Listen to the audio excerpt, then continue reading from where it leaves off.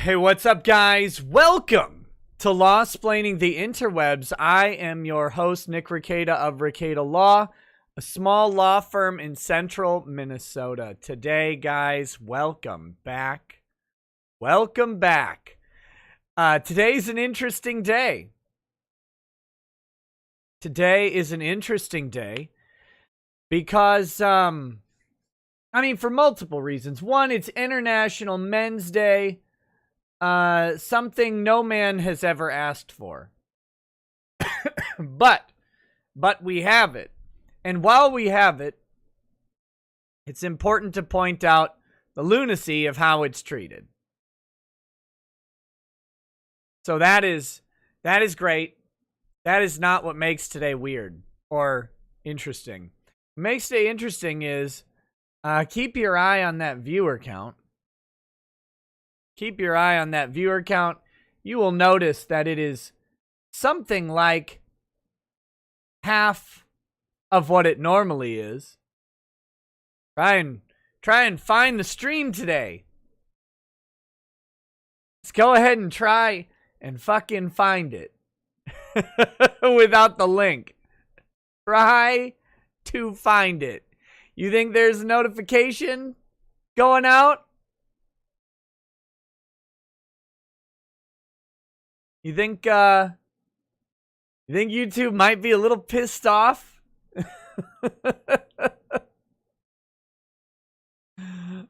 Oh, they can eat all the shit in the world.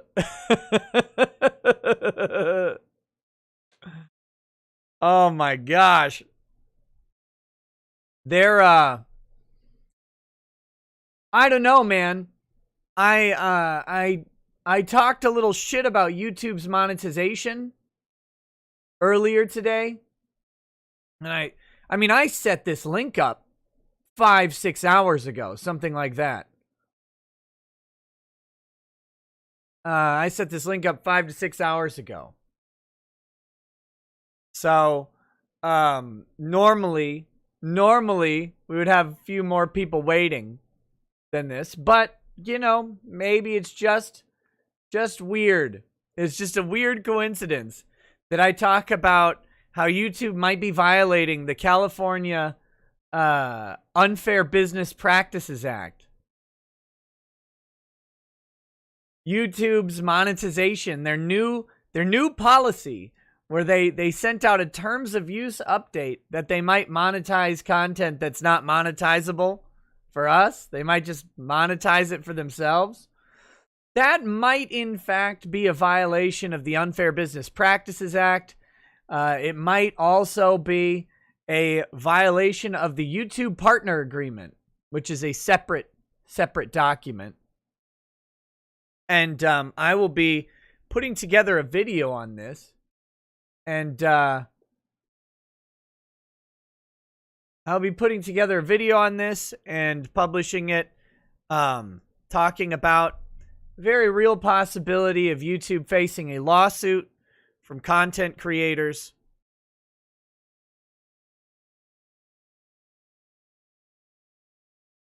Ben Frail, didn't they always do this? I don't know. Whether or not they always did it doesn't make it legal. Here's the problem. Here's where do something, don't just talk. I'm going to put together a video on it.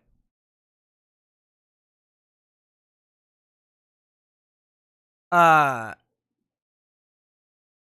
I'm going to talk about how this works. Here's the way unfair business practices go. And this is where YouTube might be stepping in it. And this will be more fleshed out in the video, but I'll give you just a little preview. And Mike, so hear me out. When YouTube demonetizes a video for a creator who is monetized, this is separate from the other issue. YouTube's update to the terms of service talks about monetizing content on channels that are not monetized. All right? That's someone who has not signed a YouTube partner agreement. That's a different thing. Than someone who has signed a YouTube partner agreement. Okay? Once you sign a YouTube partner agreement, there is an agreement, a contractual agreement that goes beyond just the general terms of service, right? Now I have an agreement with YouTube where I will create videos, and so long as they fall within their monetization policy, with their advertiser-friendly guidelines, then I will get a share of ad revenue. If YouTube tells me that my content, and this is what the little yellow icon that you get on your thing says, it says it's not in their advertiser-friendly guidelines, which means they're limited to no ads available on the product.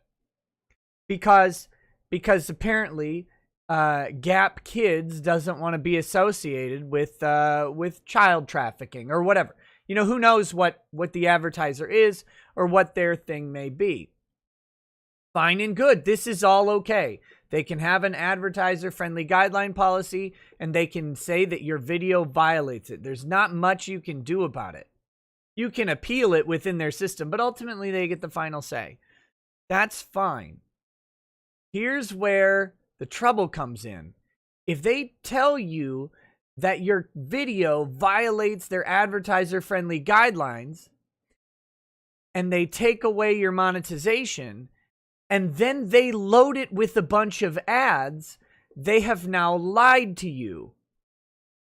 That is a different thing than saying you're not part of our partner agreement.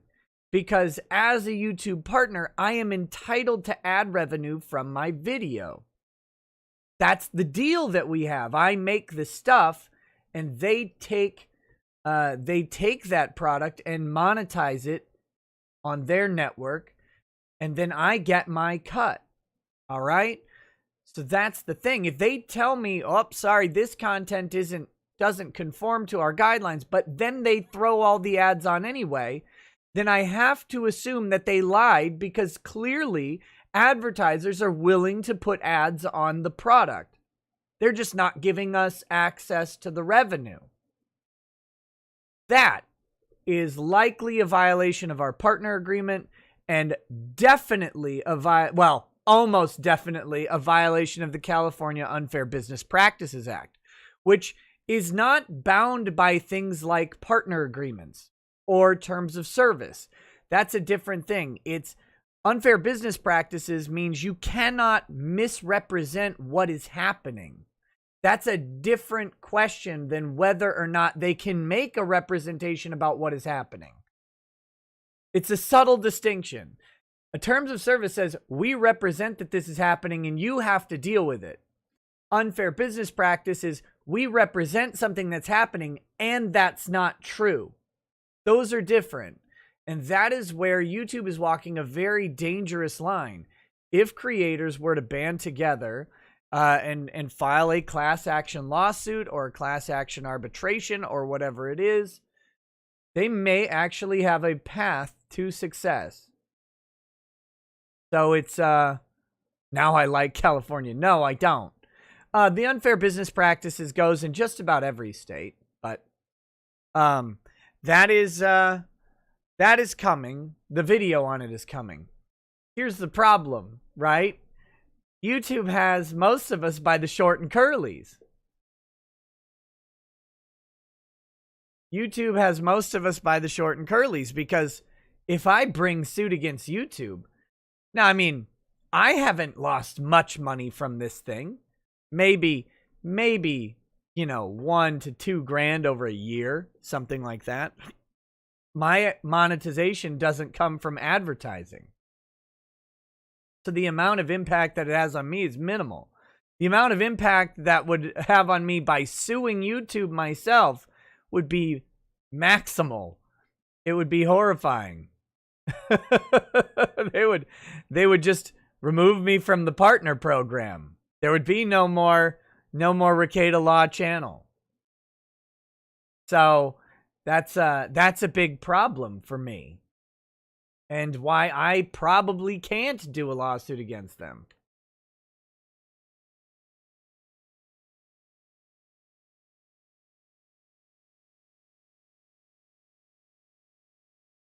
So anyway, very fun.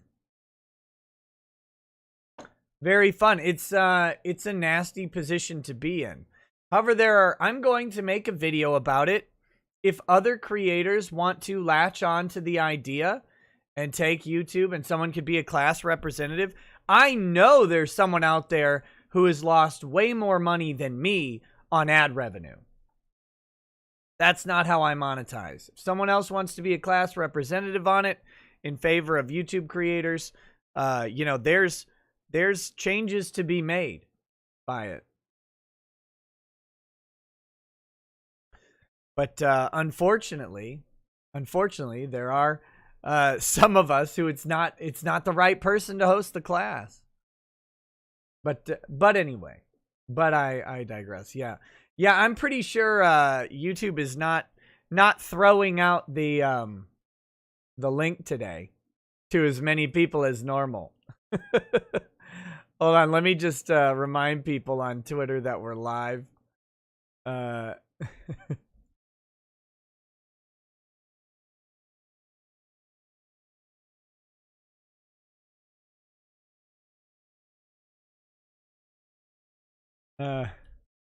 Team YouTube might be miffed that I made a stink about their monetization garbage. Guessing we're short on notifications today. Just by chance. All right, there we go. Or maybe everybody just hated this Senate questioning show. I don't know. It seemed to do pretty well yesterday, but you know, what do I know? Oh, no. I'm not ready for the corpse to talk yet.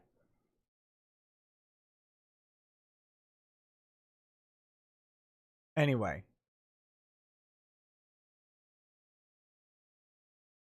Painful Buggery, they probably don't like your name. Toothex says, check out the Kickstarter for Romancylvania, a video game mix of Castlevania and The Bachelor. It's in its final hours and could use some love. If you ever wanted hot genie bartender makeouts followed by crazy scythe combat, this is the game for you. All right, guys, there's a Kickstarter for Romancylvania. So if you want to check that out, there you go.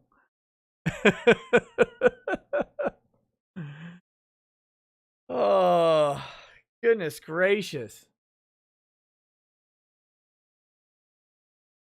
Yeah, Cuties has been nominated for an Oscar, and The Last of Us 2 has been nominated for like 10 out of 20 categories for Video Game of the Year. So you can expect The Last of Us 2 to handily mop up the theater on that one.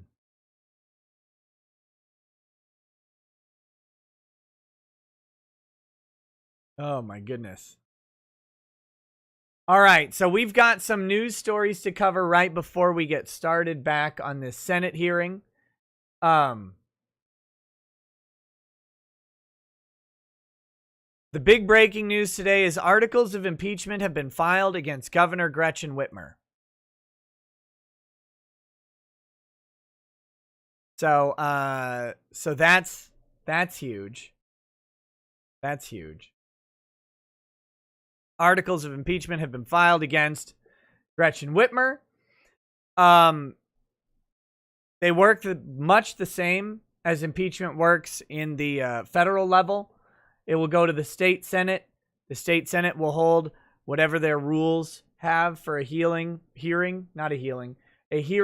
for impeaching the governor of the state. And those rules will be followed by the Senate. They will then take a vote. It takes a 2/3 majority of the Senate to vote out a sitting governor. The Republicans do not hold a 2/3 majority of the Senate. They are missing it by 3 seats, I believe. They're missing it by 3 seats. So they will have to, oh goodness, my ear, man. They will have to flip 3 Senate Democrats to try and get Governor Whitmer out of office. Very, very tough sell in a highly partisan environment where party loyalty might be everything. But that's where it is. So we'll have to see how it goes. They are close though. 22 Republicans in the Senate. 25, I believe, necessary to kick Whitmer. Maybe it's 26. But you got to flip some Senate Democrats, and again, in a highly charged environment. Check the description. You left the... Oh, I left the timestamps from the last stream in it. I'll take those out. Thank you. I forgot about that.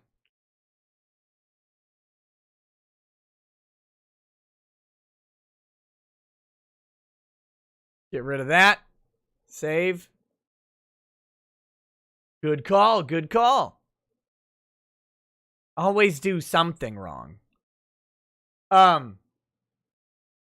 we'll have to see what happens there. What other news was there? Oh my goodness. I had a couple things in the description I gotta look at. Oh wait, no, I didn't put them in the description. I put them in the first tweet, I think. Oh my gosh. Let's see. Oh yes. Oh yes. Governor Tim Walz, YouTube's monetization, and Rudy Giuliani. We've pretty much talked about YouTube's monetization policies. The reason I'm talking about it, by the way, again, their advertiser policies don't really impact me on any appreciable level. Transparent on this channel, the overwhelming majority of my revenue comes directly from you guys. The next section of revenue comes from YouTube Premium, because I do long form content, and people who use YouTube Premium, that generates revenue by the amount of time that they watch.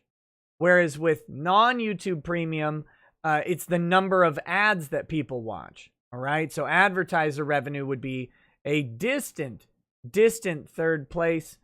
And for when you do a 3-hour show, it's much more important to have, for revenue purposes, to have YouTube Premium people watching more of the show than it is to have a bunch of non-YouTube Premium people catching, you know, the occasional ad on the show. So for me, that's the breakdown. So I don't talk about it because it has a big impact on me. It really doesn't. If I lost all advertising revenue on the channel, but could keep super chat revenue, I would be almost unimpacted. It'd be, you know, it would suck. any minus towards your income is lame, but it wouldn't be that big of a minus. That's what I'm saying.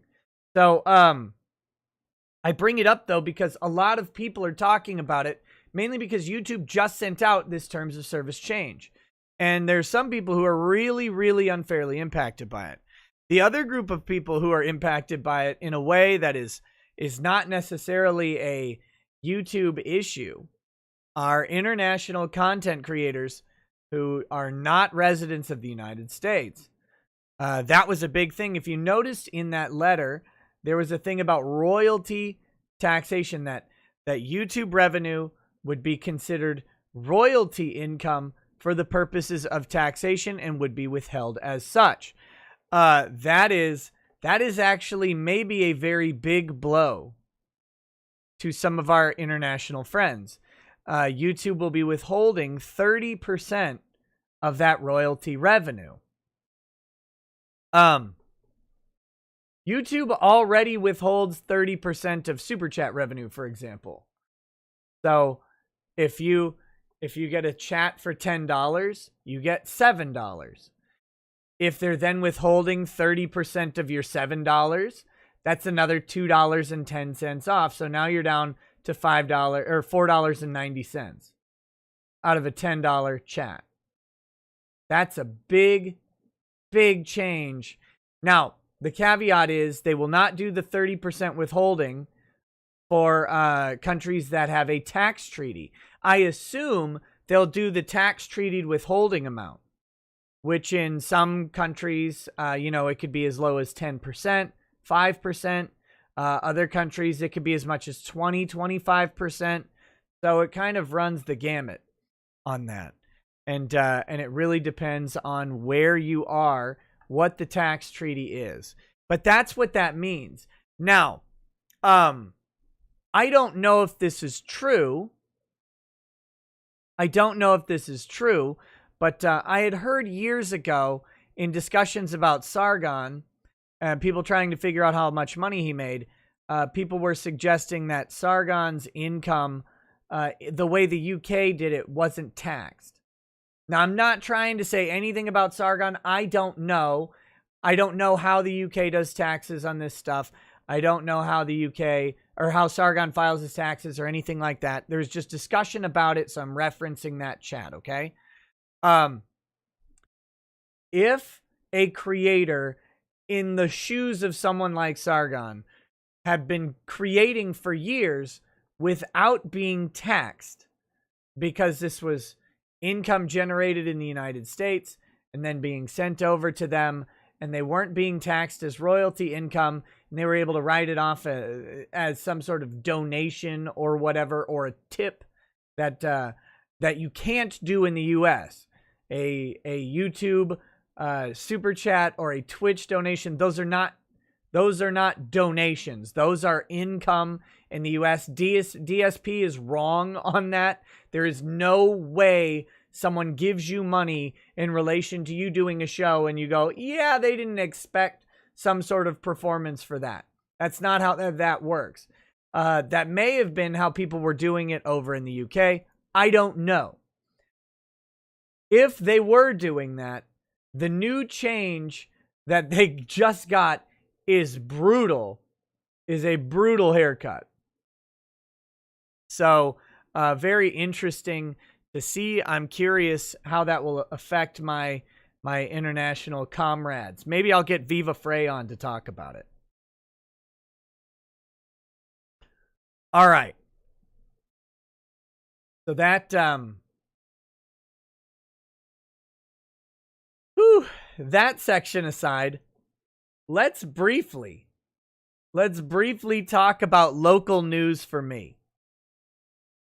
Let's briefly talk about local news for Nikki Rackets, okay? I live in Minnesota, and our governor has just issued an edict, a decree. I should pull it up for you. I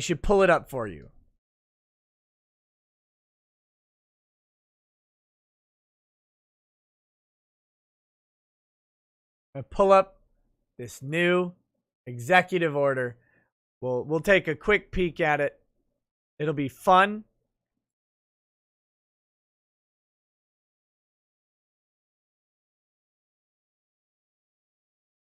This is just the pregame for the Senate hearing, which we'll get to in just a minute. All right. I, Tim Walz, governor of Minnesota. Cuck! By the authority vested in me by the Constitution and applicable statutes. None of them give you this authority, you fat piece of shit. Issue the following executive order. The COVID-19 pandemic continues to present an unprecedented and rapidly evolving challenge to our state. Minnesota has taken extraordinary steps to prevent and respond to the pandemic. On March 13th, I issued Executive Order 2001 and declared a peacetime emergency because this pandemic, an act of nature, not nature, an act of the Chinese Communist Party's genetic manipulation of bat soup in Wuhan, threatens the lives of Minnesotans, and local resources are inadequate to address the threat. What do they mean local resources are inadequate to address the threat? They're absolutely not. Hey, Brandon War, thank you for the donation. Since declaring the peacetime emergency, I've extended it every 30 days with the most recent extension occurring on November 12th, 2020. And let's be clear about this. Minnesota Republicans have had the opportunity to challenge this executive order every 30 days. But the Minnesota Republican Party is a bunch of pussy bitches. They can't do shit. They won't do shit. Every time they talk about doing shit, they don't do shit. Governor Walz has just fucked him over on every single turn. And before that, Governor Dayton did too. Minnesota Republicans, get out. Get unelected. The lot of you, even the ones I like, go away. You're bad. You suck. You should be challenging this every fucking day. There should be another lawsuit, but you won't do it. Every single time you're called to session, you should be holding a vote to remove this piece of garbage from office, to cancel this shit, and you won't do it. Now you've got my local guy, Dave Baker, out here sending these bullshit letters. Oh, you should wear the mask.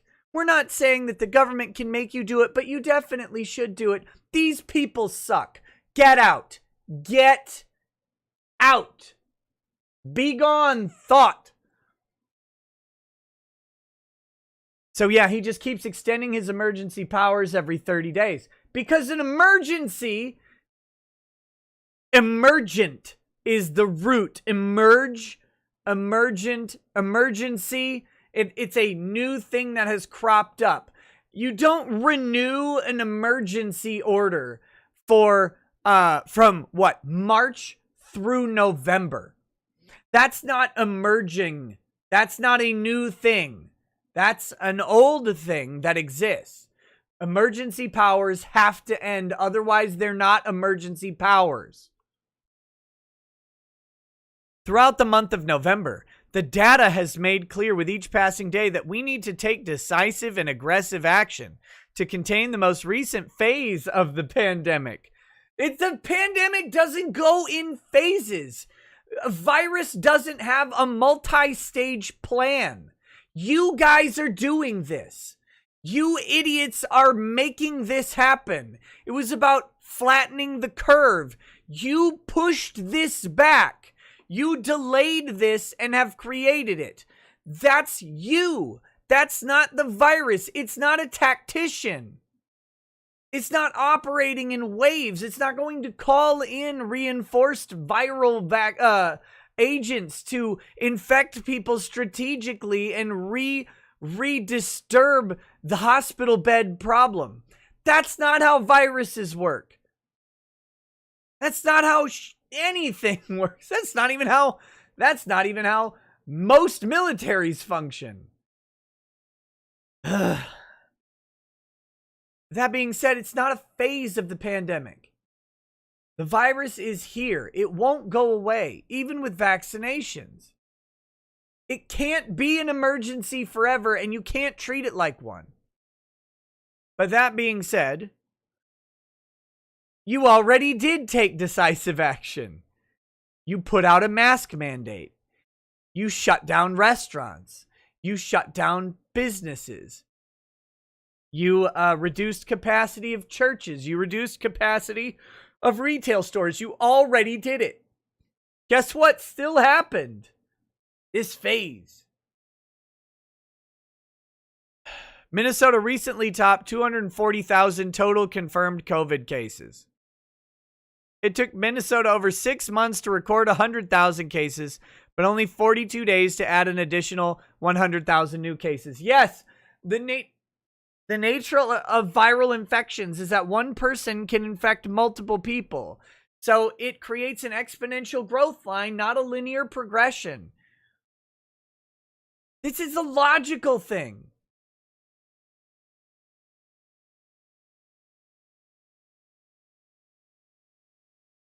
We averaged a state record of over 6,000 cases per day over the previous week. And on November 14th, we witnessed a record number of new cases. You also increased testing. 8,689. Today, we mark another grim milestone, grieving the loss of 67 of our neighbors, the highest number of deaths in a single day.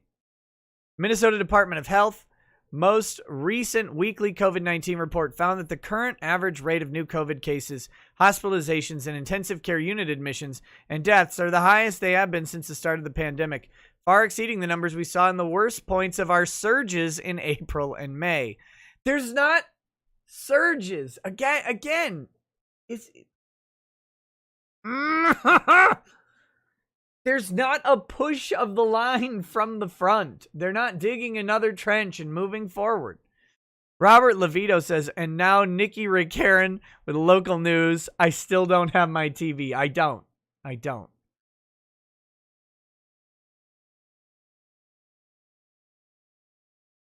Minnesota's rate of community spread, meaning those cases at MDH cannot link to another case or a source of exposure, is particularly concerning. At least 1/3 of all new COVID infections in Minnesota have no known source. According to metrics developed by the White House Coronavirus Task Force, Minnesota is officially in the red zone, the most critical level of concern, for two main indicators of uncontrolled spread: test positivity rate and new COVID cases. MDH reports that the statewide percentage of positive COVID tests has been steadily rising for the last 4 weeks, exceeding the 10% red zone threshold for the first time since early May. All right, I'm not going to keep reading all of this. This is the predicate. Let's get down to the meat of the order. All right.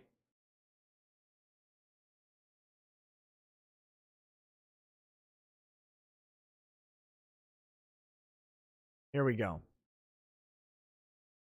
These executive orders are rescinded. Paragraph 6 and 7 of this executive order are effective from Friday, November 20th through Friday, December 18th. These are the new provisions. Face masks and face coverings required. Executive Order 2081 requiring the coverings in certain settings remains in full force and effect. At-risk persons are strongly urged to stay home, blah, blah, blah, blah, blah. Let's read Chapter 6, Activities Outside of the Home. Mindful that we must continue to limit social interactions to protect public health, but limiting social interactions is damaging to public health. That's damaging to public health, just in a different way. Individual activities outside of the home are subject to the limitations and guidelines set forth below. These requirements may be clarified as deemed necessary by the governor to ensure health, safety, and security of all Minnesotans. Clarifications will be available for public review at the Stay Safe Minnesota website. All right. Social gatherings prohibited, except as specifically permitted in this executive order. Social gatherings are prohibited. Social gatherings prohibited. Social gatherings are groups of individuals who are not members of the same household, congregated together for a common or coordinated social, community, or leisure purpose, even if social distancing can be maintained. This prohibition includes indoor and outdoor gatherings, planned and spontaneous gatherings, and public and private gatherings. Organizers of prohibited social gatherings may be subject to appropriate enforcement action by city, county, and or state authorities pursuant to paragraph 10 of this executive order. And I have one thing to say to city and or state authorities on this. Fuck around and find out, you bitches. Fuck you. Activity by workers or customers. Prohibited social gatherings do not include activity by workers or customers of businesses permitted to remain open under this executive order, providing that those businesses follow the requirements and limitations set forth in this executive order. Places of public accommodation permitted to be open.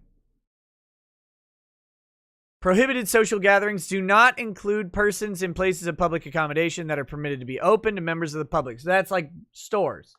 Grocery stores, retail stores are all fine. Can't get COVID there. Can't get COVID there. Educational and care services for children and youth. Prohibited social gatherings do not include educational and care services for children and youth, including child care, educational support services for distance and hybrid learners, and other educational services. Prohibited social gatherings do not include services in a personal home, such as family, friend, and neighbor care necessary for workers to continue to perform their duties. Individuals and programs providing educational support services must follow the applicable guidance available at the Stay Safe Minnesota website. Care of others. Individuals may care for a family member, friend, or pet in another household and may transport family members, friends, or pets, including the transport of children pursuant to existing parenting time schedules, blah, blah, blah. Relocation. Nothing in this executive order should be construed to prevent individuals whose homes or residences are unsafe, risk of domestic violence, etc., from relocating. Can't prevent emergency services or food. AA, Alcoholics Anonymous, is fine. You can go to sobriety stuff. You can, of course, go get health care. Okay, there's a bunch of stuff.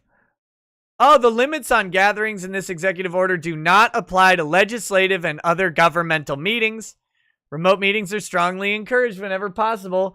Rules for thee, but not for me. Government can meet to do whatever they want. Very simple.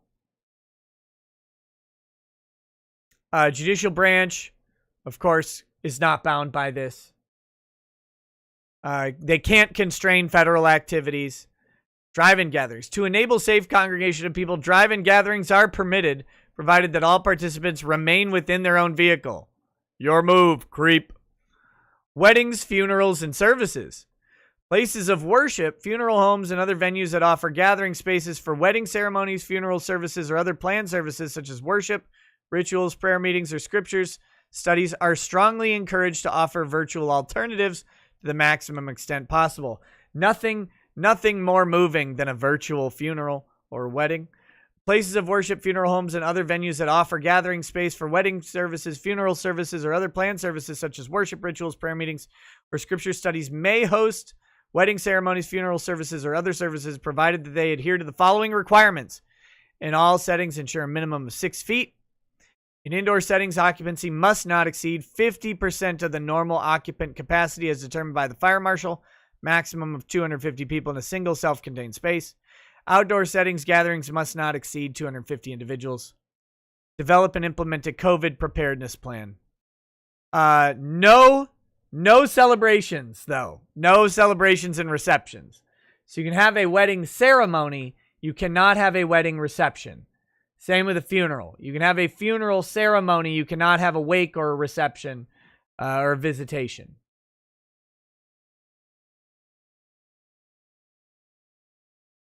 Outdoor recreational activity. Individuals must not, in bold, that's criminal language, engage in outdoor recreational activities where they will come into close proximity with others from different households. Individuals may engage in the activities listed below. They have a list of things you can do. I won't go through all of it. We're not going to go through all of it.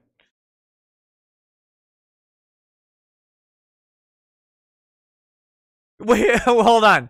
Groups within a single household may engage in outdoor activities or sports that do not allow for social distancing, but must not engage in such activities with members of other households, e.g. soccer or basketball. How big are these families? How big is your family that you can play a soccer game inside of it? That's 22 people minimum.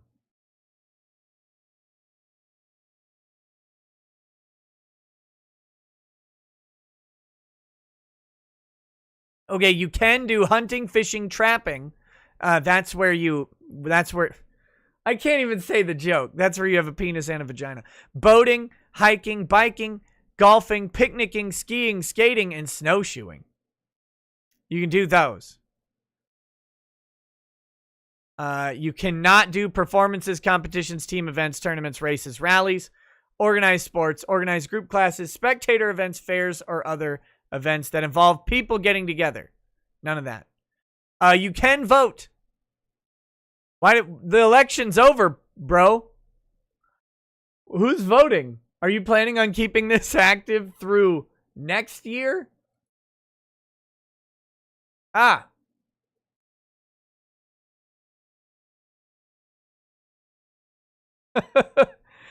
Sure, damn it's all. Sure thing. You're right. Definitely. I accidentally clicked on a thing. I got to get back to it. Here we go. Unnecessary travel strongly discouraged. Yeah, piss off to that. Travel advisory. Persons arriving in Minnesota from other states or countries, including returning Minnesota residents, are strongly encouraged to practice self-quarantine. So they're not requiring quarantine yet. They're not requiring that. Here we go, though. Activities by tribal members within the boundaries of their tribal reservations are exempt from the restrictions in this executive order. If you don't know about that, that means that gambling in Indian casinos in Minnesota is still allowed. You can still gamble. You can still go gambling at the Indian casinos in Minnesota. So that's fine. They wouldn't try and stop that.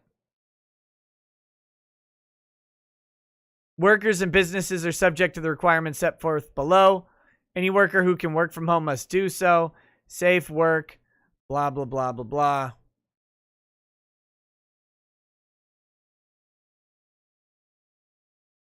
I wonder what the infection rate is on the tribal land here. Outdoor recreational facilities. Okay. Barbershops can remain open this time. That's good. Good job for them. Brandon War says, Rackets, I'm stealing your shtick, streaming my own type of big brain panels, but since I'm a Lutheran pastor, it's with my theologian buddies. I'll confess this sin of stealing to my bishop. Thanks for all the great content. Hey, enjoy it, man. Have fun. Have fun. Invite me on. I'll talk Catholic stuff with you sometime. Requirements for all businesses. Okay, boring, boring, boring. Where are the penalties? Compliance. Childcare, youth programs.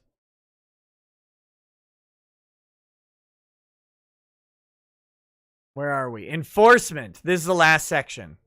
I urge all Minnesotans to voluntarily comply with this executive order. Pursuant to Minnesota Statutes 2020, Section 12.45, an individual who willfully violates this executive order is guilty of a misdemeanor, and upon conviction must be punished by a fine of not to exceed $1,000 or by imprisonment for not more than 90 days. Any business owner, manager, or supervisor who requires or encourages any of their employees, contractors, vendors, volunteers, or interns to violate this order is guilty of a gross misdemeanor, and upon conviction must be punished by a fine not to exceed $3,000 or by imprisonment for not more than a year. In addition to these criminal penalties, the Attorney General, as well as city and county attorneys, may investigate and seek any civil relief available pursuant to Minnesota Statutes 2020, Section 8.31 for violations or threatened violations of this executive order, including but not limited to injunctive relief, civil penalties in an amount to be determined by the court, up to $25,000 per occurrence, costs of investigation and reasonable attorney's fees and costs, and other equitable relief as determined by the court in accordance with Section 8.31.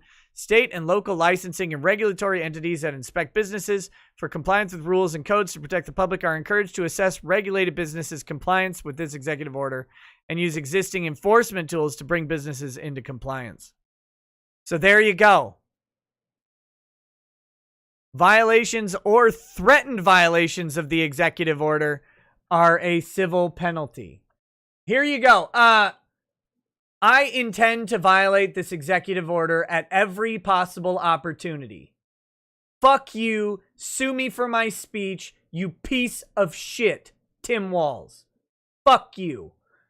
And if you think the First Amendment won't allow me to say that, fuck you. This is political speech. This is my political protest. And your piece of shit law is unconstitutional. Fuck off. Bring back tar, bring back feathers. All right. That's all I have to say about Tim fucking Walz.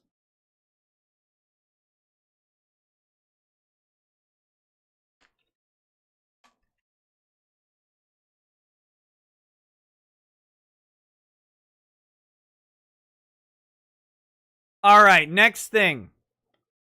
We're right about to start the hearing. I've rambled on a lot. But Rudy Giuliani held a press conference today. It was going okay. And then Sidney Powell got on.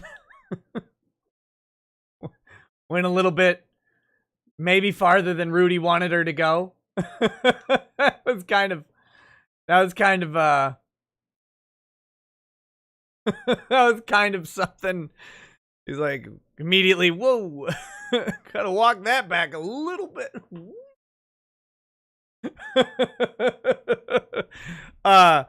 Okay, so Rudy today, talked more about their legal strategy, talking a big game. I hope it manifests in the way that he wants.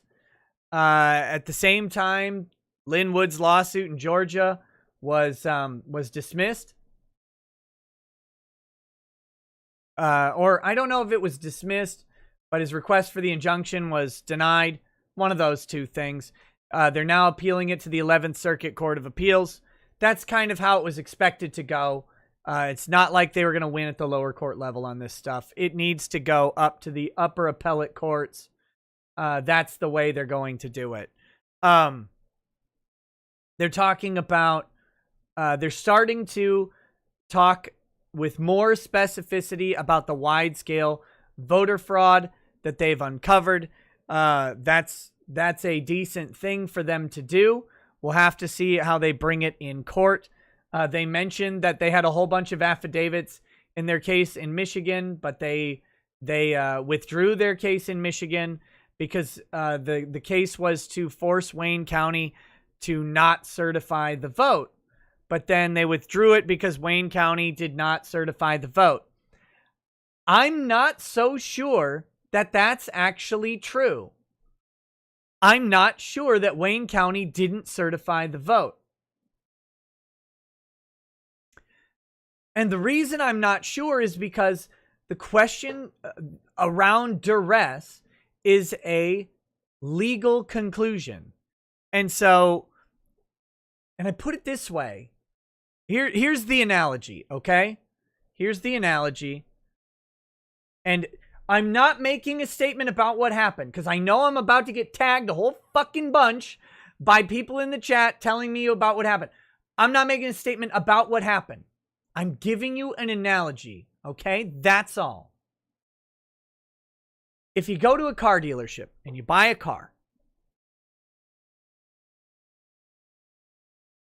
and you go into the office and the guy tries to sell you the extended service plan on the car, all right? And he holds a gun to your face and he says, sign the fucking paper. Okay, you're signing it under duress. Very simple question. All right.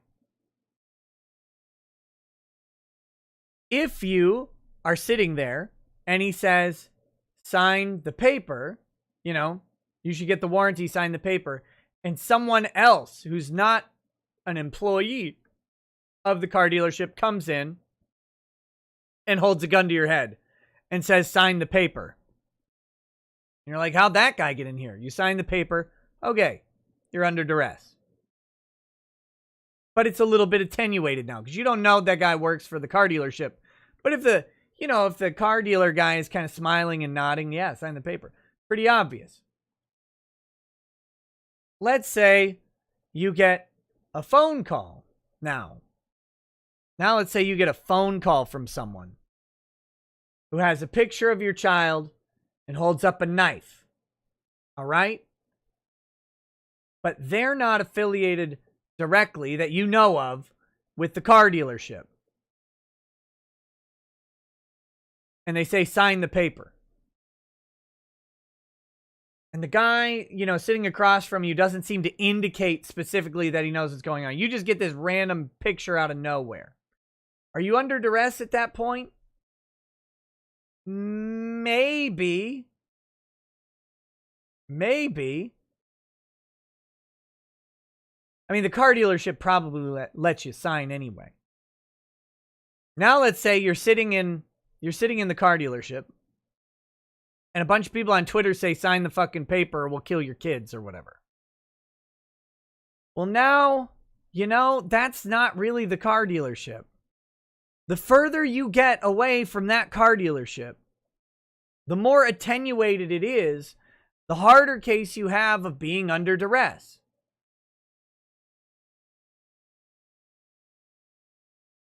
And it may seem like you're under duress, like it may be stressful, but that's not duress as far as contract law goes. Necessarily. It might be. It might be. Do I think that the Republicans in Wayne County were bullied into signing that thing? Absolutely. Pretty obvious that that's what happened.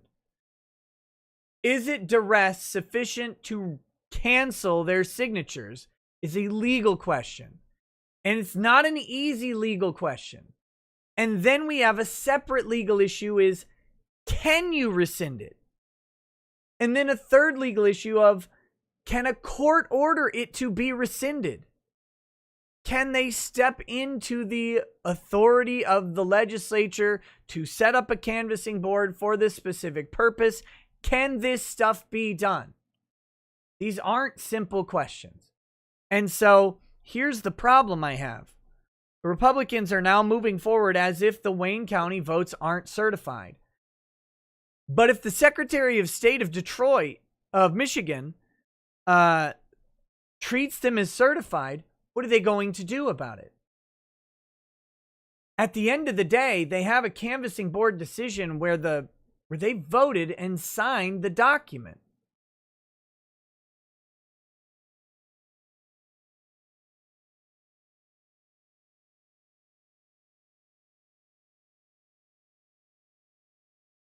So, it's not that simple. It's not such a simple thing, all right, to say that they rescinded their vote, therefore Wayne County isn't certified. Because if one side of this equation is treating it as certified and the other isn't, now they've withdrawn the lawsuit to prevent the certification, they don't have that legal avenue open right now. They'll have to reopen it when Michigan treats it as a certified result. And I got news for you. Michigan is probably going to treat it as a certified result.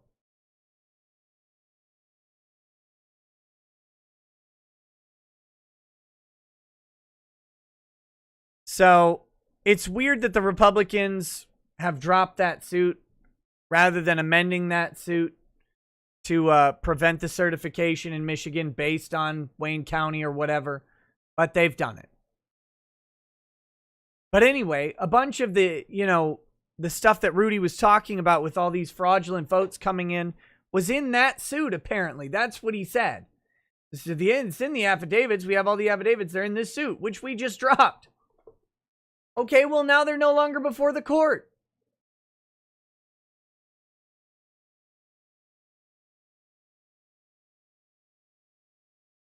So anyway, I'm going to just preach to exercise caution. Because again, it's real easy to buy into the hype from Rudy and other people. They're zealously advocating on behalf of the Trump campaign, which is great. But their advocacy in court has been different than their advocacy in the media. And there was a big rah-rah session and a calling out of the media today.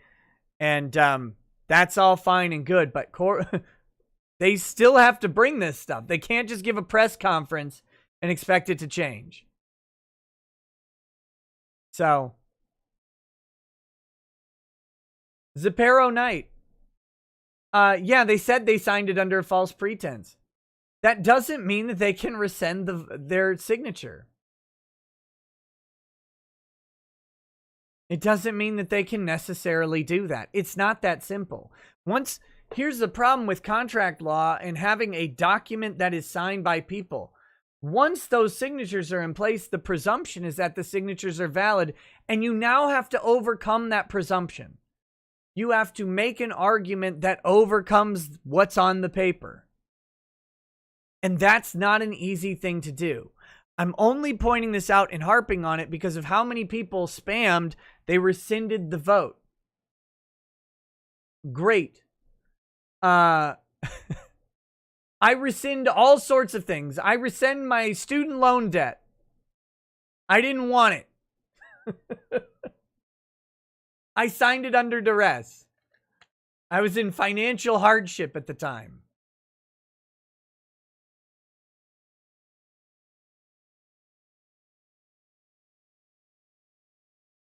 The audit won't catch anything, though.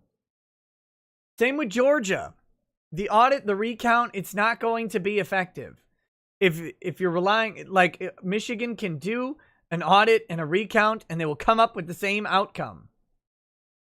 It's not going to work. So anyway, let's, I just wanted to talk about that. And you know who says it won't work, by the way, is Rudy Giuliani. Rudy knows it won't work. Because a recount or an audit outside of some clerical errors or mishaps like they had in Georgia, which were actually like not big enough to swing the state and not really out of the ordinary for large-scale elections. You have a stack of ballots that got missed. Okay, great. The audit catches those, puts them in. Perfect. Michigan is farther apart than Georgia was. The likelihood of finding that many votes in a recount or an audit that's just going to literally recount the numbers isn't going to be enough. Most likely. So they need to overturn the certification of Wayne County. And that's the case they probably need to focus on. They need to remove from the rolls a huge amount of votes that they say are fraudulent. The problem is they can't track a vote one way or another to an envelope. Now, Rudy's talking about a bunch of precincts voting at 200 and 300% capacity. That's compelling stuff. If they can show that a precinct has a 300% voter turnout, decertify the precinct. Do it. He says they've got 600 to 700,000 ballots or votes that they're targeting, and I'm assuming it means that they're going to target precincts that have overvoted, targeting provisional ballots and stuff like that. Great. If they can do those, do them. That's what they need to do. Same thing in Pennsylvania. That's where they need to target their efforts. And we'll see. They have until December 12th. Time is getting short on them. So, all right. I just wanted to give an update. I don't plan on watching on the stream the Rudy Giuliani stuff.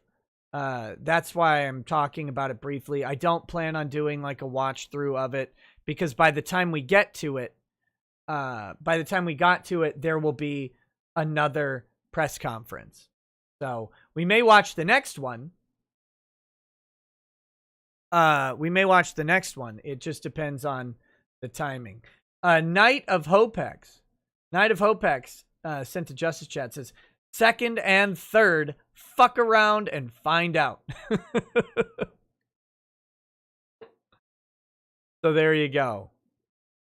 Spurious, no, Trump doesn't ever have to concede the election.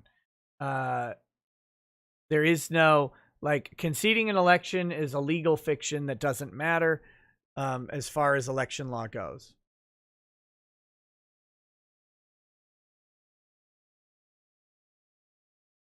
Razor Fist has a better prediction record than Rackets. What have I predicted so far that hasn't come true? Or what have I missed? Nothing so far. They haven't brought anything useful in court yet. And until they do, there's nothing to even predict.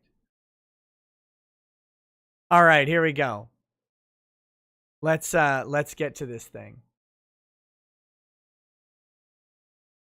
My TV. Here we go. Everything you blackpilling trash bag. Oh, yes. Yes, yes, yes. All right, let's hit it. Steven Crowder put a video out with massive evidence of voter fraud. Yeah, good. Steven Crowder video, is it going to be the thing that makes, like, the Supreme Court's not going to click on Steven Crowder's video and go, oh, Trump wins.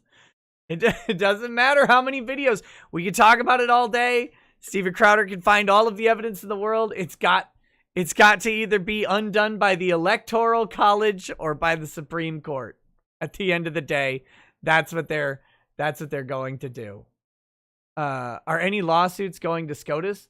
Not yet. Maybe. They got a couple steps to get there.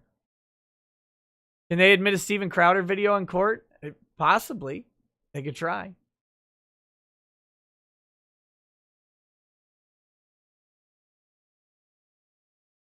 They can try. They have to ask. I mean, there are technically still lawsuits in Georgia and Pennsylvania in front of the U.S. Supreme Court. They can make emergency motions in those existing suits to have the Supreme Court intervene. I'm sure that's part of the plan. I think what they want to do is they want to get Lynn Wood's lawsuit in Georgia through the appellate court before they ask for an emergency intervention from the Supreme Court, and they want to combine the two Georgia cases. That's probably what they're waiting for in Georgia. In Pennsylvania, they're probably trying to exhaust legal avenues for the same thing, get all of the issues in front of the requisite appellate courts, then combine the issues in front of the Supreme Court. That will help consolidate everything and make sure all of the issues are heard at the last minute. That's what they're likely trying to do now. So, all right, here we go. Let's get to this thing.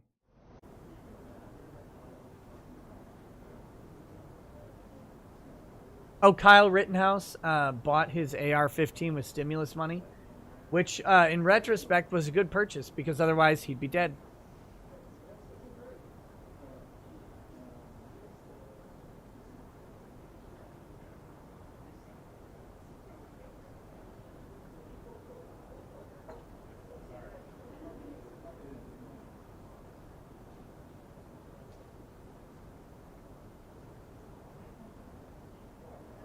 I don't really want to watch the America Uncovered video about the election evidence. You don't have to convince me that there's fraud. You don't have to. I believe you. The question isn't whether there is fraud. The question isn't even how much fraud there is. The question is, can they get it competently before the court? That's the question. And that is something that will just take time. That I've been saying the entire time is they have to put this stuff before the court for it to be evaluated, for it to be effective. Or the Electoral College has to intervene where, like, a state legislature has to invalidate the electors. We won't know that till December either. You're not supposed to be here. I mean, the hearing's supposed to start up in just a second here. Ah, damn it, see? Millions of votes. That's what I didn't want. Here we go. Pat Leahy. Can you hear me all right? Yes, sir. Oh, God. Good. Well, let me start we by can see saying you too, Senator. You look Hey, great. Pat, it's my thick head of hair. That's what does it. Oh, God. I want to say that I recognize the challenging position that the social media companies are in. No, you don't. You know, your platforms host much of the news that America and actually the world use to stay informed. So you're on the front line of both domestic and foreign disinformation campaigns, and you have to balance American ideals like freedom of speech. You have to limit hate speech. You have to limit dangerous misinformation. That's a significant challenge. You don't have to do that at all. I saw one of the people who came here to demonstrate last weekend in Washington saying they were there because they had found out that China had 1 minute before the polls closed, dumped millions of votes for Joe Biden. And somebody said, well, what do you mean? They said, well, it was on the internet. It's got to be accurate. But now... No one said this. Nobody had that conversation with Pat Leahy. Not a single person on earth. First of all, no one can talk to Pat Leahy because if you're in his presence, your soul seeps out of your body and all the moisture goes out of you and into his cheeks, and then you die a dried up mummified husk. So that certainly didn't happen. Your platforms have taken some positive steps. I mentioned that one thing, and I hear from people all the time to stop me with some of these misinformation, sometimes very dangerous misinformation. They've gotten it from your platforms. And I have to think you can and must do better. You know, our security, I think even our democracy, understanding a basic truth depends upon you doing a better job. It literally doesn't. And this is the whole predicate of the First Amendment, is that there isn't anybody. Now, the First Amendment restrains government, yes. And no, it doesn't restrain private citizens or private businesses. Of course not. But the First Amendment wasn't written with just the government in mind. It was the idea of the First Amendment. It's the conceptual background of free speech, that more speech is better than less speech, that any limitation on an idea is a bad limitation, and that bad ideas should be out there. Bad ideas should be exposed, not held in and hidden and circulated in circles. Everything should be freely out in the public. This idea that security of a nation is better with limited speech. No, that's terrible. That's the opposite of what everybody has wanted.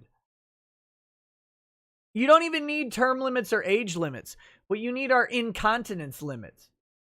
There's no way this man's prostate holds in urine. He's probably treading urine right now. Lane Kyrie says, as a fellow Minnesotan, and I will be having a get-together on Thanksgiving, and as often as I can get people to come over and play board games. Also, will be attending the protest on Saturday. Come at me, Timmy! Good luck to you, Lane Kyrie. I will not be attending any protest, but I've said my piece on the order. President Obama described the escalating erosion of the acceptance of facts, of science, of clear evidence as truth decay. It's without facts, it's hard to imagine how a government by and for the people can exist. Did you hear this, man? Without limiting speech, how can a government by and for the people exist? I don't know. How did it exist in the 1800s when anybody who could get their hands on a printing press could open a newspaper and say whatever they wanted because there was freedom of the press and there wasn't punishment? There was just another newspaper next door. Just go look at the number of newspapers that used to exist. It was crazy because we didn't have nationwide distribution. So every jackass had a newspaper and everybody was competing to sell them. Your platforms can bring people together. I think often they act as a form of driving people apart. Now,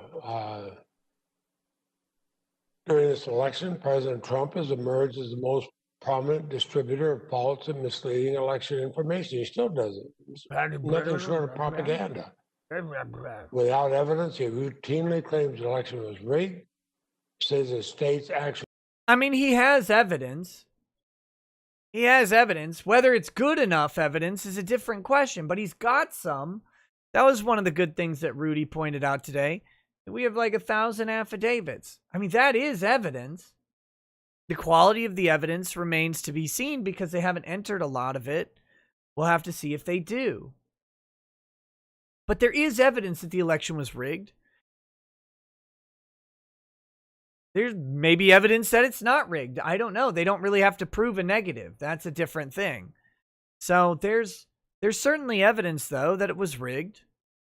Trump has some. Silly to say he doesn't. He cheated and fixed the results. He even claims that millions of Trump votes were deleted.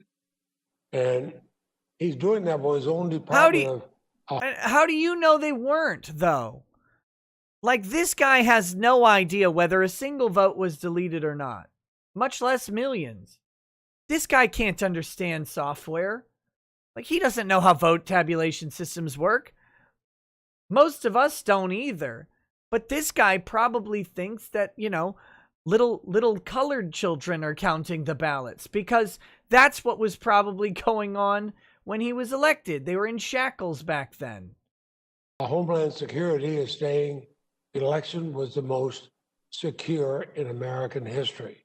Oh, yeah. And there's no evidence. And again, I got to stop stopping it. But look, our intelligence agencies have gotten shit wrong recently, frequently. Like, well, if an intelligence agency, if they said it was secure, then it definitely was. I mean, they've been getting shit wrong for years, publicly and prominently, on a routine basis, and not little issues. Any voting system deleted or lost votes, changed votes, or was any way compromised. That's what our own U.S. government is saying, when the head of government, the president, is saying just the opposite. That's actually two guys in the government, not the government. About the fact that he lost badly, but we shouldn't have to put up with it. So I have a question. You don't have to put up with it. Turn off Twitter. Get off. Fuck off of Twitter. Block Trump. Block everybody who mentions Trump. Block everything that says Trump. Go into Google and change the word Trump to kitten or something, and just get one of your staff members to do it.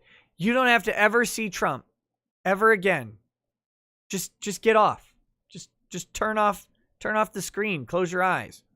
Your eyes are permanently closed anyway. Look at you.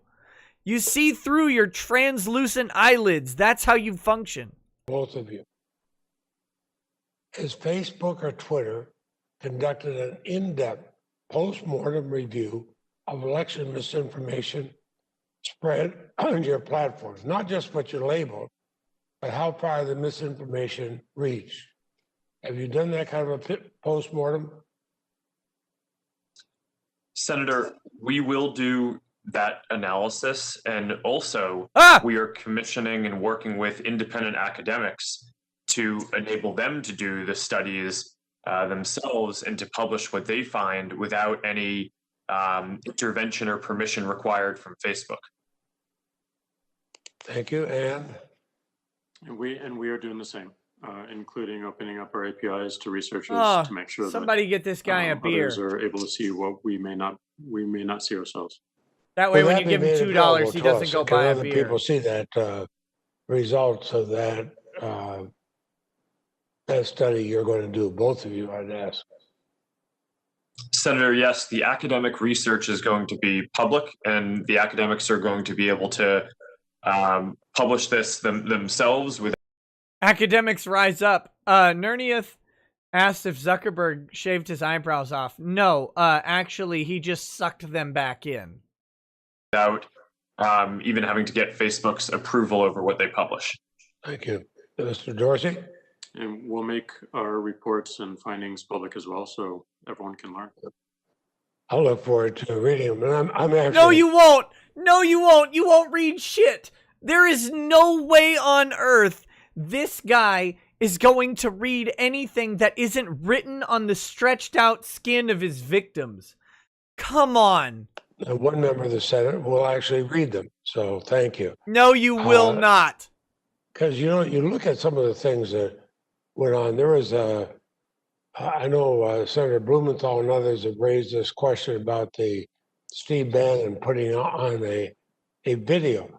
Think of what it did. It called for the murder, the beheading of Dr. Fauci.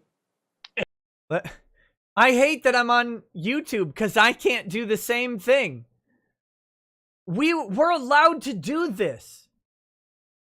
We're allowed to call for the beheading of our governing officers. That's the whole purpose of the First Amendment. That was the literal protections provided by the First Amendment was that you could actually say, by the way, that guy in government, he needs to go. He's a piece of trash. He should be killed. You were allowed to say that. And the director of the FBI, Christopher Wray, just think what that does. I mean, the FBI director travels with security all the time. Dr. Fauci and his family are private citizens. They're calling for their beheading. And it was seen by, I think, 200,000 people on Facebook. Well, that now, were if you're already gonna thinking have the same thing. somebody threatening to murder somebody. It's not a threat to murder him. What do you do about that? I mean, how do you... That's not a threat to murder anybody. It's not a threat. Legally, it's not a threat. It's not even close. It's so far from a threat that it's embarrassing. Catch that in a hurry because, I mean, I was a prosecutor. I prosecuted murderers. And we didn't have to face this kind of threat at that time.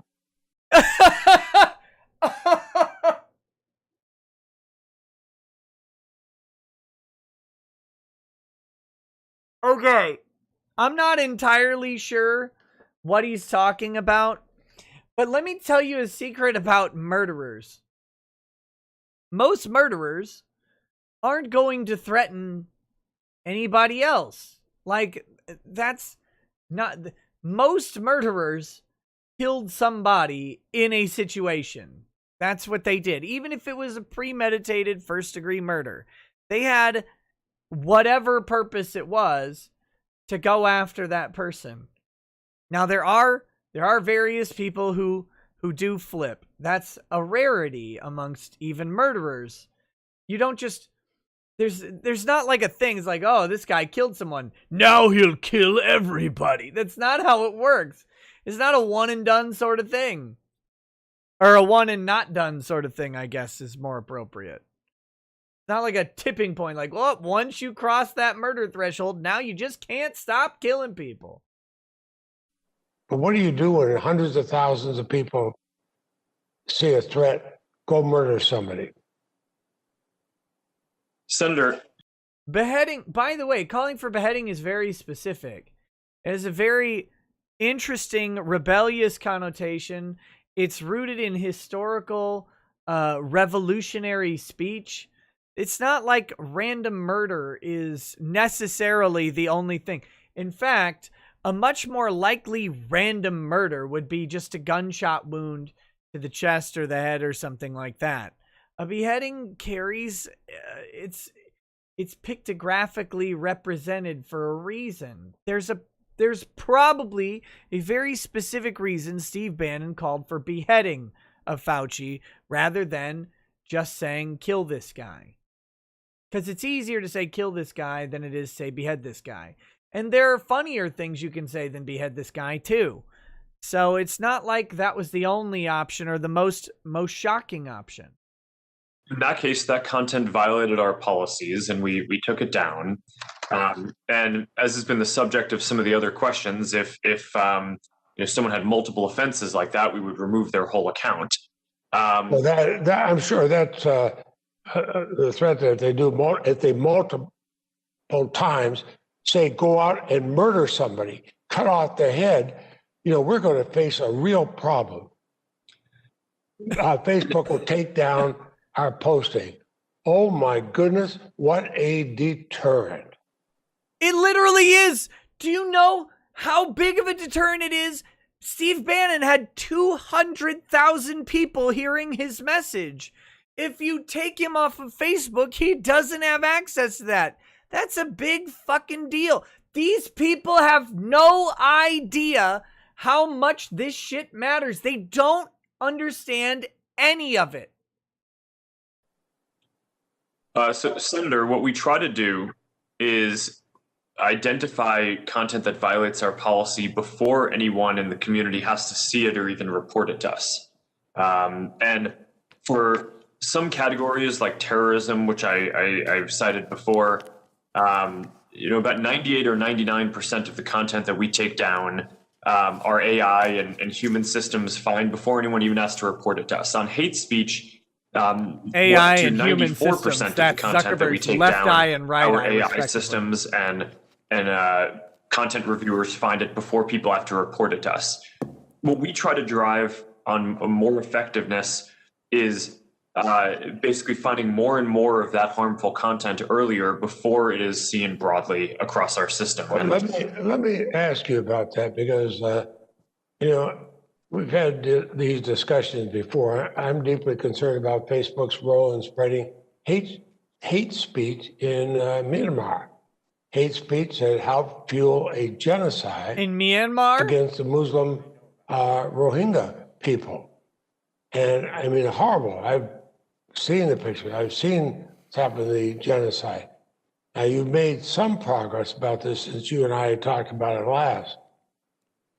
But my understanding is that Facebook shuts down specific accounts that violate your content-related policy, but then that user can, of course, just create a new account. Oh yeah, you just create a new one. Except it's not. Myanmar, for example, on October 8th, Facebook took down 38 inauthentic accounts created and controlled by members of Myanmar military, in part to promote anti-Rohingya Just say content. Burma. And I compliment you for doing that. But the Myanmar military just turned around and created new accounts that promote the same content. So in some way, you got a whack-a-mole problem. What is he gonna do? But is there a way that you can stop these things, not just at the account level, but at the user level? And Yeah, go kill him. That's how, Leahy. They're gonna send in the leaky Leahy strike force, and he'll just go kill him, and then they can't make another Facebook account. What the fuck do you want him to do? In a systematic genocide. Please answer Senator Leahy's question, then we'll need to move on. Oh, thank Christ. Well, and I'm sorry to take long, but the previous questioner took all his time plus all the time that had been allotted to me. Yeah, no, we're at 2.5 minutes, and let's just wrap it up, but go ahead and answer the question. Senator, you're correctly pointing out that we did disable certain generals in the Myanmar military as dangerous figures, and they are not allowed to sign up for new accounts. But as you point out, these kind of integrity problems are not ones that there's a silver bullet or where you can ever fully solve them. We will always be working to help minimize the prevalence of harm in the same way that a city. The Ron Toye defense. It's a process that I'll be working on forever. Will never eliminate all crime. You try to reduce it and get it and have it be as Zuckerberg's little already as possible. working on eliminating all crime. And that's what we try to do through a combination of building AI systems to identify harmful content up front, hiring thousands of people and tens of thousands of people to do content review, and partnering with organizations, whether it's in the intelligence community, law enforcement, election officials, or in Myanmar, local civil society to help us flag things that we should be aware of and on high alert about. Thank you, Mr. Chairman. I'll have some questions for the record for both of the witnesses. Thank you very much, Senator Leahy. I appreciate that. Yeah, thanks, Senator Leahy. Cruz. Uh-oh. Thank you, Mr. Chairman. Facebook. Uh-oh, terrible Ted. Terrible Ted. He's been writing in code this entire time. And Twitter and Google have massive power. They have a monopoly on public discourse in the online arena. I will say it's dismaying listening to the questions from our Democratic colleagues, because consistently the message from Senate Democrats is for Facebook and Twitter and Google to censor more, to abuse their power more, to silence voices that Senate Democrats disagree with more. Yep. That is very dangerous if we want to maintain a free and fair democracy, if we want to maintain free speech. There was a time when Democrats embraced and defended the principles of free speech. There was a time when Democrats embraced and defended the principles of a free press. If this man keeps evolving at the rate he's going, if his beard continues to gray out and get thick, and he continues to be pissed off, 2024 is looking like a Ted Cruz presidency. He needs to keep doing it. And yet there's an absolute silence from Democrats speaking up for the press outlets censored by big tech. There's an absolute silence for Democrats speaking out for the citizens silenced by big tech. Instead, there is a demand, use even more power to silence dissent, and that's a totalitarian instinct that I think is very dangerous. At the same time that big tech exercises massive power, it also enjoys massive corporate welfare. Yep. Through the effect of Section 230, a special immunity from liability that nobody else gets. Congress has given big tech, in effect, a subsidy while they become some of the wealthiest corporations on the face of the planet. Mr. Dorsey, I want to focus primarily on Twitter and ask you initially, is Twitter a publisher? Is Twitter a publisher? Yes. No, we are not. We distribute information. Oh. So what is a publisher? An entity that is publishing under editorial guidelines and decisions. Wait a minute. Editorial guidelines and decisions? You mean like when you decide to add an editorial tag to tweets? Like when you make decisions about what content is acceptable or true or trustworthy or reliable? Which, well, really? Okay.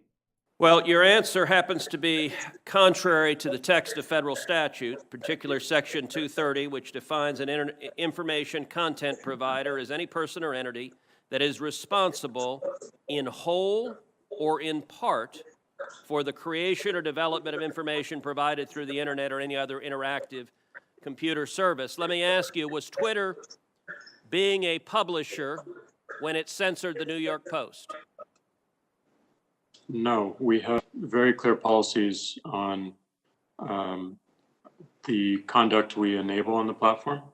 And if there's a violation, we take an enforcement action, and people choose to commit to those policies and to those terms of service. Those policies are not very clear, and your enforcement actions are not clear, and they're not consistent.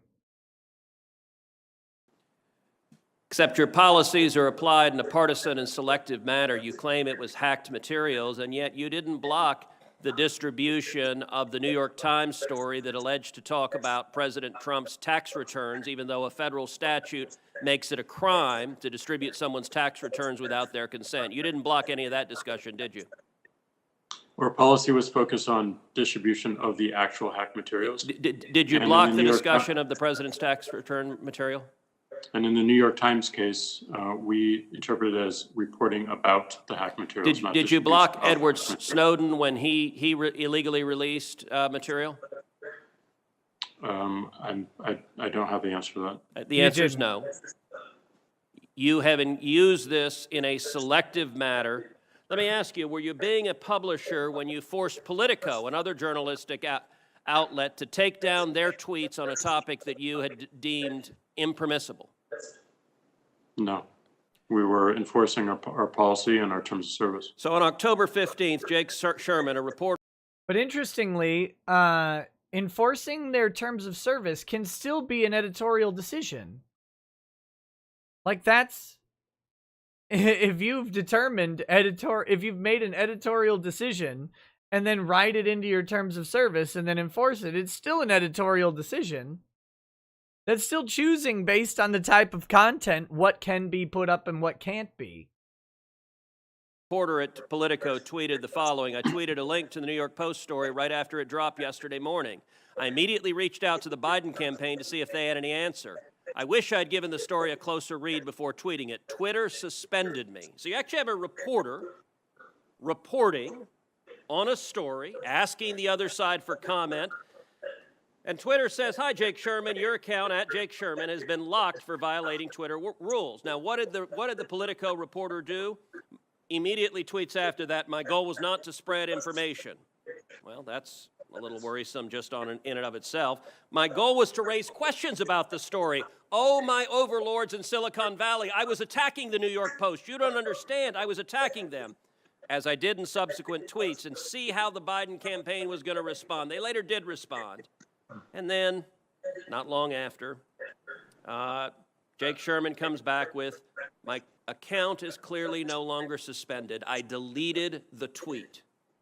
Yep. When Twitter is editing and censoring and silencing, the New York Post, the newspaper with the fourth highest circulation in the country, and Politico, one of the leading newspapers in the country, is Twitter behaving as a publisher when it's deciding what stories reporters are allowed to write and publish and what stories they're not?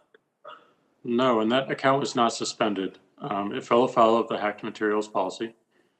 We realized that there was an error in that policy and the enforcement. Hold on, I'm literally 24 looking at the hours. tweet from Twitter that says your account has been locked. You're telling me that this is not an accurate... That's a lock and can be unlocked when you delete the... I understand. Listen to this man just flat out say, when you remove the material we editorially decide you can't put up there, then it's fine. Then you get to go back. That's just a lock.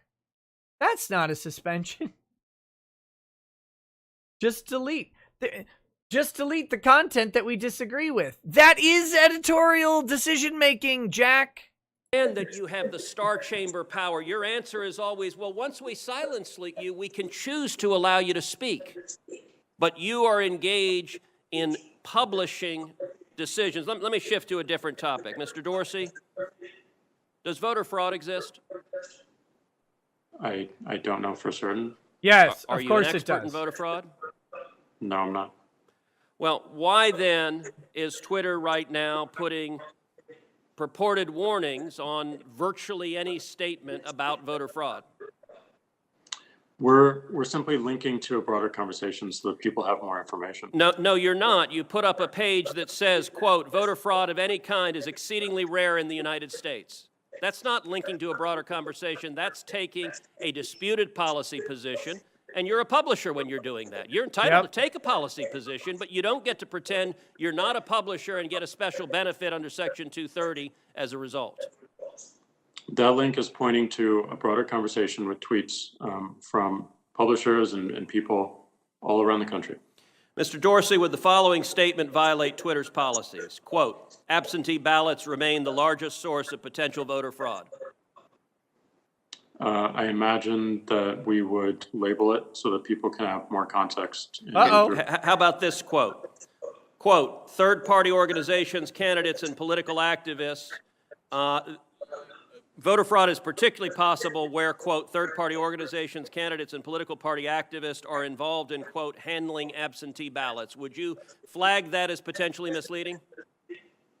I don't know the specifics of how we might enforce that, but I imagine a lot of these would have a label pointing people to a bigger conversation. Well, you're right. You would label them because you've taken the political position right now that voter fraud doesn't exist. I would note both of those quotes come from the Carter-Baker Commission on Federal Election Reform. That is Democratic President Jimmy Carter and former Secretary of State James Baker. And Twitter's position is essentially voter fraud does not exist. Are you aware that just 2 weeks ago in the state of Texas, a woman was charged with 134 counts of election fraud? Are you aware of that? I'm not aware of that. If I tweeted that course statement you're not, with a link Jack. to the indictment, would you put a warning on it that says, well, the Democratic Party position right now is voter fraud doesn't exist? I don't think it's useful to get into hypotheticals, but I don't believe so. You don't believe so? Well, we're going to test that because I'm going to tweet that and we'll see what you put on it. Just to be clear, as last I checked, Twitter was not putting that label on a single Ted Cruz tweet. No, the echo, yeah, ripped up. The echo is from Jack Dorsey being fucking incompetent. This billionaire man can't put on a fucking pair of earbuds or something.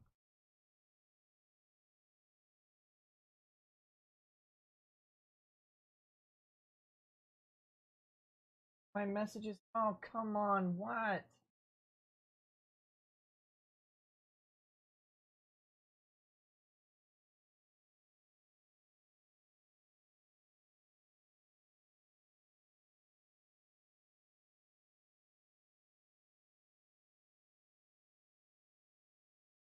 Sorry, I gotta.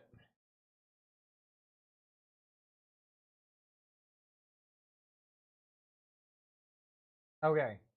Okay. Thank you, Drexel, Lord of Simpson Cucks. I think that was you, right? Yeah.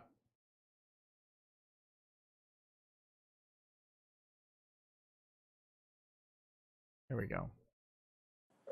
All right.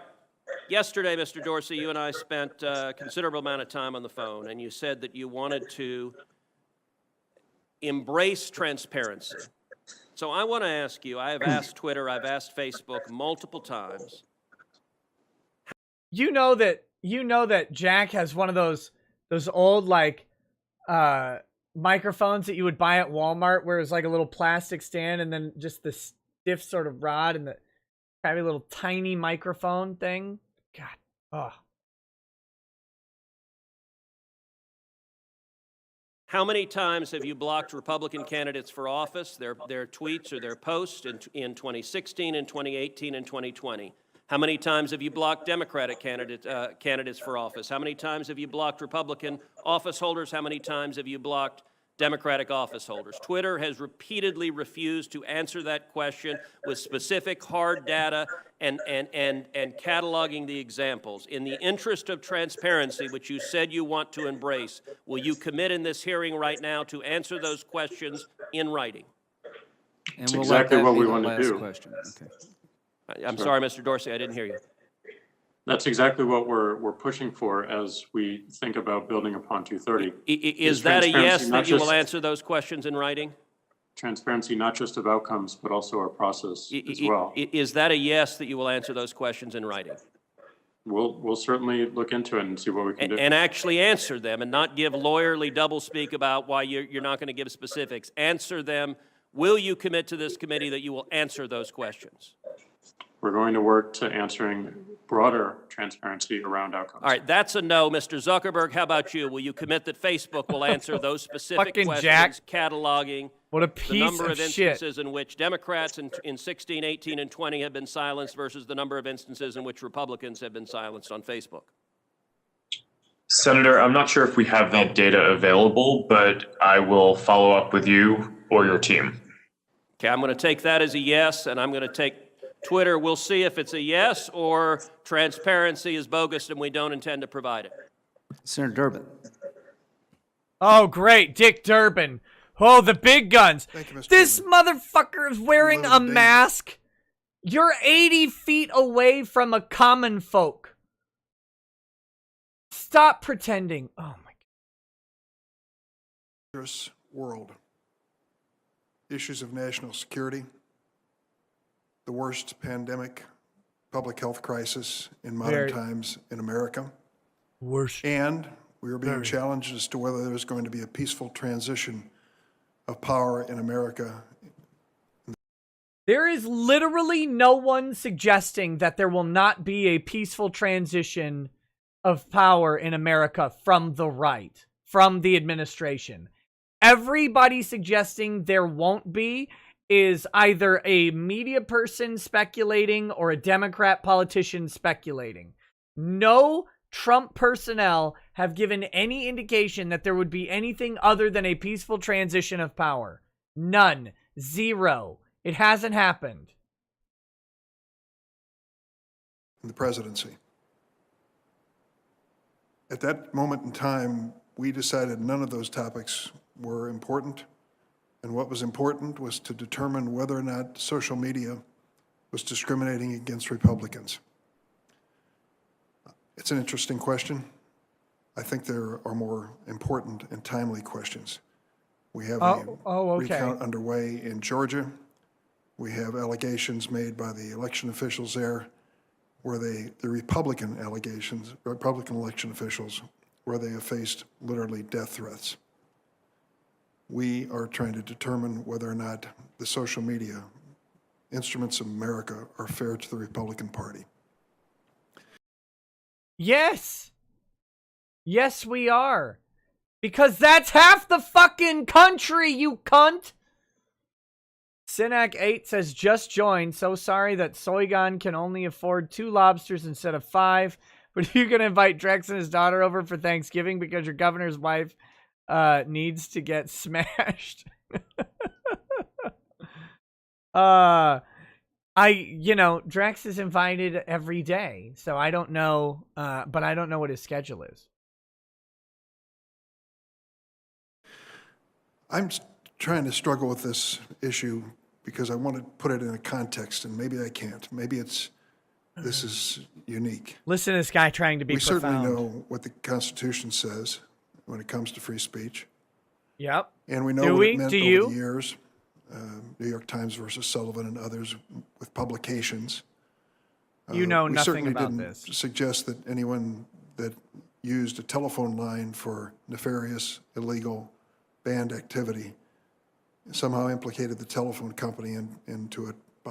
Nefarious, illegal, banned activity.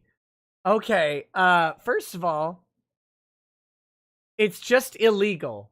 That's the only one.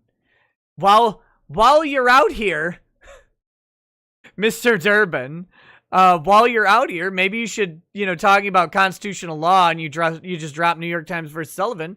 Maybe you should drop cats, right? Maybe you should drop cats, and talk about the Fourth Amendment and how it applies specifically to phone companies and specifically illegal activity on phone companies. Maybe we should talk about that. I mean, if you want to go ahead and fucking talk about how the Constitution applies to telecommunications, let's talk about it. And that's where the government can't just decide that illegal activity might be happening on a phone call, therefore they get to tap and listen to private conversations. Can't do that.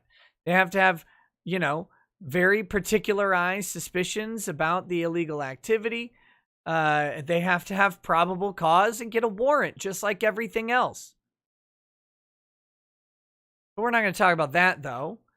You want to talk about defamation law from a specific entity like New York Times, and then which developed the public figure doctrine, which has nothing to do with whether or not Twitter can ban people, you weirdo.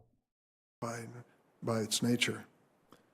And then came radio and TV, and we had to come up with new rules. You didn't have to come up with new rules. You actually did not have to do that. And those broadcast standards might actually be unconstitutional and may have been the entire time. In terms of, at one time, equal time, fair content, and so forth. No, we got rid of that equal time, fair content stuff. That was unconstitutional. That specifically was struck down. And now we have this relatively new mechanism of communicating information, and we're trying to determine what to do with it. Whether to treat it like a newspaper publishing or treat it like some sort of a communications network alone. Section 230 is an attempt to do that, and I'm sure everybody finds fault with it. I'd like to ask the two witnesses if they would comment on the historical Not everybody, no. Aspects of this particular debate, if they have any thoughts. Mr. Zuckerberg. Now, this is the one time I've actually felt sorry for Zuckerberg and Dorsey here. This man just rambled on about nothing, and he's like, do you have any comment about my inane ramblings? And they're like, you can hear how long this pause is. They have no idea what to say. Senator, one of the points in the discussion that I find interesting is people ask. His robot amplified Vox encoder just blurted out really loud. That was not my fault. I apologize. Did you notice it regulated and modulated the volume down on its own? If the regulatory model should be more like kind of the news industry or more like telcos. But from my perspective, these platforms are a new industry, and should have a different regulatory model that is distinct from either of those other two. I think it is not the case that we're like a telco, and that there are clearly some categories of content, whether it's terrorism or child exploitation, that people expect us to moderate and address. But we're also clearly not like a news publisher in that we don't create the content and we don't choose up front what we publish. We give people a voice to be able to publish things. Most newspapers don't create the content either. They're subcontracting. They have independent contributors.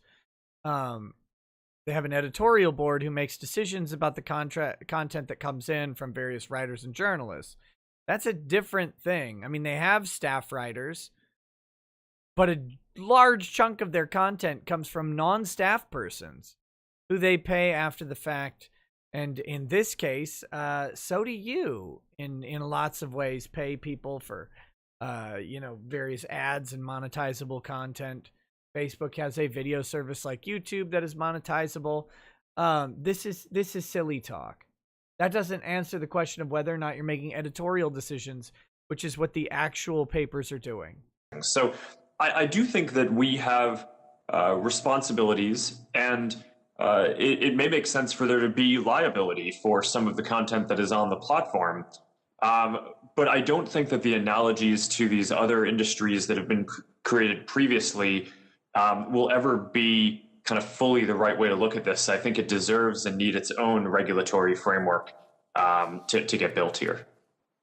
Again, if you remember what I said yesterday, they want this. They want this. Jack and Zuck want this idea where they are getting a new regulatory structure. They want to help build it.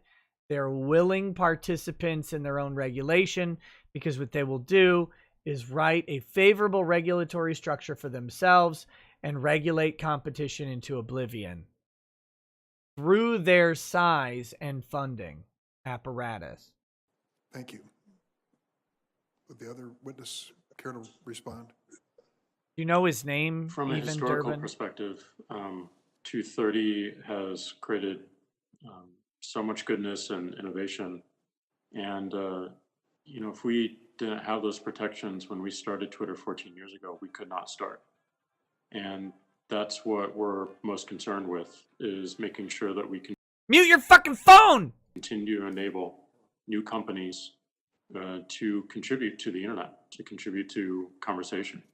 And we do have to be very careful and thoughtful about changes to 230, because going one direction might box out new competitors and new startups.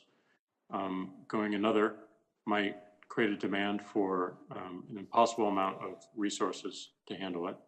And going yet another might encourage even more blocking of voices, or what's being raised here, which is censorship.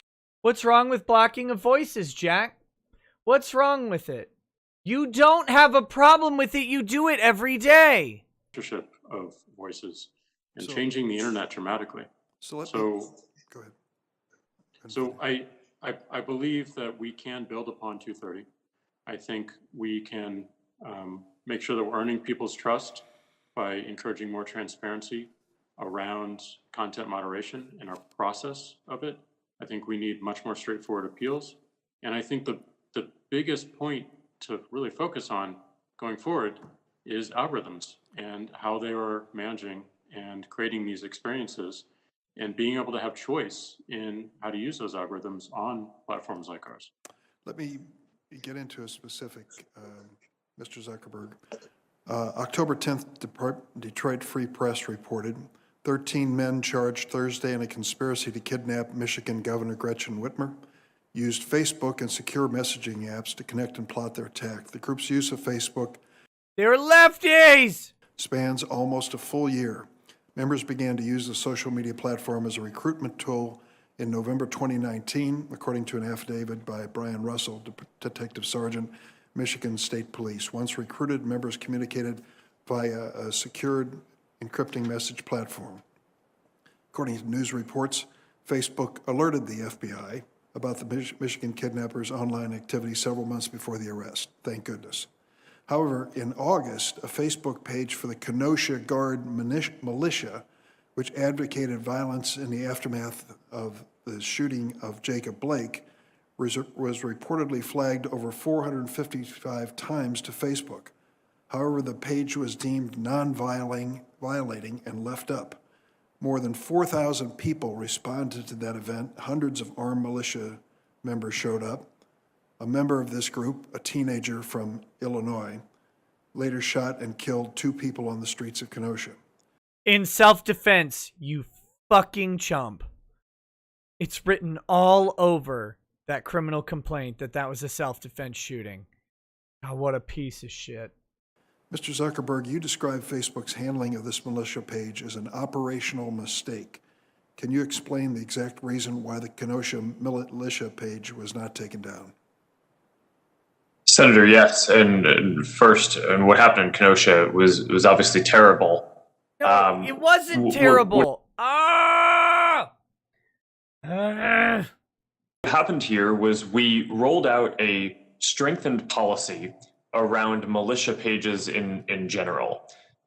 Whereas before that, we would have allowed a group that was a militia as long as it wasn't planning or organizing violence directly.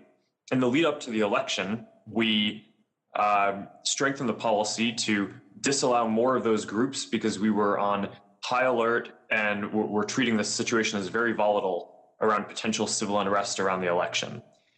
We just put that policy into place, and for a number of reasons, it had not yet been fully rolled out, and all of the content reviewers across the company hadn't been fully trained on that. So we made mistakes in assessing whether that group should be taken down. But upon appeal, when it was escalated to a more senior level of content review folks who have more specific expertise in these areas, we recognized that it did violate the policy, and we took it down. It was a mistake. It was certainly an issue, and we're debriefing and figuring out how we can do better.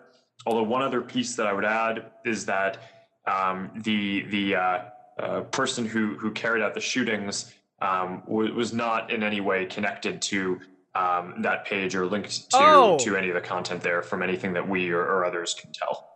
Oh, holy shit. Zuckerberg's factcheck.ai just kicked in and basically called out Dick Durbin for lying. Great. So now we can specifically say that group was not linked to the shooting in any way. So why was not taking them down a mistake then? What the hell did they do wrong? Mr. Chairman, if I can ask one more question. No. Yesterday, the FBI released its annual hate crime incident report. The report found that more people were killed in hate-motivated violence in 2019 than any year since the FBI began collecting hate crime data in 1990. The report also... So here's the question.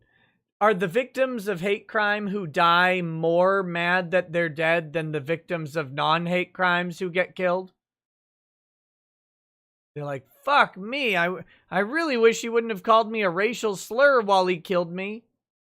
Jeez. That was bad. That was way worse than just getting my ass killed. Found that race-based hate crimes remain the most common type of hate crimes last year, and documented increase in religion-based hate crimes, anti-Hispanic hate crimes, and hate crimes targeting individuals based on gender identity. Given these statistics, it appears to me that it's more important than ever for social media companies to combat hate on their platforms. And I might add to one of my colleagues who stated earlier, this is not Antifa, but these are documented hate crimes from FBI. Muslim advocates, Muslim have reached out to you many times, Mr. Zuckerberg, about this issue. This is not Antifa. This is not Antifa. Relating to published content that reflects on certain religious groups. and you said at a hearing you do not allow hate crimes on Facebook. Yet in May 2020, the Tech Transparency Project found more than 100 American white supremacist groups, many of them explicitly anti-Muslim, active on the platform both on their own group pages as well as auto-generated content.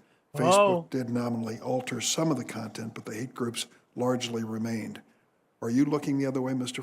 Zuckerberg, in a potentially dangerous situation?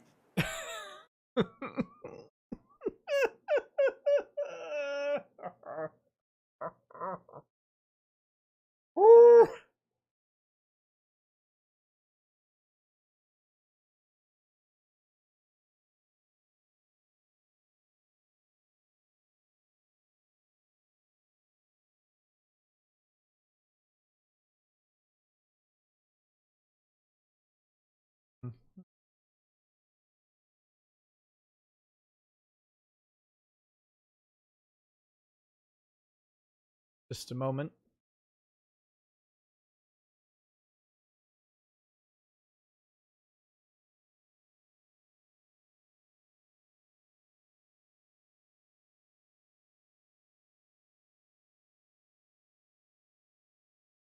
All right. What are the offenses?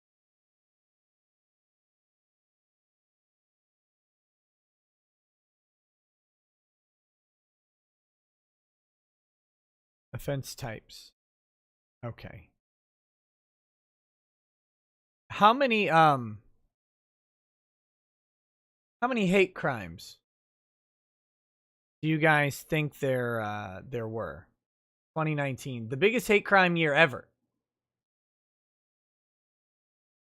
The biggest hate crime year ever. Does anyone want to take a guess how many offenses there were in the whole nation?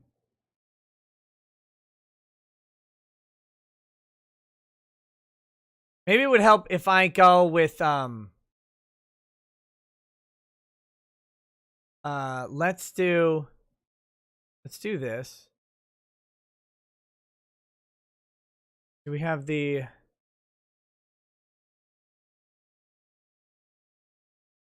criminal justice crime data explorer? This isn't what I want.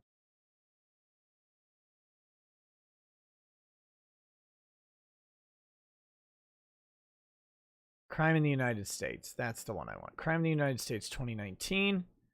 Let's see. Just do violent crime. Pick violent crime. Okay. So here's what I will say. Just to help you guys refine your numbers. All right. Help you refine the numbers. In 2019, an estimated 1,203,808 violent crimes occurred. Okay, so 1.2 million total violent crimes in 2019. Now, with that number in mind, how many hate crimes total? If you guys want to take a quick stab at it.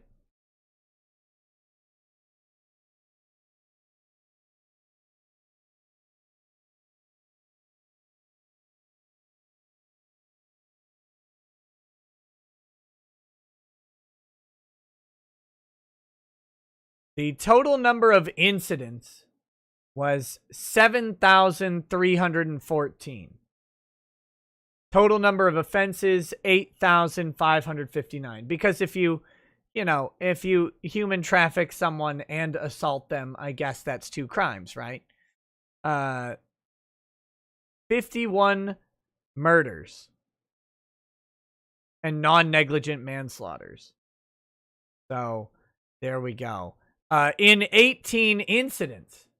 So many of these are multiple killings, which I'm guessing means, was Pulse Nightclub 2019?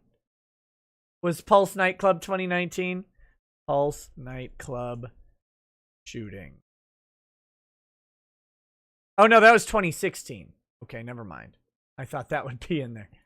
I'm guessing there was a large single event in 2019 that caused a significant amount. Because if you have 18 incidents and 51 murders from those 18 incidents, there's got to be something. I don't know what mass killing event that was, but there had to be something in there. So, long story short, that's 0.006% of violent crime. So the hate crime statistics have murder, non-negligent manslaughter, rape, aggravated assault, simple assault, intimidation, human trafficking, commercial sex acts, other. They also have robbery, burglary, larceny, theft, motor vehicle theft, arson, destruction, damage, and vandalism, and other. And by the way, the biggest category is destruction, damage, vandalism, which is not a violent crime. So when I said it was 0.006% of violent crime, that would just be crimes against a person, which you have to cut that number almost in half. So we're actually talking about 0.003% when you do that.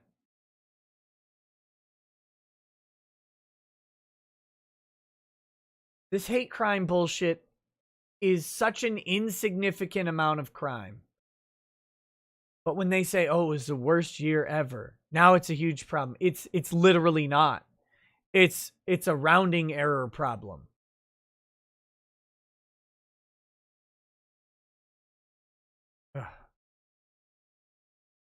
Automata says, damn it, the FBI has specifically said not to use year-to-year comparisons of their stats because they have more local departments reporting hate crimes into their databases, so numeric increases aren't actual rate increases.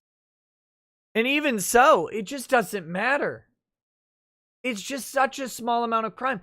The amount of hate crime that happens in the U.S. relative to real crime should actually be encouraging that most of our crime is not hate-related.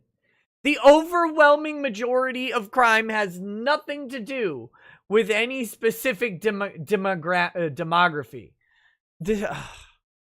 We should be happy about our hate crime numbers.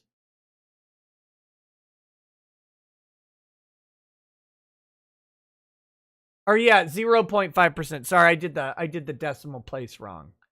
Thank you, Avienticus Prime. Still, 0.5%. I don't even care. I don't care about 0.5%.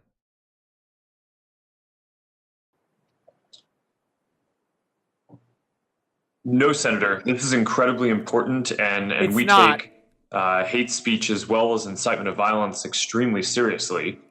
We banned more than 250 white supremacist organizations and treat them the same as terrorist organizations around the world. How many like, you know, Muslim anti-Jew organizations did you ban? How many Israeli anti-Muslim organizations did you ban, for that matter? How many South Korean anti-North Korean organizations did you ban? Like, what did you... There's people all over the world who don't like other people. And we've ramped up our capacity to identify hate speech and incitement to violence before people even see it on the platforms. Our AI and human review teams, you can track our results in the transparency reports that we issue, now take down about 94% of the hate speech that we find on our platforms before anyone has to even report it to us, which is a dramatic amount of progress from where we were a few years ago, where when we were just starting to ramp up on this, we're taking about 20% of it down before people had to report it to us. So there's still more progress to make. We're very invested in this, and you have my commitment that we view this as an issue of the highest severity and one that we are very focused on. Thank you very much. Senator Sass. Thank you, Mr. Chairman. Oh, Ben Sass. Thank you for hosting this hearing. Clearly important topics around content moderation. I'm a skeptic of the content moderation policies that exist, both because I don't think the standards are very transparent and I don't think the execution is very consistent.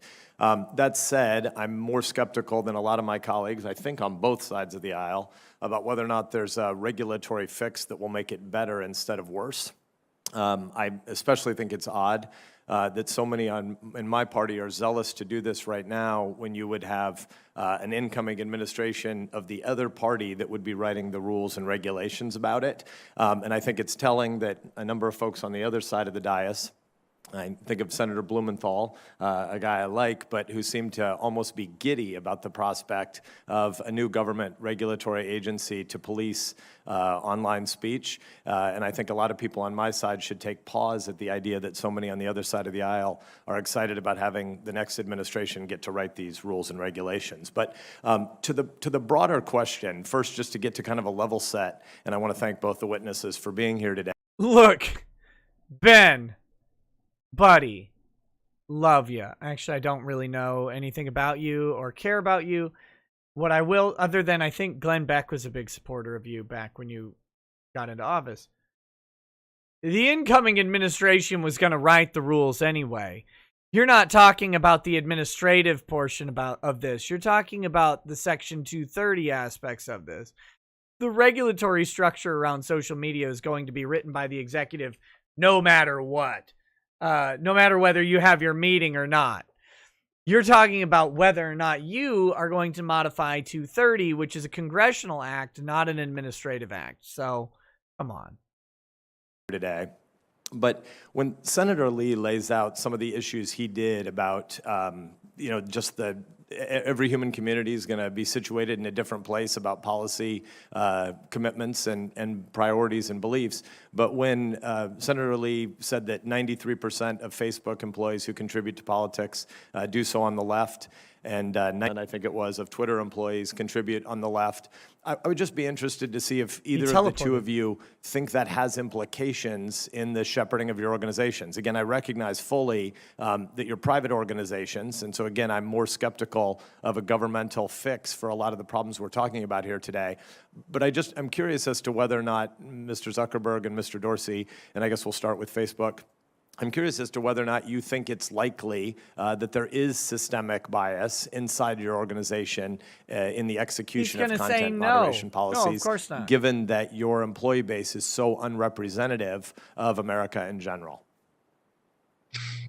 Senator, I think it's a good question, and certainly I think it means that we have to be more intentional about what we do and thoughtful.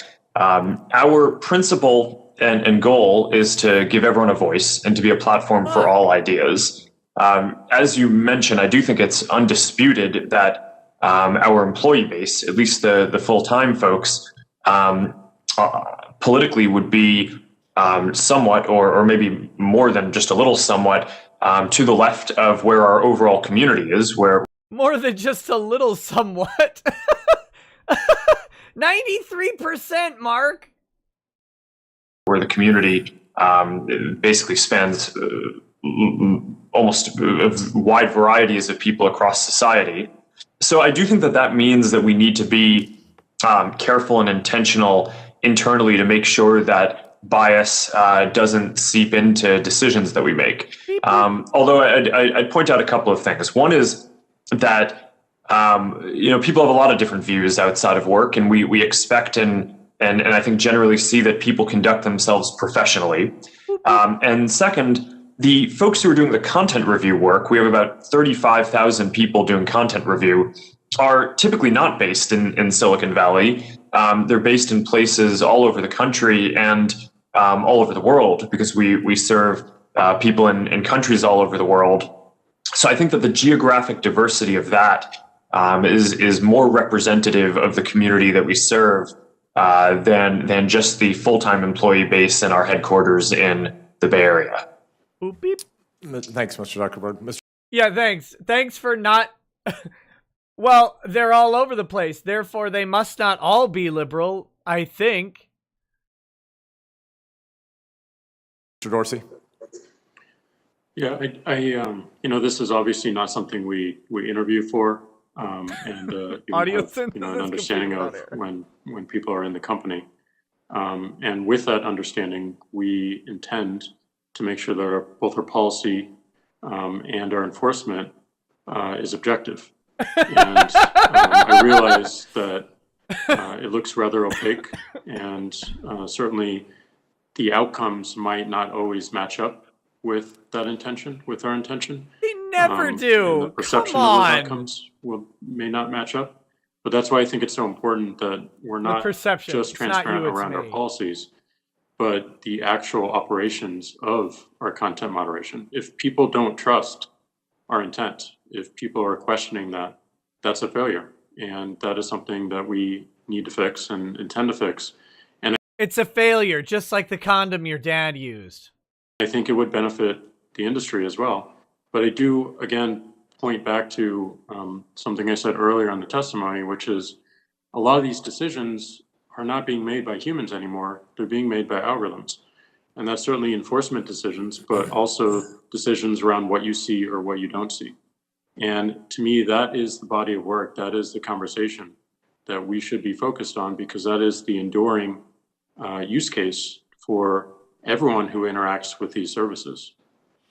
Thank you, and I wish it were true that these were all easy, objective questions. That the questions were, if somebody says, "Is the sky green?" That's an objective question. That the sky is blue and white, not green. It's not though. It's not. It's relative to where you are. It's relative to the particulates in the air. Relative to the sun's angle in the sky. The sky is not blue everywhere, Ben. It's very subjective based on where you are as to what color the sky is. Jesus. But most of the things we're talking about here and the places where you're applying content moderation labels are not really simply objective questions. They're mostly subjective questions. If we talked about Medicare for all being, easily paid for inside a 10-year budget window on assumptions X, Y, and Z that don't raise taxes, that's not true. There isn't any math by which Medicare for all pays for itself in some short-term window. But I don't think any of us really think you're going to slap a label on that saying this is disputed, accounting or math or policy projections. And so really what's happening is there's a prioritization grid that people are going through as they build even the algorithms, even those that aren't driven by humans, and they're driven by policy priorities of situated individuals. I may be wrong about this, but my suspicion is that your employee base is not actually 99% left of center. I bet it's less than that. And I would speculate that part of the reason I don't think that at all. Does this man need a grown-up? Does Ben Sass need an adult to help him? He thinks it's actually less? I think it's actually higher. This isn't a strange thing at all, by the way. You develop you get to a tipping point of political ideology in a workplace, and anyone of conflicting ideology is going to feel uncomfortable there. It's not weird at all that they would be in the 90% plus areas unless they made a targeted, focused effort on doing this. It's based on their location. It's based on their recruiting grounds. It's based on the hiring agents. It's based on how content moderation works in general. Is a conservative going to go work for Twitter? Or are they going to go work for Parler? Are they going to try and build their own thing? There's all.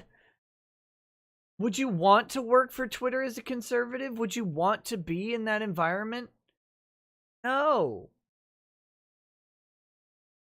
Less than 1% of your employees give money to candidates on the right is because there's a social stigma attached to having conservative views inside your organization. And I would guess that those same sort of... But no one... of internal cultural biases inform the subjectivity of which issues end up labeled. So again, this is sort of an odd Siren, he doesn't have a good point. Place to be, in that I am skeptical that the content moderation policies are thought out well. They're not transparent enough for us to really know, but I'm definitely skeptical that they're consistently applied, and yet I'm not really on the side of thinking there's some easy governmental fix here. There's a lot about Section 230 that we could debate. I think some of the things Senator Durbin said about how in the era of telephones, nobody blamed the phone company for other people having spread misinformation by the phone.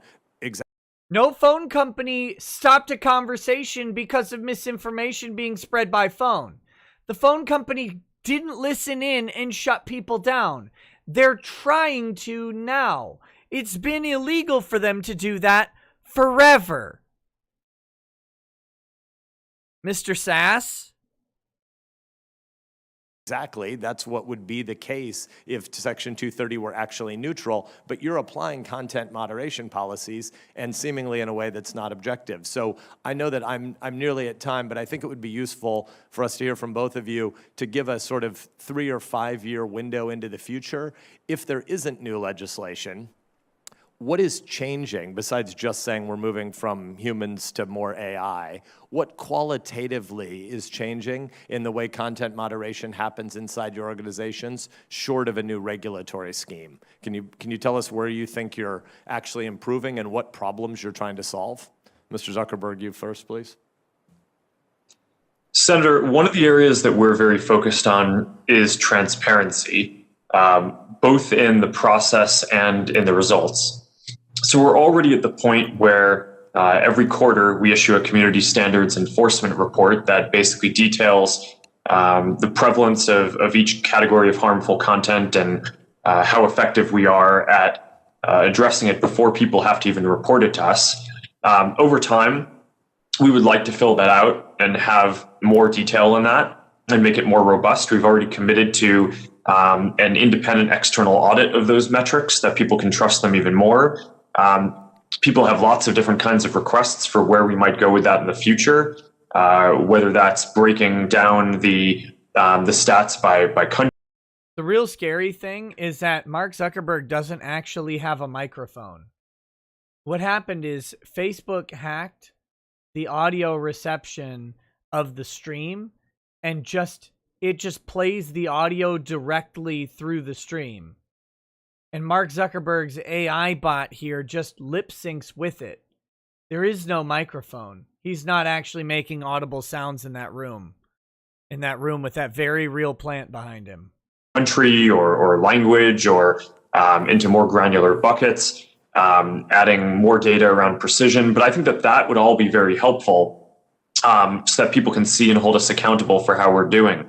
And for what it's worth, I think that would be a valuable part of a regulatory framework that would not feel particularly overreaching to me, is something that could be put in law that would create an apples to apples framework that all companies in this space would have to report on the outcomes and effectiveness of their programs in that way. So at least we can see how everyone is doing. That seems like a sensible step to me.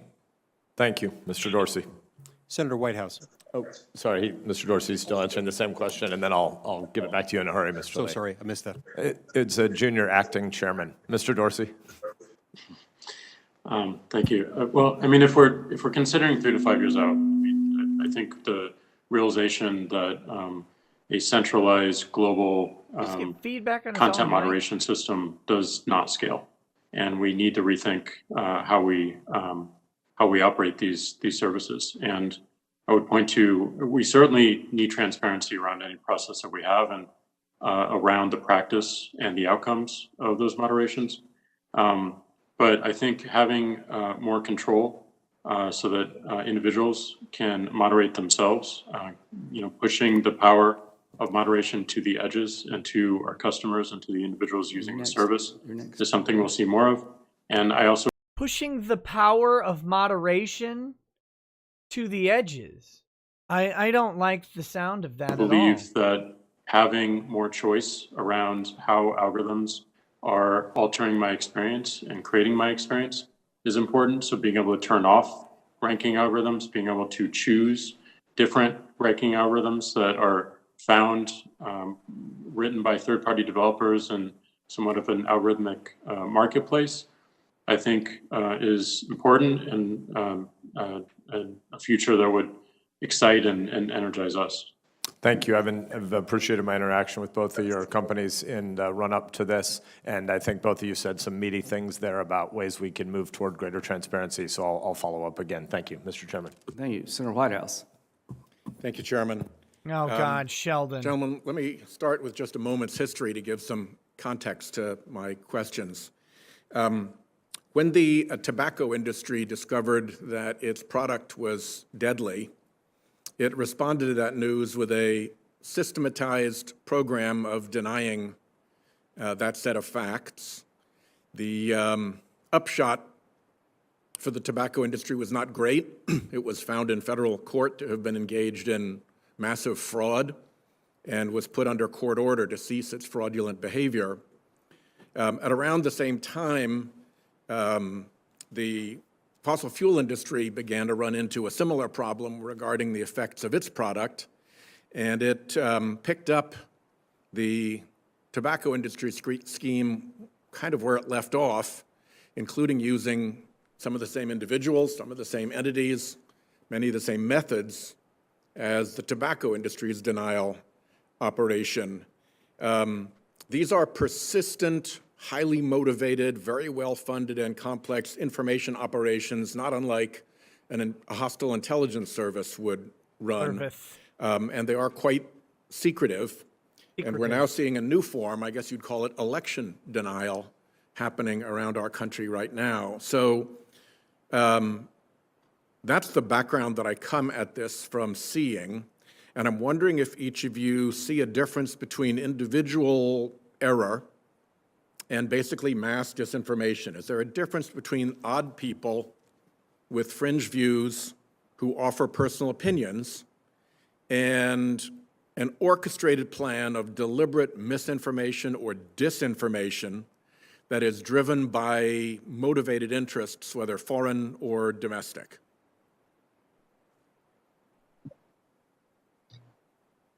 Senator, I absolutely think that there's a difference, and you can see it in the patterns of use on the platforms. And in our policies and operations, we view these coordinated, inauthentic behavior operations, networks of fake and sometimes combining with real accounts to push out a message, but make it seem like it's coming from a different place than it is, or might be more popular than it is. This is what we saw the Internet Research Agency out of Russia do in 2016. And since then, a number of other governments and private organizations, including some companies like what you've mentioned, have engaged in this behavior. Now, the good news is that I think that the industry has generally gotten its systems to be a lot more sophisticated to defend against that in the last several years. It's a combination of AI systems that we've built to find networks of accounts that aren't really behaving quite the way that a normal person would, coupled with large numbers of content reviewers, sometimes with expertise. RIP to autists. In counterterrorism or counterintelligence, and then some signal sharing, whether it's with the intelligence community, law enforcement, different groups that have expertise in different areas, and with other tech platforms. But this is a big effort on I think all of our sides to make sure that we can defend against this kind of interference. And why isn't anybody calling Zuckerberg Orange Man? This man is he is Cheeto laden. I think we are getting better and better at it. Well, let me encourage you to persist. As you know, the last time you were here, you were asked about advertising paid for on Facebook denominated in rubles, which was not a very sophisticated scheme to be able to penetrate, but Facebook was unable to penetrate it, and your upgrade from that original setup was simply to allow a shell corporation to intermediate between the real actor and not. So I encourage you to continue to try to make sure that real voices are what are heard on Facebook. You don't want real voices Mr. Dorsey, heard. let me turn to you and ask you the same question in the context of bots. These are the people who accuse any dissenting voice of being the bot that they're complaining about. This is the problem. They've decided that a sector of speech is bot. Oh, they're just Russian bots. We see this all the time. Brown University recently did a study that showed that about 25% of all tweets about climate change are generated by bots. How do you know this? Most of them obviously push out climate denial, as I described that operation. How is Twitter's capacity to identify a bot? You heard it. You're a bot if you have climate denial. If you deny the climate exists, you're a bot. As opposed to a real customer. Well, to build off your previous question, I do think there's a difference, as Mark said, and I do think there are many coordinated campaigns to manipulate the public conversation, to divide people all around the world, to confuse and generally to distract. And we do have policies and enforcement to prevent as much of this as possible.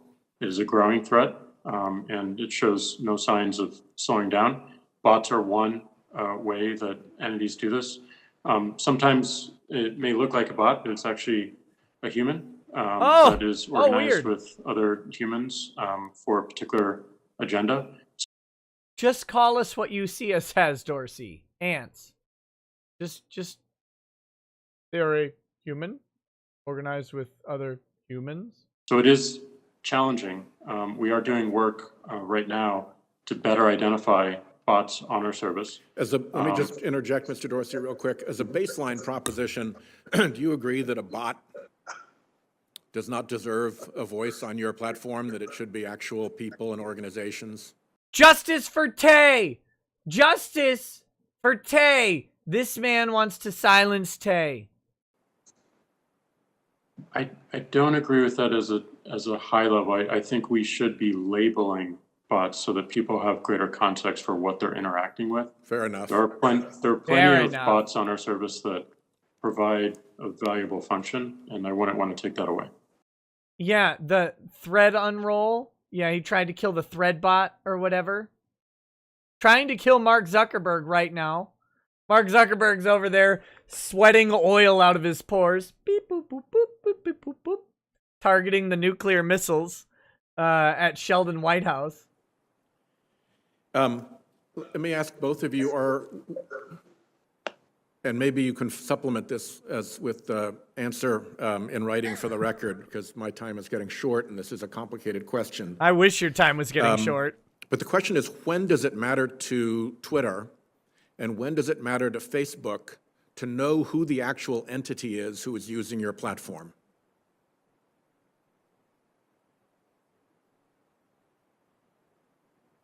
Let me start with you, Mr. Dorsey, since Mr. Zuckerberg went first last time. And you can defer to a written answer if you like, because my time's running very short. We'll add to this conversation with a written answer, but I do believe that pseudonymity is important. We have seen its usefulness with activists and with whistleblowers, and I think that is critical. But certainly there are times, and it's judged by a severity of potential outcomes, where we need to dig into identity and take actions. Whoa! Hear that? There are times when we need to dig into identity and take actions. Holy shit. Follow up with that, and let me just ask you, since my time has expired, Mr. Zuckerberg, to respond or have your organization respond in writing. Thank you. Thank you. Before we, Senator Whitehouse brought up something very important, and I want to add this as directly as I can, ask this as directly as I can. To Facebook and Twitter, do you have any internal research or evidence to suggest that your platforms can be addictive? Oh my God, back to this? Mr. Zuckerberg. Eat glass, Lindsay. Senator, I think we can follow up with a summary of research that we have, but from what I've seen so far, it's inconclusive, and most of the research suggests that the vast majority of people do not perceive or experience these services as addictive or have issues. But I do think that, I mean, to be fair, addicts don't ever see themselves as addicted to anything. That's part of the problem with addiction, Mark. Look, I don't think the addicts see themselves as addicted. that there should be controls given to people to help them manage their experience better. Okay. And this is something that we're very focused on. Mr. Dorsey. I'm not aware of internal research, but we can follow up. But I do think, like anything else, these tools can be addictive, and we should be aware of that, acknowledge it, and make sure that we are making our customers aware of better patterns of usage. So the more information, the better here. Thank you. Senator Hawley. Thank you, Mr. Chairman. In the late 19th century, the heads of the biggest corporations in America, the robber barons, got together and they set rates, they set prices, they determined how they would control information flow, they determined how they get rid of competition. And I'll be darned if we aren't right back there again. Except for this time, you're the robber barons. Your companies are the most powerful companies in the world, and I want to talk about how you're coordinating together to control information. In recent days, my office was contacted by a Facebook whistleblower, a former employee of the company with direct knowledge of the company's content moderation practices, and I want to start by talking about an internal platform called Tasks that Facebook uses to coordinate projects, including censorship. The Tasks platform allows Facebook employees to communicate about projects they're working on together. That includes Facebook's censorship teams, including the so-called community well-being team, the integrity team, and the hate speech engineering team, who all use the Task platform to discuss which individuals or hashtags or websites to ban. Now, Mr. Zuckerberg, you're familiar with the Task platform, aren't you?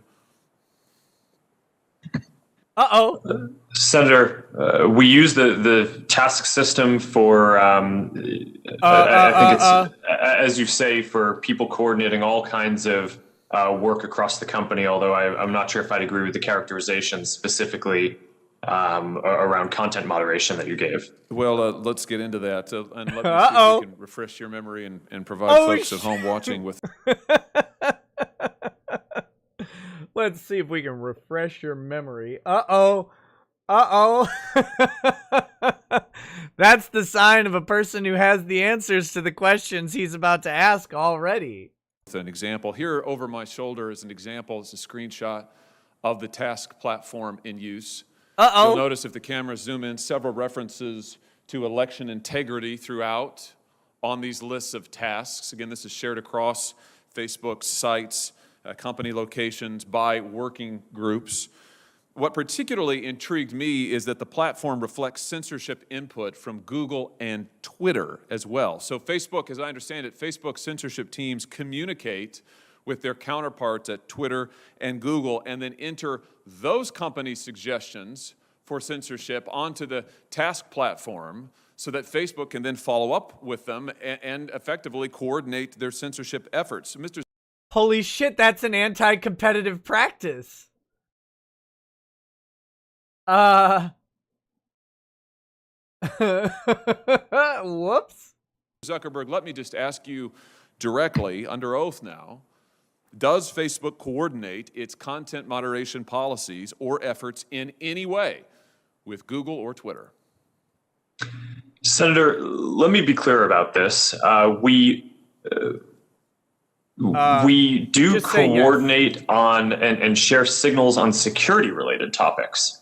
So, for example, if there is signal around a terrorist attack or around child exploitation imagery or around a foreign government creating an influence operation, that is an area where the companies do share signals about what they see. But I think it's important to be very clear that that is distinct from the content moderation policies that we or the other companies have. where once we share intelligence or signals between the companies, each company makes its own assessment of the right way to address and deal with that information. Well, I'm talking about content moderation. I'm talking about individuals, websites, hashtags, phrases to ban. Is it your testimony that you do not communicate with Twitter or Google about content moderation, about individuals, websites, phrases, hashtags to ban? Just yes or no. Do you communicate with Twitter or Google about coordinating your policies in this way? Senator, we do not coordinate our policies. Do your Facebook content moderation teams communicate with their counterparts at Twitter or Google? Senator, I'm not aware of anything specific, but I think it would be probably pretty normal for people to talk to their peers and colleagues in the industry. It would be normal, but you don't do it? No, I'm saying that I'm not aware of any particular conversation, but I would expect that some level of communication probably happens. But that is different from coordinating what our policies are or our responses in specific instances. Well, fortunately, I understand that the task platform is searchable. So we'll... Here's the problem. Here's the problem with this. Why do we have to listen to Dick Durbin, Dick Blumenthal, Sheldon Wants a Dick Whitehouse, and Leaky Leahy, and Diane Lichstein, instead of just having this guy get all of their time? What the fuck? Will you provide a list of every mention of Google or Twitter from the tasks platform to this committee? Senator, that's something that I can follow up with you and your team after on. Well, yes or no, I'm sure you can follow up with the list, but why don't you commit while I've got you here under oath? It's so much better to do this under oath. Will you commit now to providing a list from the tasks platform of every mention of Google or Twitter? Senator, respectfully, I'm without having looked into this, I'm not aware of any sensitivity that might exist around that, so I don't think it would be wise for me to commit to that right now, so but I would be happy to follow. How many items on the task platform reflect that Facebook, Twitter, and Google are sharing information about websites or hashtags or platforms that they want to suppress? Senator, I do not know.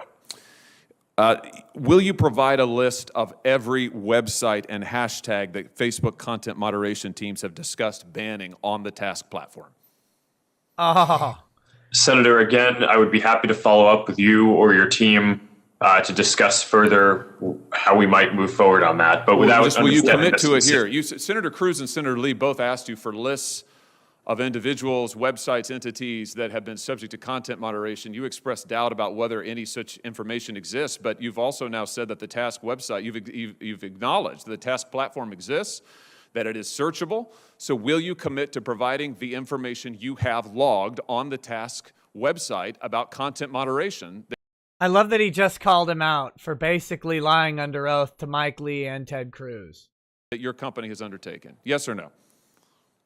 Senator, I think it would be better to follow up once I've had a chance to discuss with my team what any sensitivity around that would be that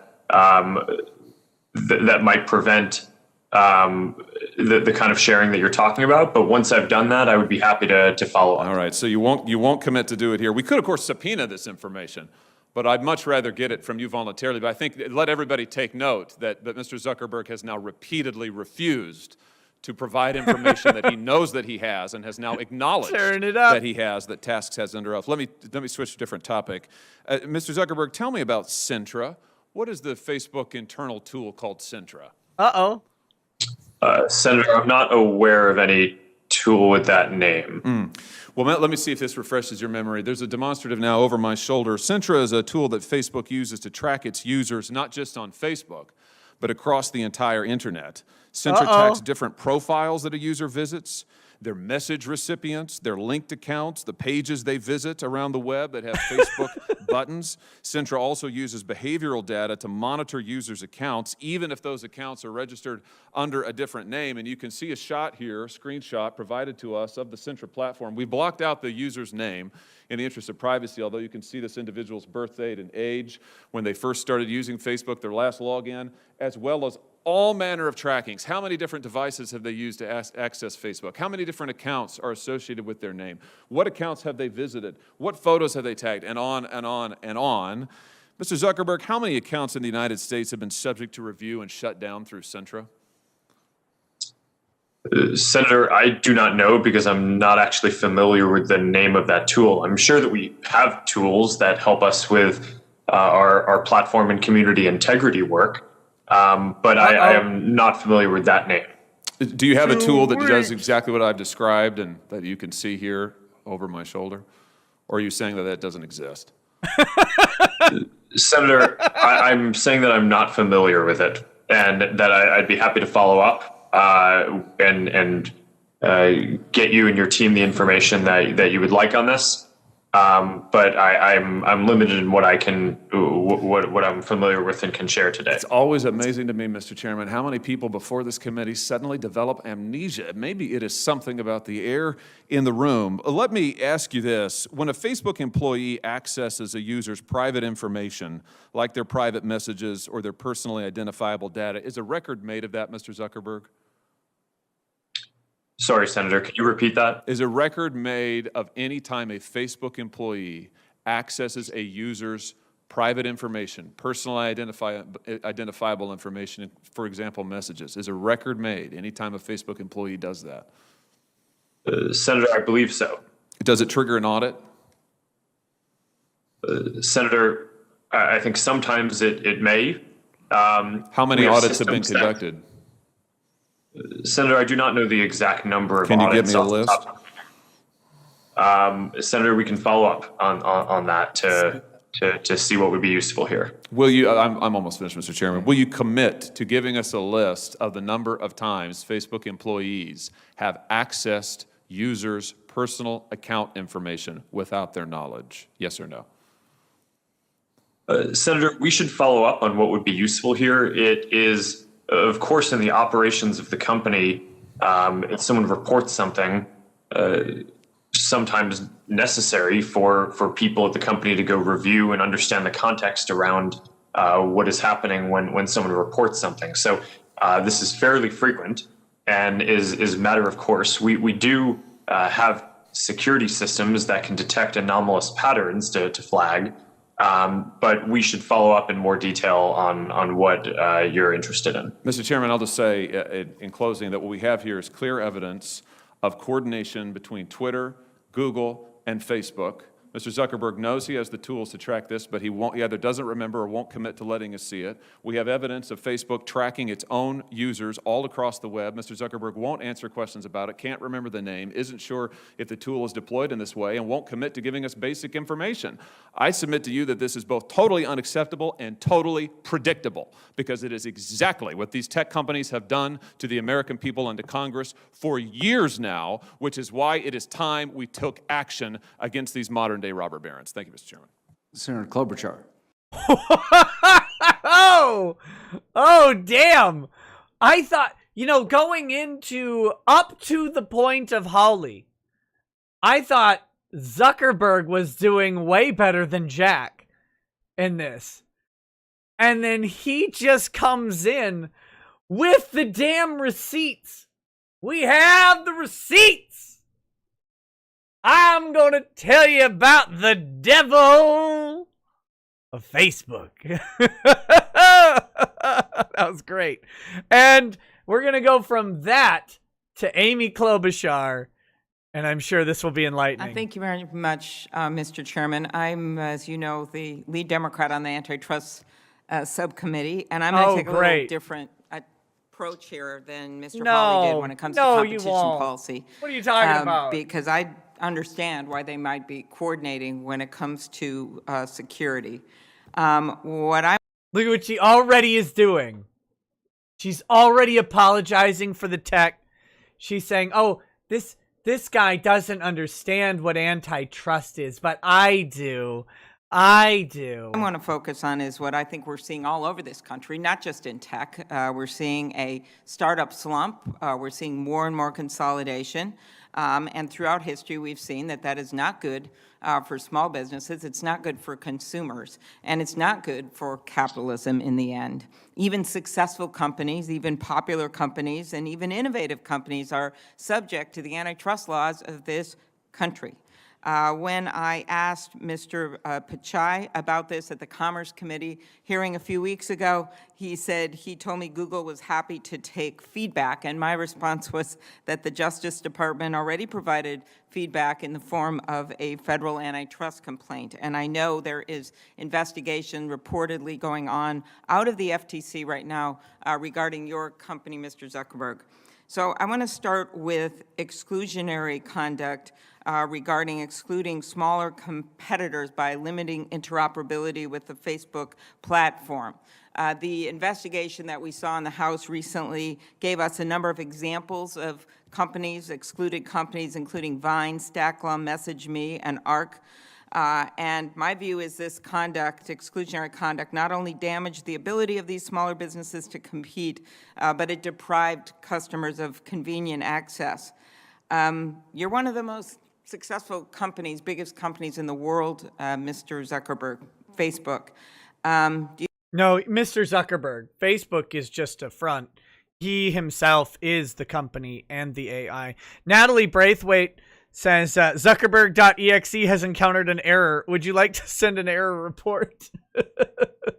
You'll have to run it by his Twitter companion. Do you think that this is fair competition or not with regard to the interoperability and how you've conducted yourself with these other companies? Senator, I'm generally strongly in favor of interoperability and building platform and API access for companies to be able to access. That's why we built the Facebook platform in 2007. Some of the policies that you mentioned, I think came about because what we were seeing was not necessarily startups, but larger competitors like Google and some of our Chinese rivals from trying to access our systems in order to use their scale to compete with us better. And it just felt to us like at the time that wasn't the intent of what we were trying to enable. Okay, well, we may have a non-Chinese example here. I just want to know, I know that a non-Chinese example.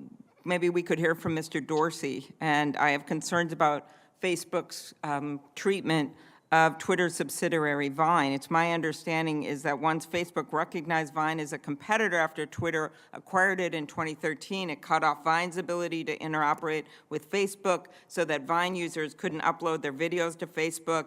And then I think that Twitter shut down Vine in 2016. Mr. Dorsey, could you tell me about the actual impact of Facebook's actions on Vine's business, on Vine's ability to compete, and on your decision to shut down the service? And I know you're not a Chinese company. Are you sure about that, I don't know about the intent on the other side, but I know our own experience was we found it extremely challenging to compete with Vine. And ultimately decided that the ball moved past us and we shut it down. Again, I don't know the specifics and the tactics and what was done, but we did find a very, very challenging market to enter, even though we existed prior to some of our peers doing the same thing. Okay, So we couldn't compete with Vine, so we bought it and shut it down. Thanks, asshole. I liked my 6-second comedy. I'm going to move to something else quickly, Instagram and WhatsApp. Notice she's moving to something else because she just got absolutely shut down. It had nothing to do with Vine not being able to be posted to Facebook, which is ridiculous. Of course, you could post Vines to Facebook. What is she even talking about? We have some released internal Facebook emails in which you, Mr. Zuckerberg, wrote that Instagram was nascent, and if they grow to a large scale, they could be very disruptive to us. And in a later email, you confirmed that one of the purposes of Facebook acquiring Instagram would be to neutralize a competitor. You wrote those emails that were mentioned in that House report. Is that right, Mr. Zuckerberg?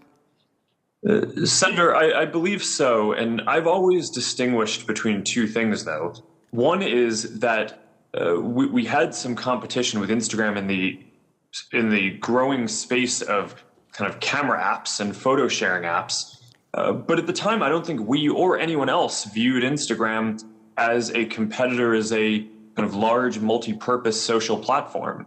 In fact, people at the time kind of mocked our acquisition because they thought that we dramatically spent more money than we should have to acquire something that was viewed as primarily a camera and photo sharing app at the time.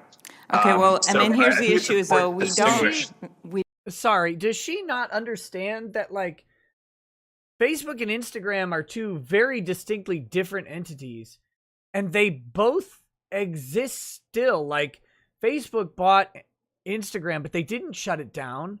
It's the interoperability that she wanted. They didn't fold Instagram into Facebook in a way that disrupted the user experience in any way. What is her beef with Instagram and Twitter? Is she just like looking for places? That's like an acquisition that kind of makes sense. So this is weird. we don't know how it would have done, and when we look at your emails, it kind of leads us down this road as well with WhatsApp, that part of the purchase of these nascent competitors is to, I'll use the words of FTC Chairman Joe Simons, who just said last week, a monopolist can squash a nascent competitor by buying it, not just by targeting it with anti-competitive activity. So I know that this is a subject of investigation. Maybe we'll be hearing something soon, but I think it's something that committee members better be aware of, not just with Facebook, but what's been going on with these deals that have gone through and how it's had led to more and more consolidation, and how we as the Senate, and I just talked to Chairman Graham about this last week, could actually do something about this by changing some of the standards in our laws to make it easier to bring these cases and not just involving tech. So I want to go to something here at the end, the political ad discussion we had in front of the Commerce Committee, Mr. Zuckerberg. I know you said that Facebook had made over $2 billion on political ads over the last few years. You said this was your, quote, relatively small part of your revenue. I know that, but it's a kind of a big part of the lives of politics when that much money is being spent on ads. This is a bill I actually have with Senator Graham. Yet we have seen these political ads that keep creeping through despite your efforts to police them on your own. And this is why I would so badly like to pass the Honest Ads Act. One ad that went through, it says in 3 battleground states, ballots marked for Donald Trump had been discarded. Poll, will voter fraud only increase closer to November? So it stated in 3 battleground states, paid ad, ballots marked for Donald Trump have been discarded. This played between September 29th and October 7th, 2020, had up to 200,000 impressions. Does this ad violate Facebook's policy? Sorry, can you repeat what the ad was? The ad was an American Action News ad. They've advertised a lot on your platform, and it said in 3 battleground states, ballots marked for Donald Trump had been discarded. This was pre-election. Senator, I don't know off the top of my head if that specific ad violates our policies. I'd be happy to follow up. Okay, could you? Wait, okay, so in 3 battleground states, ballots for Donald Trump had been discarded. Here's the red pill. In every state, ballots for Donald Trump have been discarded. In every state, ballots for Joe Biden have been discarded. That's not a false ad. There's nothing untrue about that. Of course ballots were discarded. Ballots are discarded all the time for all sorts of reasons, no matter who they're for. Why are we regulating ad content? If I want to pay a company to give me access to say something, you shouldn't be regulating what I say. Would you commit to a policy where actual people's eyes, people could review these ads instead of just being hit with algorithm review? No. Senator, we do have review and verification of political advertisers before they can advertise. Okay, so does every ad go through a human being? Like the Senator, TVs do? I think every our policy is that we want to verify the authenticity of anyone who's doing political or social issue advertising. And I think it's worth noting that our people reviewers are not in all cases always more accurate than the technical systems. So are I you think that there are saying some a things human where- being reviews every ad? It's just really yes or no, or I don't know? Senator, I don't know. Okay. I don't think so. Well, we'll follow up then in the written, and then you brought this cease and desist order against NYU You for don't need to publishing a review every report ad that noting over by the a last person. 2 years, It's Facebook has silly. not properly labeled approximately 37 million in political ads. Why would you not support this project? Why would you bring a cease and desist against them? Senator, is that the project that was scraping the data in a way that might have been That's your against the definition, but it's FTC consent decree that we have? the to reason it's protect happening is we privacy? haven't passed the Honest Ads Act, but so they're not violating privacy. They're trying to get the ads so people can see the ads. Other can't. Oh, wait a minute. Is it, okay. So what's going on is you have an agency scraping Facebook data illegally in a manner that violates a Facebook government agreement that Facebook must abide by. So Facebook sends a cease and desist and says, stop scraping the data. That's ours. And she's like, oh, that's not what they're trying to do. They're trying to get the ad data. It doesn't matter what they're trying to do. If they're doing something that violates Facebook's property right, and for better or worse, Facebook has a property right in the data they acquire from the use of their platform, and other people aren't entitled to it without compensation. That's worth all of the money. Campaigns, journalists, everyone. Senator, you know that I support the Honest Ads Act and agree that we should have that passed, and even before that, that we've implemented it across our systems. But I think in the case that you're referring to, that project was scraping data in a way that we had agreed in our FTC consent decree around privacy that we would not allow. So we have to follow up on that and make sure that we take steps to stop that violation. Okay, Promise last, Mr. the Federal Dorsey, Trade do you think there Commission should be they more wouldn't allow it. transparency with algorithms? As part of this is not just, and I'm off of the ads now. I'm on just generically. Part of this is that You're on people generics, don't know how that's for this sure. data is going across the systems and across the platforms, and people basically are buying access, has been my impression. So that even if you say, like, what's the news in the last 24 hours, old stuff comes up, something's gone awry from the beginnings of this. Would it be helpful, do you think, if there was more transparency with algorithms? I do think it would be helpful, but it's technically very, very challenging to enforce that. I think a better option is providing more choice to be able to turn off the algorithms or choose a different algorithm so that people can see how it affects one's experience. Okay, Yeah, thank you. And I that's ask that both actually- of you look at the bill that Senator Kennedy. Briefly, yes, that is a good thing that Dorsey is saying. Give us control over how our content bubbles are built. That's the thing that we should all want. Then you don't have to moderate. You can just stop moderating content and let us moderate it ourselves. Kennedy and I have the Journalism Competition and Preservation Act to help the content providers negotiate with digital platforms. Thank you. Thank you. Senator Tillis. Well, there's another one. Thank you, Mr. Chairman. Thank you, gentlemen, for joining. Tillis.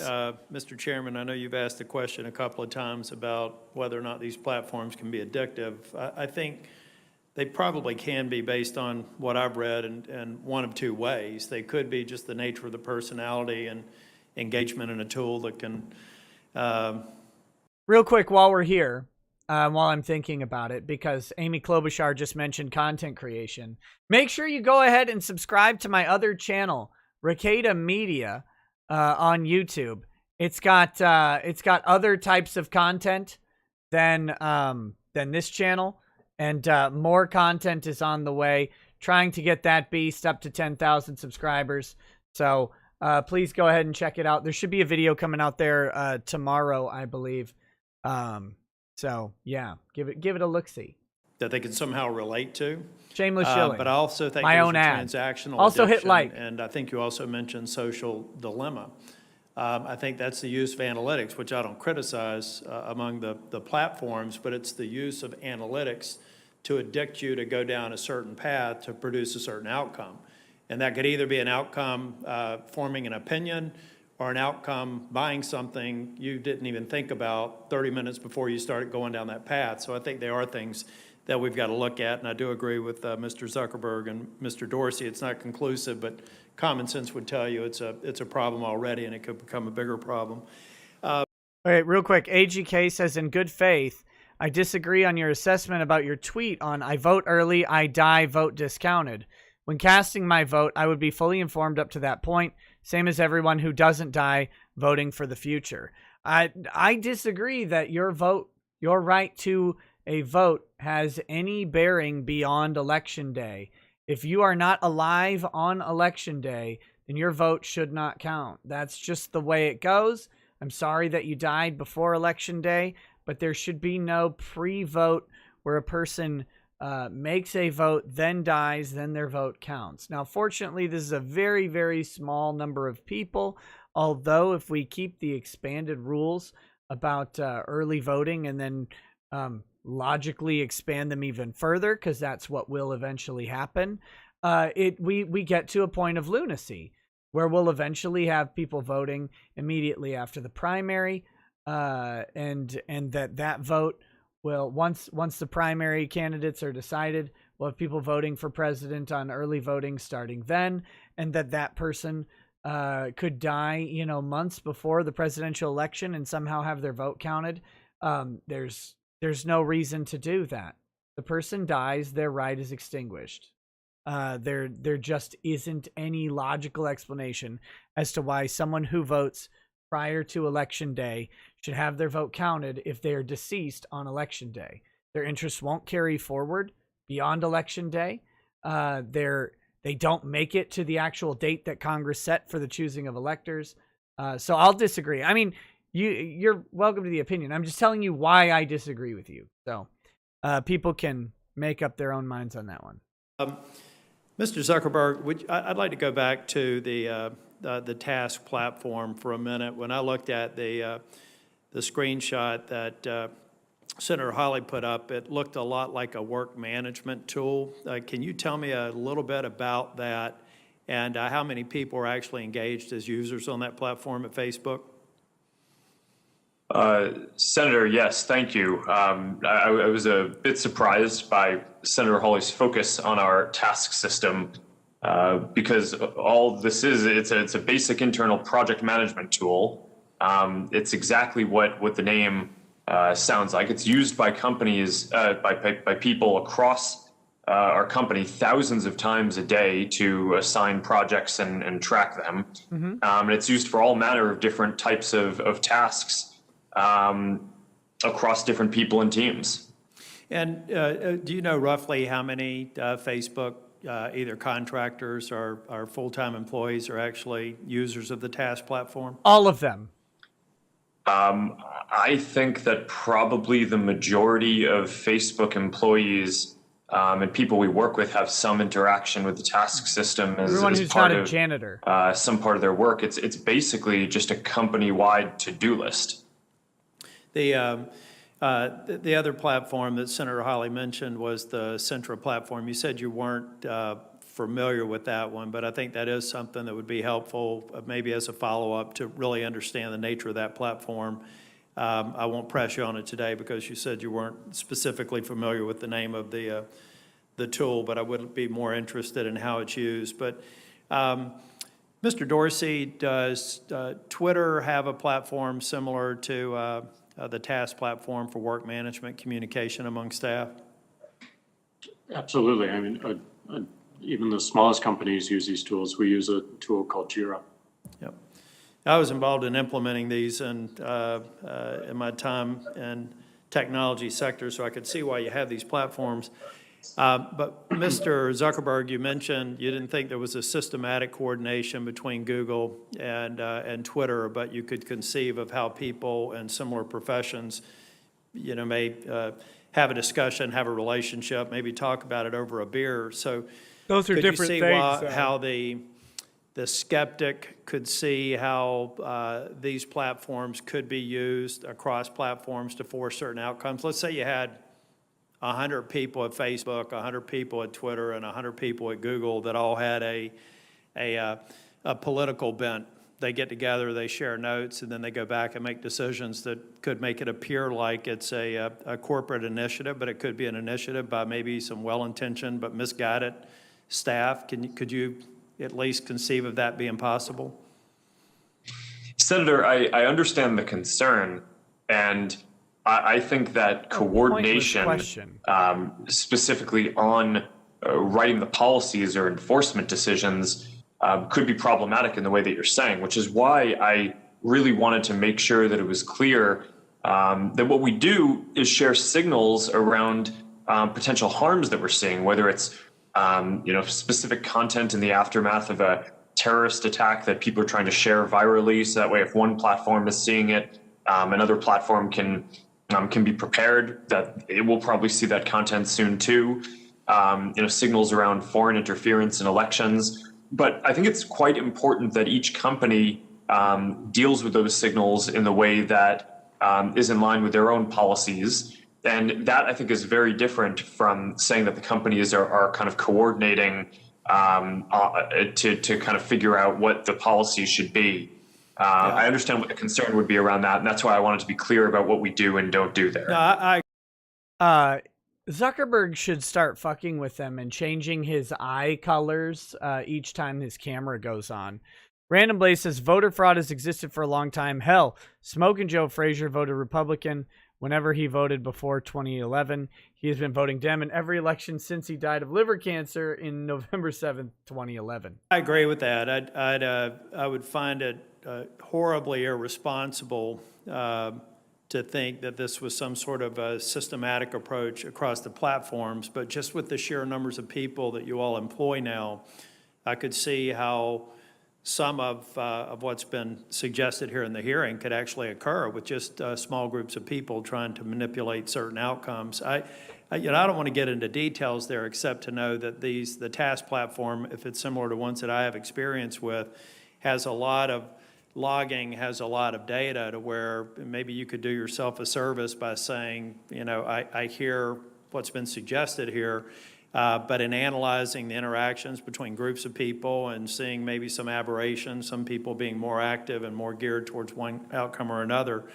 it could actually help you alleviate some of our concerns with the way these platforms are being manipulated. I'm not going to have time to drill down into some of the specific questions. I'm glad that, to hear that you all are open on some regulatory outcome. I will tell you, if you listen to my colleagues on both sides of the aisle today, I fully expect that Congress is going to act in the next Congress, that we're going to produce an outcome.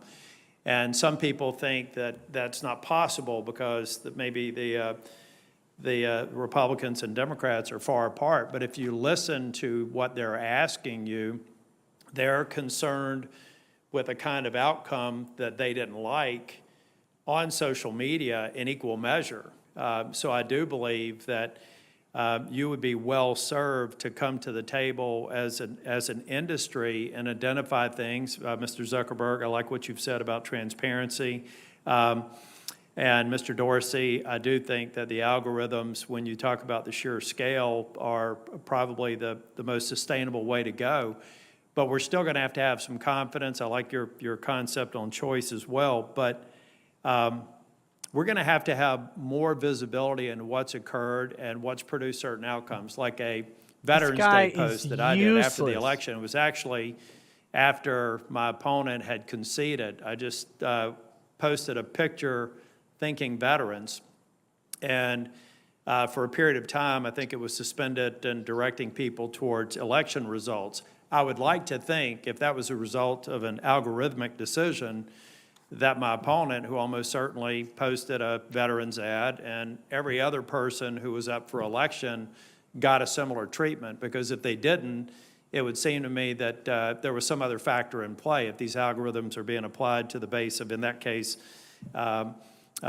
political commentary from elected officials or candidates. So I view this hearing as an opportunity to seek your commitment on two things. One, I mentioned to you all yesterday, I've got a intellectual property subcommittee hearing in the middle of December.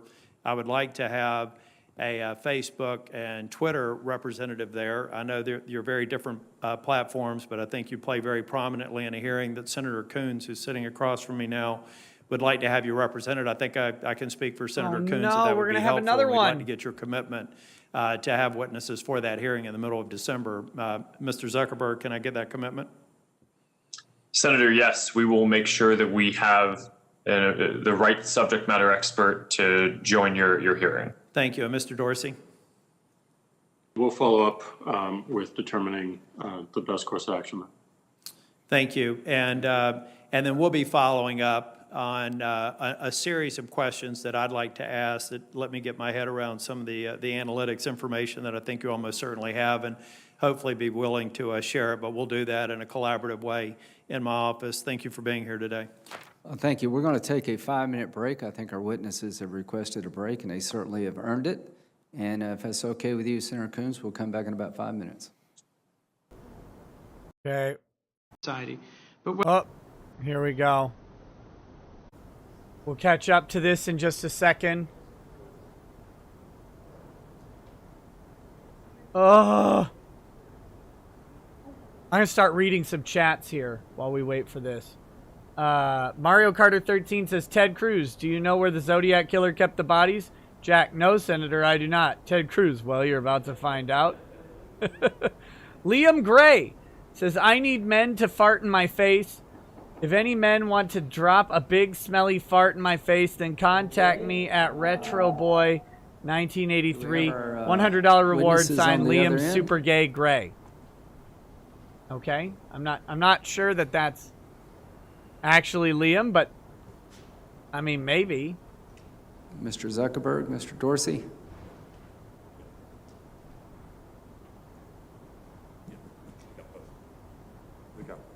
We got both. Thank you. I'm sorry we went so long without a break. Senator Coons. Thank you, Mr. Chairman. In the last 4 years, we have seen some unprecedented attacks on our democratic institutions, our social norms, the ways in which we conduct ourselves in this democracy, and many would say on truth itself.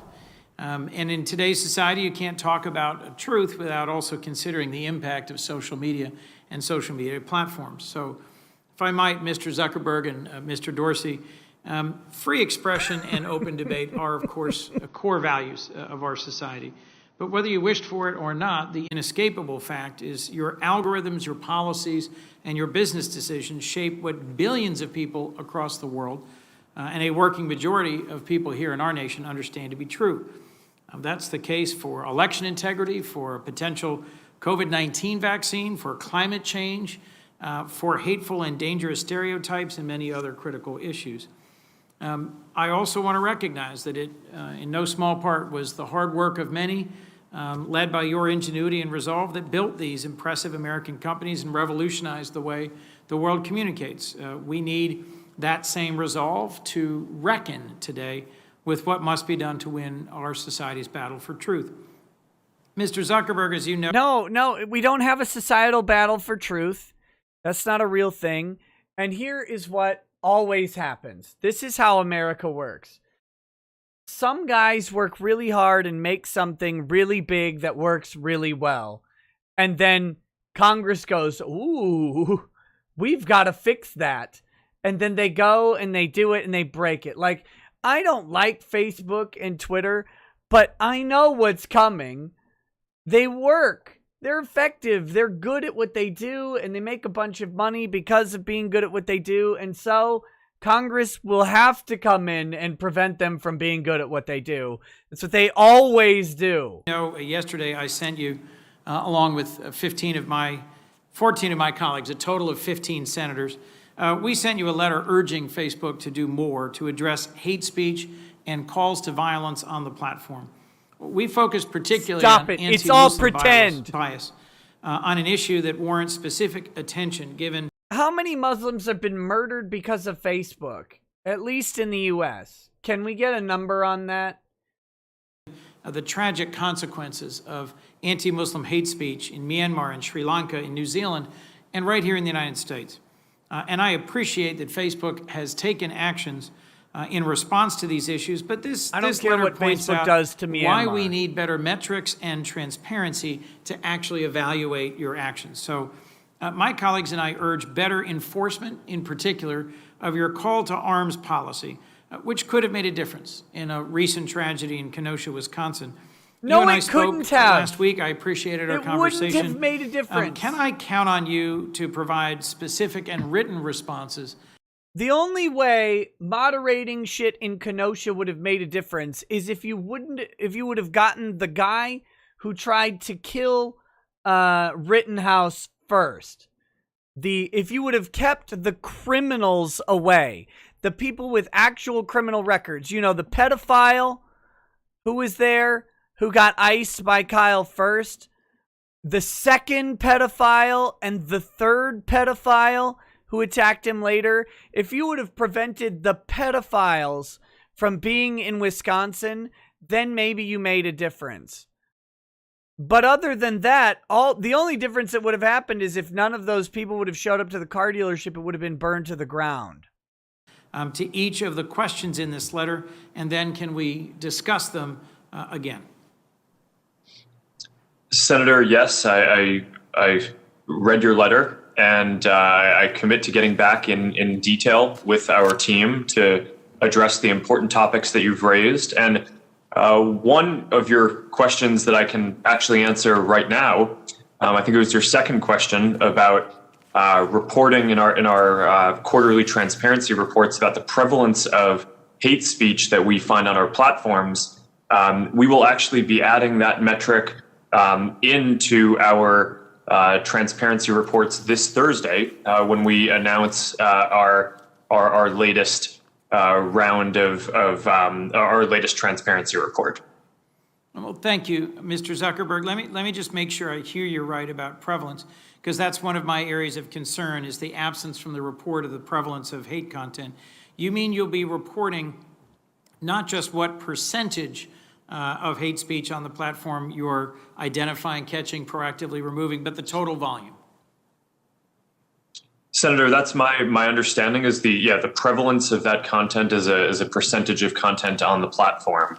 And over time, our goal is going to be to get into more detail, which is the subject of some of the questions that you've asked here, as well as we've already committed to an independent audit of the community standards enforcement reports, so that way people can have full confidence in all of the numbers that we're putting out. We've been doing these reports for I think less than a few years now, and we'll continue to flesh them out and add more details. That way, people can apply the appropriate oversight and scrutiny to the work. Thank you. I want to move on for a moment, if I could, about your call to arms policy. You said earlier today that Facebook made an operational mistake in not taking down an event page that called for people to bring weapons to a public park in Kenosha. As I think we all know, there was a tragic incident of vigilantism in Kenosha where a young man brought his AR-15 from Illinois to Kenosha. And, you motherfucking liar! He bought it in Wisconsin. Actually, he had a friend buy it in Wisconsin. It never left Illinois. You have no evidence of this. You're such a goddamn liar, and you're a fucking congressman. If Mark Zuckerberg lied to you, you would say he's perjuring himself. You just lied at the same meeting. Get unelected, get convicted, fuck off. God Two damn. Protesters dead and one injured. You indicated this was because this operational mistake was because Facebook had just adopted its militia policy a week earlier, and contractors without specialized training didn't pick up the violation. And I appreciate your frankness as to that in your answers to questions earlier today from Senator Durbin. But your response to Senator Durbin didn't mention that the event page also violated a separate call to arms policy in place for over a year that contractors aren't tasked to enforce. So I just have to ask as a follow-up, why didn't you before and also today reference the call to arms policy when reviewing what went wrong in Kenosha? Senator, my understanding is that post did not necessarily violate that call to arms policy at the time. The call to arms policy does not prohibit anyone from saying, let's go get our guns and do something. For example, if people are organizing a hunting trip, that's obviously not going to be something that should be against the policies. But what we do on some of these policies, which I think I'm glad to get the opportunity to address this, is some of these are context specific and just require a higher level of context and expertise in the area to enforce. So we don't necessarily have all of the 35,000 reviewers assess every single one of these policies. So I can follow up in more detail if you would like on the call to arms policy and the nuance there specifically. But that's also a bit on how we operationalize these policies. Well, thank you for that answer. I do want to follow up because just facially it seemed to me that this was you always want to follow up. That's why the Asian masseuses have to file restraining orders against you, you creep. Mr. Dorsey, if I might, at a House Energy Committee hearing, I think it was 2 years ago, you committed to something that I was just discussing with Mr. Zuckerberg, an independent civil rights audit, but in your case of Twitter. The audit released by Facebook in July has proven invaluable to bringing sunlight to some key areas in which Facebook does need to improve. Will you follow through in your commitment and commission to this independent audit of Twitter? So we work with civil rights groups all over the country and around the world to get feedback. We're in constant conversation with them. And we do believe that being more transparent and making our transparency report a lot more robust, which today we still have some gaps, is important for any entity to audit independently of us. God, I wish I owned a social media company. Will you commit today to working with civil rights groups across the world to independently audit your company? Lol, no. Lamau, fuck off. Not a chance. They don't get to say anything. In fact, I'm going to ban their accounts right now. We believe that's important because an audit like that could take away from the work that we need to do. We'd rather provide the information in a raw format so that people can do that work. If I heard you right, you aren't going to pursue an independent civil rights audit, but you are going to continue to release data and to consult with civil rights groups. I'd welcome a more thorough answer as to in which way having an independent outside audit would actually harm your transparency efforts. I don't mean it would harm it. I mean that we want to provide enough information so that people can do this work independently of us. On their own timelines, and that's where we need to make our transparency report more robust. And as I said, we have regular conversations with these groups and take feedback regularly. You do, Mr. Dorsey, have policies against deep fakes or manipulated media, against COVID-19 misinformation, against things that violate civic integrity. These guys are all scared of deep fakes. You don't have a standalone climate change misinformation policy. Why not? Where's the deep fake of this guy getting pegged? Oh, wait, he probably wouldn't need a deep fake. Well, misleading information, as you are aware, is a large problem. It's hard to define it completely and cohesively. We wanted to scope our approach to start, to focus on the highest severity of harm. We focused on 3 areas: manipulated media, which you mentioned, civic integrity around the election specifically, and public health specifically around COVID. We wanted to make sure that our resources that we have the greatest impact on where we believed the greatest severity of harm is going to be. Our policies are living documents. They will evolve. We will add to them. Then they're but we pointless. thought it important that we focus our energies and prioritize living documents the aren't work as even much as we could. documents. Well, Mr. Dorsey, and I'll close with this. I cannot think of a greater harm than climate change, which is transforming literally our planet and causing harm to our entire world. I think we're experiencing significant harm as we speak. I recognize the pandemic and misinformation about COVID-19, manipulated media also cause harm, but I'd urge you to reconsider that, because helping to disseminate climate denialism, in my view, further facilitates and accelerates one of the greatest existential threats to our world. So, and thank you to both of our witnesses. Thank you, Mr. Chairman. Senator Ernst. Wow. Thank you, Mr. Chair. Jody Ernst. And Okay. Mr. Zuckerberg and Mr. Dorsey, thank you both for being here with us today virtually and for your commitment to constantly improving the way your platforms are serving people across the country.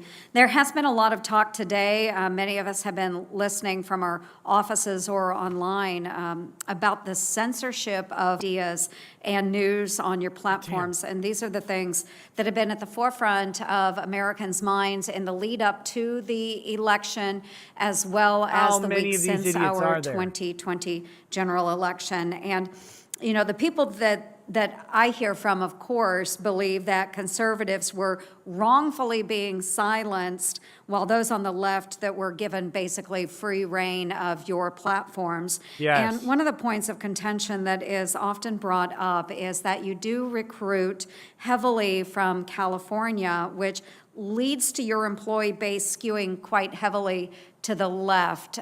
So my first question is for both of you. Do you have concerns about your ability to monitor disinformation on both sides of the political aisle equally, given that the majority of your employees typically do lean towards the more progressive side? And again, to both of you, have you taken any steps then at all to make your employee base more representative of the country as a whole when it comes to political affiliation? And Mr. Zuckerberg, if we could start with you, please. Thank you, Senator. I think that this is those are both really important topics.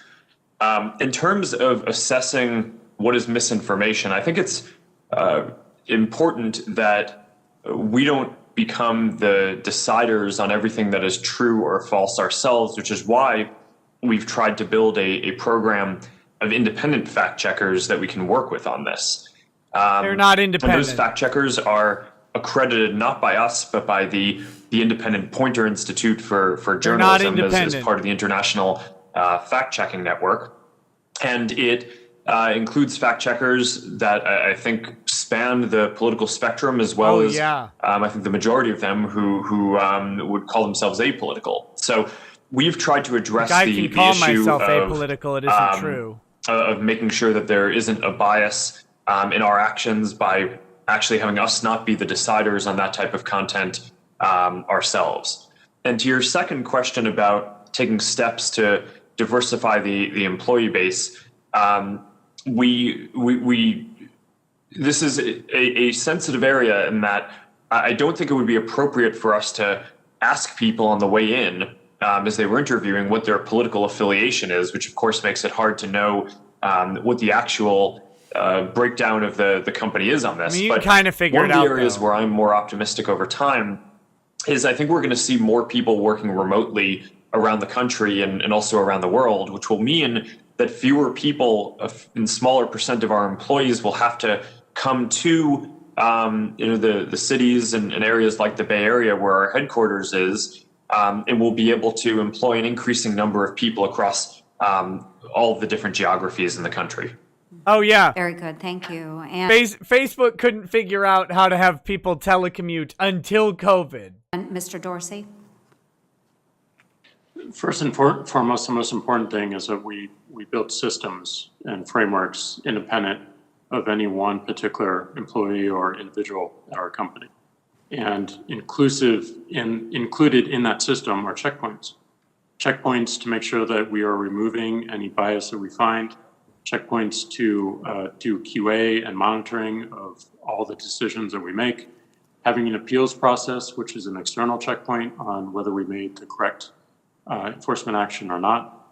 So we want to build something that's independent of the people that we hire, and that is our focus, building a system. Second, like Mark, I'm really excited that we are at a stage where we can decentralize our company even more, that we do not need people to move to San Francisco, that we can hire people all over the country. They can stay where they want to be, wherever they feel most creative. And that's not just in this country, it's around the world. And I think the tools are in a state where we can do that more easily. We've obviously been forced to do it with COVID. And I don't think it's a state that we will return from. With the days of having one centralized, massive corporate headquarters in any one particular city are certainly over for us, at least, and I think many other entrepreneurs starting companies today.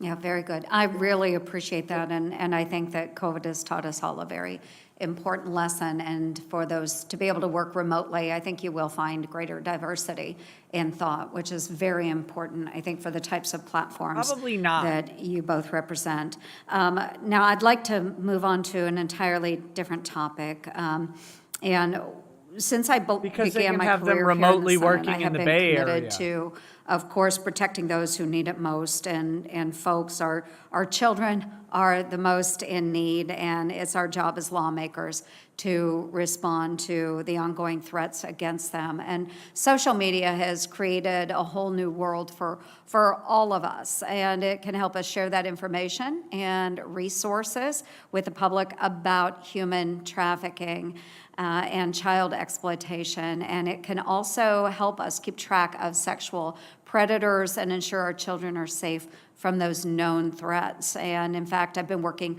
on legislation that would help update what information sexual predators have to provide about their online identities. And as we all know, however, social media can also be incredibly harmful.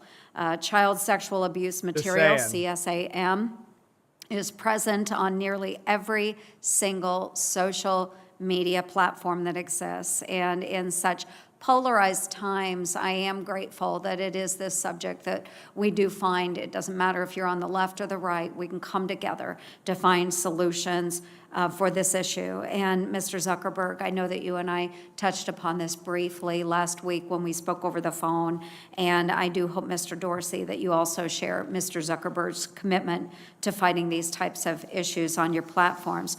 So just very briefly here, as I'm running out of time, but Mr. Zuckerberg, I do understand that Facebook is... They have advanced algorithms that can detect hate speech immediately, but they will leave child porn up for days and ban the accounts that report the child pornography. They have no interest in combating this problem. Planning to outfit Facebook Messenger with end-to-end encryption. And how do you hope to prevent the dissemination of child sexual abuse material if neither law enforcement nor you can access that messenger data? Is there some sort of apparatus that you will have in place that can help law enforcement with those situations? And then Mr. Dorsey, will go to you next as well. Let's be clear, that's not their job, though. Like, that's not their job. If people are going to use an end-to-end encrypted messenger to send child pornography, then prosecute the people doing it. But the whole point of end-to-end encryption is the ability to have a private conversation with someone else without the government or Facebook looking in on it. If they can look in on it, then it's not encrypted. As well. Senator, thank you for this. I think you're right on every count in what you just said. Both that child sexual exploitation is one of the gravest threats that we focus the most on, and it is also an area that will face new challenges as we move to end-to-end encryption across our messaging systems. Of course, the reason why we're moving to encryption is because people want greater privacy and security in their messaging systems, and over time are choosing systems that can provide them more privacy and security. And that's something that I think it makes sense for us to offer. I think encryption broadly is good, but it is going to mean that we're going to need to find and develop some new tactics. A lot of what we have found around the best ways to identify bad actors on our system is not actually by looking at the specific content itself, but by looking at patterns of activity and where is it that a group or a person is not behaving in the way that a normal person would, so you can flag and review that. And we've grown increasingly sophisticated at that. that goes across the foreign interference prevention work that we do, and it also will be a factor here. And I'd be happy to follow up in more detail on what we have planned. But overall, I would say that this is something that we're very focused on, and I agree with your concern. Okay, thank you very much. And Mr. Dorsey, you as well. So those that are on Twitter, making sure that law enforcement would have access, if at all possible. If you could give me an overview of that, please. Yeah, child exploitation is absolutely terrible, and we don't tolerate it on our service at all. I mean, you do. We regularly work with law enforcement to address anything that we see, inclusive of the patterns that Mark has mentioned. The majority of Twitter is public, so we don't have as much activity in private channels. So it's a different approach, but it's still, we still see the same activity, and download Signal, y'all. If I could get everybody I know using Signal, I would. Fuck off to all these companies who want to look into your private messages. Look, you can't be secure, or you don't get security of everything if you have liberty.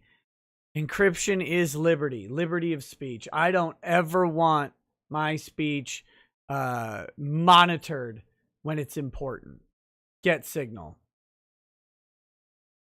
Bad Vibes says, political Ds are spreading disinformation and lies right now. Why aren't repugs asking about Antifa and BLM still on their platforms, but other groups and creators aren't? Don't know. Signal is a end-to-end encrypted text messaging service. You can use, I think you can connect via Signal, or you can connect via text messaging on your phone. It encrypts it. You can have auto-deleting messages. You can have everything. It's end-to-end. There is no third-party ownership of the message. Bad Vibe says, Jack Bootlicker bans individuals for alerting people to get cheese pizza off Twitter. Yep. one of our highest priorities in terms of the severity of harm. Thank you both very much for being accessible to us today. I truly appreciate your input, Mr. Chairman. Thank you. Thank you. And Ms. Zuckerberg, I really want to appreciate what Facebook has done in the area of sexual exploitation of children. Y'all have done a very good job. He's really glad at Facebook's efforts in the area of sexual exploitation of children. That didn't come out well, Lindsay. Of trying to help law enforcement in that area. Senator Hirono. Thank you, Mr. Chairman. Oh, no. Mr. Zuckerberg, for the second time in 3 weeks, you've been called before the Senate committee so my Republican colleagues can beat you up over claims that your platforms are supposedly biased against conservatives.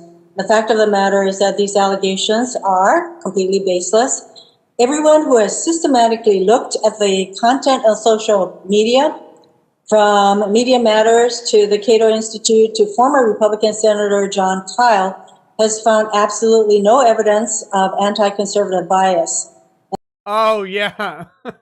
Open your eyes! And data from CrowdTangle show that far-right content from the likes of Fox News, Ben Shapiro... Far-right! Fox News and Ben fucking Shapiro. David Bongino dominates the daily top 10 most engaged pages on Facebook. So all of these allegations about the fact that you hire or all of your employees are left of center is relevant of nothing. Certainly not relevant of some sort of anti-conservative bias in terms of your content moderation. So the way I see it, this hearing is a transparent effort by my Republican colleagues to work the refs. And unfortunately, in my view, it is working. 2 weeks ago, the Washington Post reported that Facebook has bent over backwards to avoid claims that it was biased against conservatives. And it removed a strike against Donald Trump Jr.'s Instagram account that would have penalized him as a repeat offender. Apparently, one of several strikes removed from the accounts of Trump family members. Pro-Trump super PAC American First Action was allowed to post material rated false by Facebook's third-party fact checkers. Oh, they were allowed to post. How devastating it was that they were allowed to speak And someone disagreed with it. Without penalty, and these are just a few examples. And they are nothing new. In 2019, Facebook included Breitbart, a website described by its co-founder as a platform for the alt-right, as one of its trusted news sources. And early in 2019, Facebook selected the Daily Caller, another site with white nationalist ties, to be one of its third-party fact-checkers. And the Wall Street Journal has reported how Joel Kaplan, former deputy chief of staff to George W. Bush, stopped changes designed to make Facebook's algorithms less divisive because the changes would have disproportionately affected conservative users and publishers, according to Kaplan. Bad Vibe says, liar! Liar! Happening! So, Mr. Zuckerberg, you founded Facebook, a company with a market capitalization of approximately $80 billion, and you control a majority share of the company's voting stock. And Mr. Zuckerberg, I'm really wondering at what point you will stop giving in to baseless claims of anti-conservative bias and start exercising your control over Facebook to stop driving division and actually, to quote you, build community and bring the world closer together, end quote, as you claim is Facebook's mission. My questions to both of you. A recent Harvard study found that President Trump was the single biggest source of voting-related misinformation in the run-up to the presidential election. Since the election, President Trump has only continued the lies on Twitter and Facebook, falsely claiming that he won re-election and that the election is being stolen from him.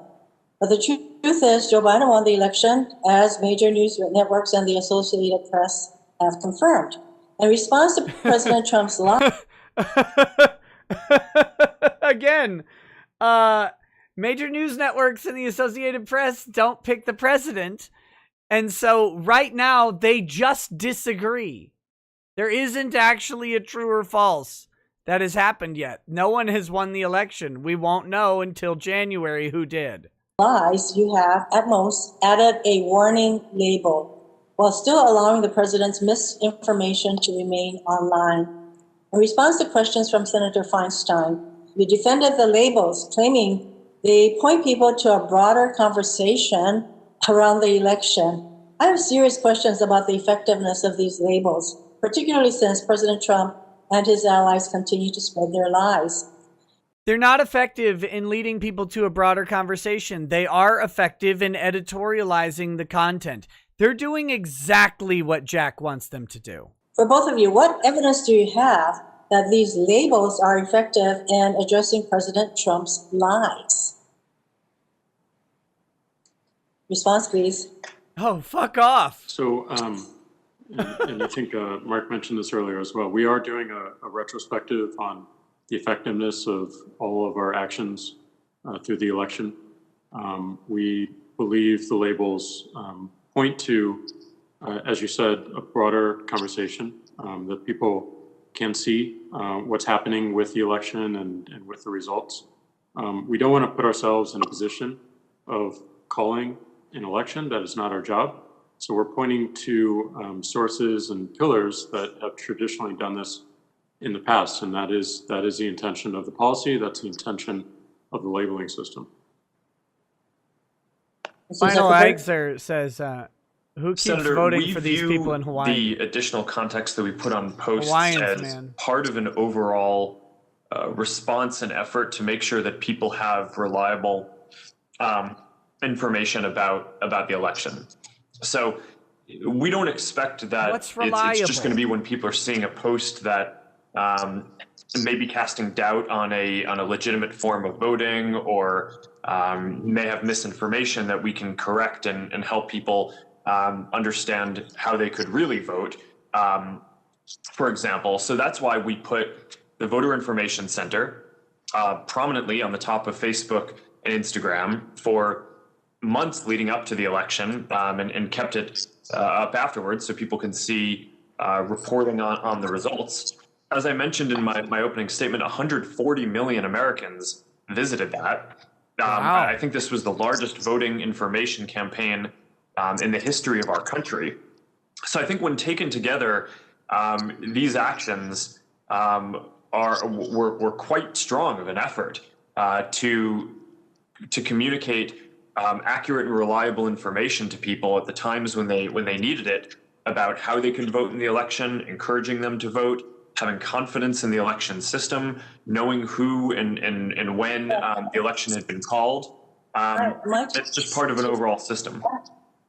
My time is running out, and so all the information, the actual information, voter information you provide, that is good. But we're talking about all of these misinformation, actually outright lies that are put out by the president, and you have these labels. And I really have questions as to whether or not this kind of labeling, and I'm glad that at least Mr. Dorsey is determining whether these labels do anything to actually create a larger framework for discussion. They clearly do, because you've got a hearing over them. They're obviously pissing people off, and now you have a broader discussion going on about them. They must be effective by function of your existence at this meeting. Robert Stratton says, please research your privacy tools before you really need them. Signal tells everyone in your contact list to have Signal when you set it up. Sive, Signal, and Wicker are all reasonably designed for some purposes. Bad Vibe says she needs to push daisies. There you go. I really seriously consider, doubt whether that is actually happening. Since I'm running out of time, I just wanted to get to, Donald Trump as president, you consider him newsworthy, so a lot of his posts get on whether they contain misinformation, especially on whether he won the election and COVID, you name it, the fraudulent elections that he alleges, et cetera. But I'm wondering, what are both of you prepared to do regarding Donald Trump's use of your platforms after he stops being president? Will he still be deemed newsworthy, and will he still get to use your platforms to spread his misinformation? Commit to banning Donald Trump. Senator, let me clarify my last answer. We are also having academics study the effect of all of our election measures, and they'll be publishing those results publicly. In terms of President Trump and moving forward, there are a small number of policies where we have exceptions for politicians under the principle that people should be able to hear what their elected officials are saying and candidates for office. But by and large, the vast majority of our policies have no newsworthiness or political exception. So if the president or anyone else is spreading hate speech or inciting violence, or posting content that delegitimizes the election or valid forms of voting, those will receive the same treatment as anyone else saying those things. And that will continue to be the case. Remains to be seen. Mr. Dorsey? So we do have a policy around public interest, where for global leaders, we do make exceptions in terms of whether if a tweet violates our terms of service, we leave it up, but we leave it up behind an interstitial, and people are not allowed to share that more broadly. So a lot of the sharing is disabled, with the exception of quoting it so that you can add your own conversation on top of it. So if an account suddenly is not a world leader anymore, that particular policy goes away. I am running out of time, but you're out of time, Mr. Chairman. I'd like to enter into the record a number of studies, particularly a November 1st, 2020 article in the Washington Post titled "Trump Allies Largely Unconstrained by Facebook's Rules Against Repeated Falsehoods Cement Pre-Election Dominance." A May 26, 2020 article in the Wall Street Journal. That's not a study Facebook either. Executive shutdown efforts to make the site less divisive. 3 studies from Media Matters finding no anti-conservative bias on Facebook, and an article by Dr. Francesca Tripodi titled "No, Big Tech Isn't Silencing Conservatism." I would like to enter these items into the record. Articles aren't studies, and Media Matters isn't a legitimate organization. Thank you, Mr. Chairman. Oh, no, Kennedy. Gentlemen,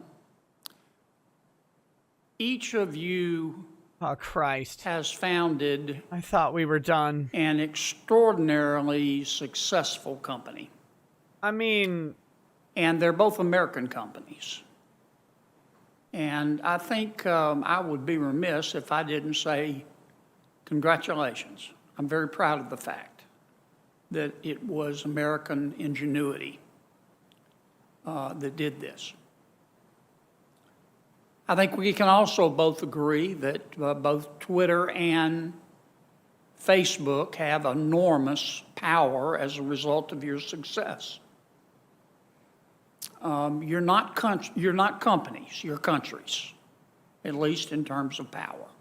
Twitter had its first profitable year last year and then was at a loss this next year. I'm not sure I subscribe to it, but I want to get your thoughts on it. Mr. Dorsey, do you believe everything you read? I can't increase the video speed. It's on Periscope. They don't have it. No. Why not? I think it's healthy to have skepticism about everything and have a mindset of verifying it and using as much information as possible to do so. Do you have somebody on your staff who protects you from reading things that they think you shouldn't? No. Mr. Zuckerberg, do you believe everything you read? No, Senator. Why not? Because a lot of things are incomplete or incorrect. So you exercise your own judgment? I think this guy's a Republican Yes, Senator. too. Okay. Do you have somebody on your staff whose job is to filter things that they think you should not be reading? Senator, not externally, although I would making a good hope point. that He's the just doing teams it that I work slowly. with internally do their best to make sure that the information that they're presenting me with are always accurate. Okay.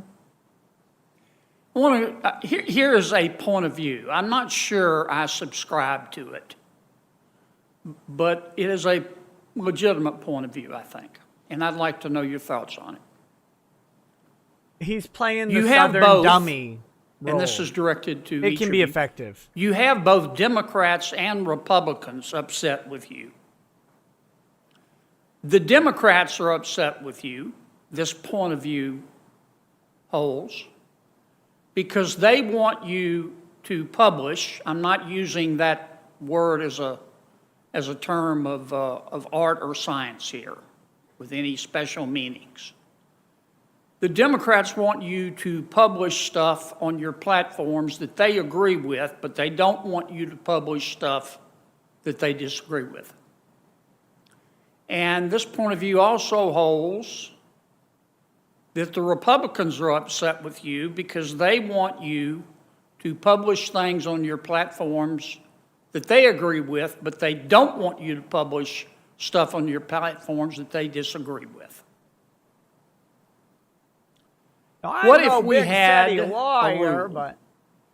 What if your companies had a rule? This is a question, not a suggestion. What if your companies had a rule that said, okay, people aren't morons. I would like to treat people as they treat me. That is that I can read what I want to read and exercise my own good judgment about whether I choose to believe it. So here's the rule we're adopting. If you go on Twitter or Facebook, you can't bully people. You can't threaten people. Maybe this is a subset of both of those, but you can't commit a crime with your words. What the fuck is going on? And you can't incite violence. But other than that, you can print any damn thing you want to. Okay. And we'll let our users judge. Give me your thoughts on that. There you go. Pretty good question. Those are generally the rules we have. I mean, our focus on these policies. No, you don't, Mr. Dorsey. Excuse me for interrupting, but you're censoring right and left, trying to make both sides happy. and you're making neither side happy. No, Called him. that's not the intention. The intention is to. I know it's not the intention, but it's the result. Good. I can see why you might say that and why you might perceive that, and that's why we do think it's important that we add more transparency to how we moderate content, that we give more control to individuals to moderate their own content and focus on algorithms. But a lot of our policies are focused on making sure that people feel that they can express themselves in the first place and not driven away. Everything you mentioned about bullying, about harassment around. No, we cannot express ourselves in the first place. That's never been a thing. We can't do it. Because you determine things to be bullying, which aren't. You determine things to be harassing, which absolutely are not. Illegal content or violence, incitement to violence, that is what our policies are, and that is I know, our and excuse intent. me for interrupting, but my time's limited, and I want to hear from Mr. Zuckerberg. But you're not just doing that. You started to censor content. Why not have both Mr. Biden and Mr. Trump able to say whatever they want to on your platform? Mr. Zucker, so long as they don't threaten, bully, incite violence, commit a crime. I'm not justifying the use of either Twitter or Facebook to hurt the Rohingyas. Mr. Zuckerberg, what are your thoughts on my suggestion? Get out of the censorship business, other than the exceptions I talked about. Senator, in principle, I agree with what you are saying, although I think that there are more categories of harm than just the ones that you've mentioned. So, really? But I think the basic principle behind what you're saying is a definition of free expression that says that people should be able to share their opinions broadly, except if it's going to cause imminent or irreparable harm to another person, which now even the most ardent First Amendment supporters, agree that you shouldn't be able to yell fire in a crowded theater. No! No, we do not. No, we do not. If there's not actually a fire, right? Because that could put people in the risk of imminent harm. So you mentioned terrorism, you mentioned child exploitation and bullying as forms of harm. And I think a lot of the debate is around what are other forms of harm. For example, we're in the middle of a pandemic, and we've assessed that misinformation about COVID and treatments that could put people in additional risk of getting the disease or not see.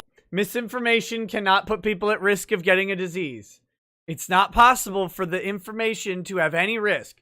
If I click on a Facebook link, I don't suddenly get COVID. There's no amount of misinformation that can make me get the disease. I know he's talking about the tertiary effect where because of misinformation, I don't follow a government order and I go do something that potentially exposes me to a disease, but it is impossible for the misinformation itself to cause me to get a disease. In fact, there are many people out there who have only consumed misinformation, who have only done the wrong things and have not gotten the disease, and they have no higher probability of getting it than anyone else. In fact, it seems like they have a lower probability. This is ridiculous. Seeking the right treatment if they have it, that those are also things that could cause imminent harm. We've taken the position that Mr. Zuckerberg, let me interrupt you, and I really do apologize. Stop saying sorry. But I'm going to be cut off in a second, and appropriately so. I'm not saying you're wrong by doing what you just described, but that makes you a publisher. Oh, shit! Nailed him! That creates problems with Section 230. And I just think one point of view is that at some point, we've got to trust people to use their own good judgment. Fucking hangs him. To decide what they choose to believe and not believe. And not try to assume that we're smart and they're stupid. And that we can discern believable information and information that shouldn't be believed, but everybody else is too stupid to do it. Yep. Okay. I'm done. Thank you, Mr. Chairman. I think you put your finger on a really, maybe the central issue, Senator Dorsey Kennedy, and is how do we Zuckerberg had nothing. let people make up their own minds without what they're saying, creating violence or threats to others. Very complicated endeavor. Senator Booker. Oh, thank God, Cory Booker to bring the wisdom back. Senator Booker. Thank you. Chairman, can you hear me? Bad Vibe says dropped a nuke. Chairman? Yes, and to our witnesses, we have 2 more senators, and we'll be done, and I appreciate your patience. Senator Booker. I appreciate that, Mr. Chairman, and I appreciate listening to this hearing. I really want to bring just focus back to what I think is why we're here, which is the 2020 election. And I've been saying in this committee for many months now about the tragic consequences of us normalizing things that should express considerable outrage. There's not a personal.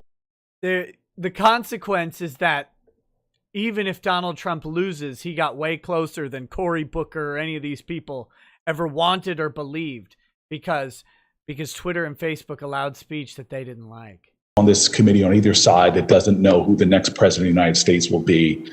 President-elect Joe Biden and Kamala Harris will be the president and vice president of the United States come January 20th. But what is going on right now is dangerous, and it is a threat to our democracy. For the first time in American history, we are seeing a sitting president of the United States make wild and baseless accusations that undermine the democratic process, that don't just delegitimize it. What the president of the United States is doing is trying to thwart our democracy. As we speak, Donald Trump is waging an all-out war on the truth and our democratic systems. And one of his weapons of choice in this disinformation war is social media, and specifically the 2 gentlemen here, their platforms, Twitter and Facebook. You have the tools to prevent him from weaponizing these platforms to degrade our democracy and our democratic institutions and to cause such damage that even after January 20th, it could be one of the first times that millions of Americans think and believe that this election was what is baselessly being charged by Donald Trump. And so let's be clear on what's happened. Donald Trump's shameful and shameless lies that are persisting about voter fraud and the outcome of this election were some of the most engaged content on social media in the days after the election. By one measure, during the week after the election, his posts on Facebook made up every single one of the top 10 most engaged posts in the United States, and 22 out of 25 of the top most engaged posts in our country. Yep. They are terrified of Donald Trump. Even when they've won, even when it's so certain that Joe Biden will be president and Trump is gone, they are terrified of him. And his number one post, the top of them all, was a false declaration of victory. On Twitter, his tweet on falsely claiming victory was viewed by millions of users. This was and is not just a disinformation campaign by the President of the United States, but literally the most powerful person in our country doing an all-out assault on the constitutional ideal of a democracy that he was sworn to protect. So let's take a step back, because I think this would be bipartisan if we looked at what was happening in another country. If we saw, and I'm on the Foreign Relations Committee, and I know how we come together on issues like this. If a strongman leader of a democracy had denied his loss in an election, in a democratic election, made consistent and constant baseless claims about fraud, if he fired military leaders while his foreign minister talked about a smooth transition of the defeated leader's next term, even potentially in jest, any government looking at this situation, including ours, would be putting out statements urging calm and calling for the peaceful transition of power, for the rule of law, for the honoring of democratic norms and traditions. Wait a minute. Are we going to ignore the last sitting president who decided to have his government wiretap the upcoming opposing candidate's campaign which would spark 4 years of baseless and wild accusations about collusion with a foreign state with literally zero evidence except for the clear evidence of criminal activity on behalf of the FBI agents who fabricated information for the FBI lawyer who literally doctored a CIA email and presented it to the FISA court and is facing criminal charges. Are we going to ignore that sitting president when we're talking about this and interference with elections? You fucking liar. And so we're seeing concrete consequences right now of President Trump's rhetoric. We are actually in the midst of the 4th largest mass casualty event in American history. This is not just something that should not be treated with calm and normalcy, but we all, people who believe in this country, should be standing up and talking about the consequences. We have his political appointee, the General Service Administrator, refusing to designate Joe Biden as president-elect and provide the transition team the resources mandated by federal law. It was not that long ago that the 9/11 Commission said that one of the things that undermined our ability to meet the terroristic threats to our country happened because of a transition that was undermined, or excuse me, a transition that did not happen in the normal course. Wait a minute, who did that? Wait, who didn't transition it in the normal course? God, who was that? Who did that? Gee, I can't figure out who would have had the transition problem from 2000 to 2001. God, who fucking was that? If only I could remember who was president then. I voted in that election. Who was it? Who was that? Process Black says, I may just be a Southern country lawyer, but trying to change the policies of these social media platforms through congressional intimidation is akin to a cat trying to bury a turd on a marble floor. Bad Vibe says, the weapons of choice, kick them when they're up, kick them when they're down. Trump is addressing the people. No other president had engaged people in the same level. Blackwing02 says, this 4th largest tragedy in our history that if we dig deep enough, we would probably find ties to the Democrat Party. President Trump's actions since Election Day should shock all of us. Why? All of us who care about the welfare of our democracy, who care about our norms. And I hope the platforms here can maintain the highest levels of vigilance. He's reading a speech. And so to the gentleman before us today, I'd like to ask specifically, have you taken any steps to modify your platform's algorithms to ensure that blatantly false election disinformation posted by election officials, and specifically the most powerful person in the United States, Donald Trump, isn't amplified? That his posts that might get a lot of interactions that are dead wrong don't somehow get boosted by your algorithms. If you could both respond to that as quickly as possible.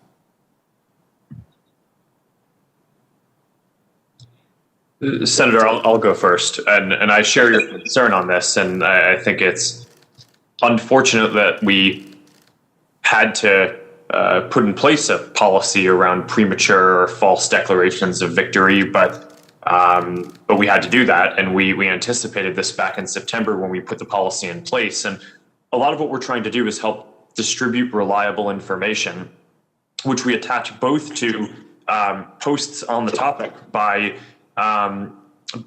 President Trump or any of the other candidates or elected officials who are talking on the subject. But more importantly, we put that reliable information, including about election results, at the top of Facebook and Instagram for everyone to see, and that supersedes what the algorithm or what newsfeed chooses to show. I appreciate that. I just like to get Jack's. This is information I know. Jack, if you want to just respond on the algorithm, excuse me, Mr. Dorsey, do you want to respond about the algorithms too? They're on a first name basis. Specific measures Jack that you're and taking Corey to prevent hand-jobbing in a your tree. algorithms from boosting false content? Yeah, so many of the labels did change how the algorithms amplify content. And then, President Trump right now is spreading dangerous misinformation about our electoral process. It's going on right now. Very dangerous. And maybe if you guys, you gentlemen, would just cogently, through this process, this ongoing process right now, are there steps you will be taking that you have not already delineated as we are going into what could be very dangerous waters, unprecedented waters in this country? Very dangerous. Is there any additional steps that you will be taking waters. Right now in the coming days or weeks to stop the What's unprecedented? Have we never had, is there no precedent for half of the country being mad at the other half? God, I wonder if that's ever fucking happened before. Unprecedented water. further amplification and undermining of our democracy? We are heading potentially, depending upon the behavior of a president who's shown himself to be erratic. Are there steps that you were prepared to take in the coming days and weeks to address this misinformation that we are seeing is coming in an unrelenting manner?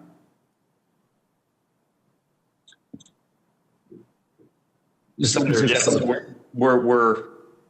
this is unfortunately an eventuality that we planned for. And we've taken a number of steps, not just including the fact-checking program that we've set up broadly, but we stopped recommending all civic and political groups, as an example, because of the risk of misinformation or harm growing there. We've temporarily paused all political ads because of a risk of potential abuse or kind of inflaming tension or potential unrest or violence. And there are a number of other steps that we've taken like this as well, that we've done in other countries when there are risks of civil unrest, and that we've shown have worked. So I'd be happy to follow up in more detail on all of the steps that we're taking there. Oh, thank you. Your team has been helpful. Mr. Dorsey, any new steps that you want to give me? And I'm now treading on the indulgence of the chairman, if you could be really cogent. Any new steps?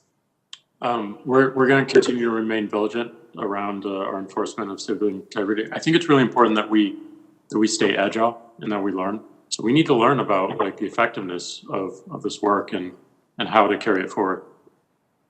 Right, and if the chairman would indulge me in one more sort of question to Mr. Zuckerberg.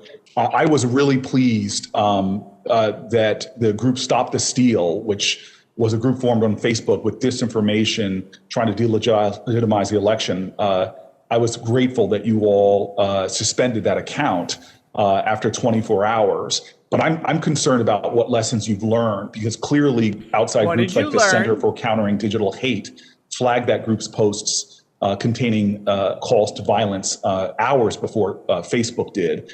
And I'm wondering what you all have learned about speed. There's an old saying that a lie can travel halfway around the world while the truth is still putting its pants on. What does Facebook really factor in terms of speed and trying to combat surges of disinformation about this group? And maybe another example, an additional sort of addendum to that question, Mr. Zuckerberg. Mr. Bannon, Twitter, for example, permanently suspended Mr. Bannon's Twitter account. It suspended his show's Twitter account after he made horrendous steps about acts of violence against Dr. Fauci and FBI Director Wray. But not only, I guess I'm just simply asking, why would Facebook not take the similar steps and similar stand? Because they're not supposed to be colluding. Very cogently, could you talk about that speed issue? And then they have to trade off. It's like how Facebook banned Alex Jones and then Twitter had to wait 2 weeks. Well, now Twitter has removed Steve Bannon. Facebook has to wait 2 weeks. They can't be seen to be colluding on their censorship. Cory Booker, this was covered earlier by Senator Hawley.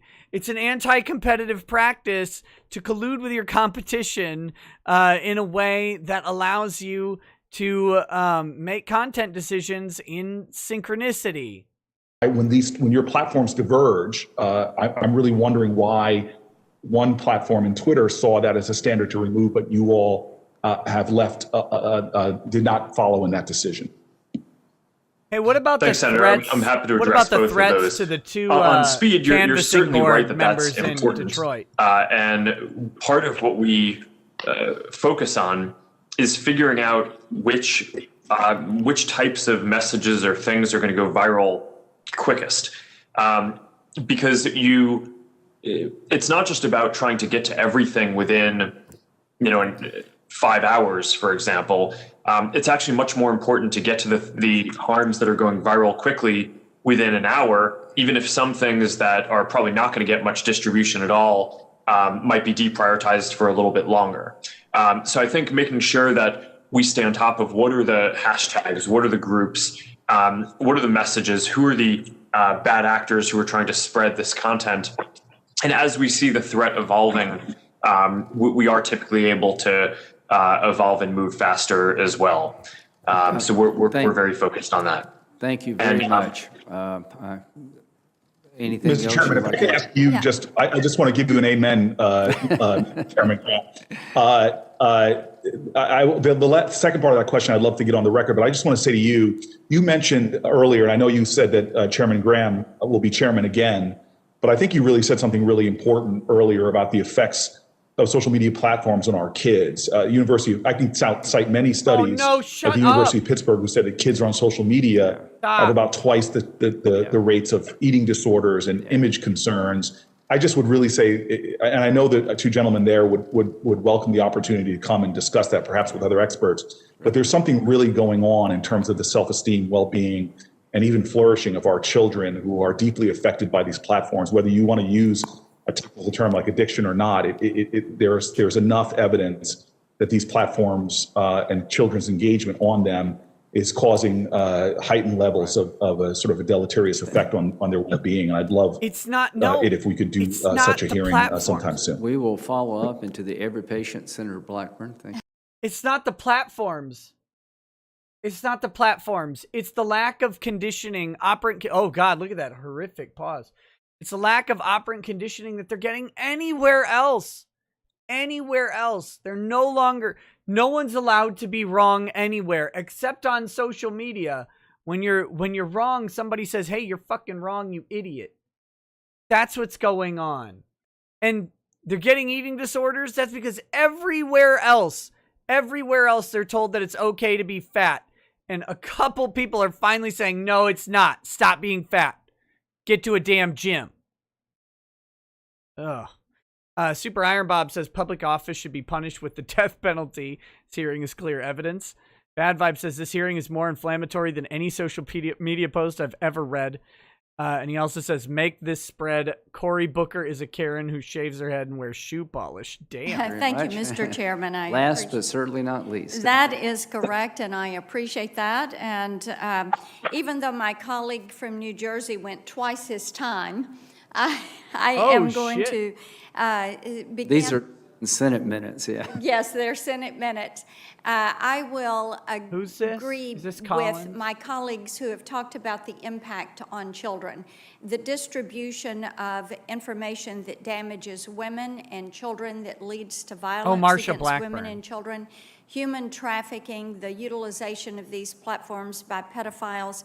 This is something that we are going to continue to work on. When I was in the House, we passed legislation to put more tools in the hands of local law enforcement to fight this, but you all at these social media platforms are going to have to do your part to work with us on this to protect our children. I will also say that we're keeping an eye, and with each of you yesterday, I talked about your financial components. Square, there for Mr. Dorsey, and Libra with Mr. Zuckerberg, and the application of these components to your sites. We're talking about 2020 elections, but we're also looking ahead to how we clean up some of what transpired in the before the 2022 elections. I think it's fair to say, too, that you all probably are now fully aware that there's great frustration with Americans and with this committee, with the way you act invincible, the way your employees act as if you're the invincible gods of the Silicon Valley. Facebook and Twitter don't get to be the last word in what counts. as real news in this country, even though you're beginning to conduct yourself as news publishers and distributors. My colleagues and I have asked you all repeatedly through the years for greater transparency and to accept responsibility. You've chosen to do neither. So it is going to be up to us to change existing law and to hold you to account on behalf of the American people. Section 230, the reforms that we're going to put in place will take away this liability shield that you've turned into an opaque wall that you and your content moderators, whether they're algorithmic or human beings or a combination, are hiding behind. And the Online Freedom and Viewpoint Diversity Act, I thank Chairman Graham and Chairman Wicker for working with me on this.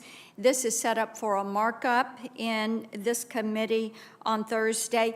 And Mr. Zuckerberg, you were stating earlier that we needed to put some definition in place. We're going to do that. We're going to take away nebulous language, and we're going to be specific, unlawful, inciting personal harm, inciting terrorism. We're going to do that and clear that up for you. Mr. Zuckerberg, Facebook is more like a government than a traditional company, is a statement that you have made. There's a lot of power in that for you. So yes or no on a couple of questions here.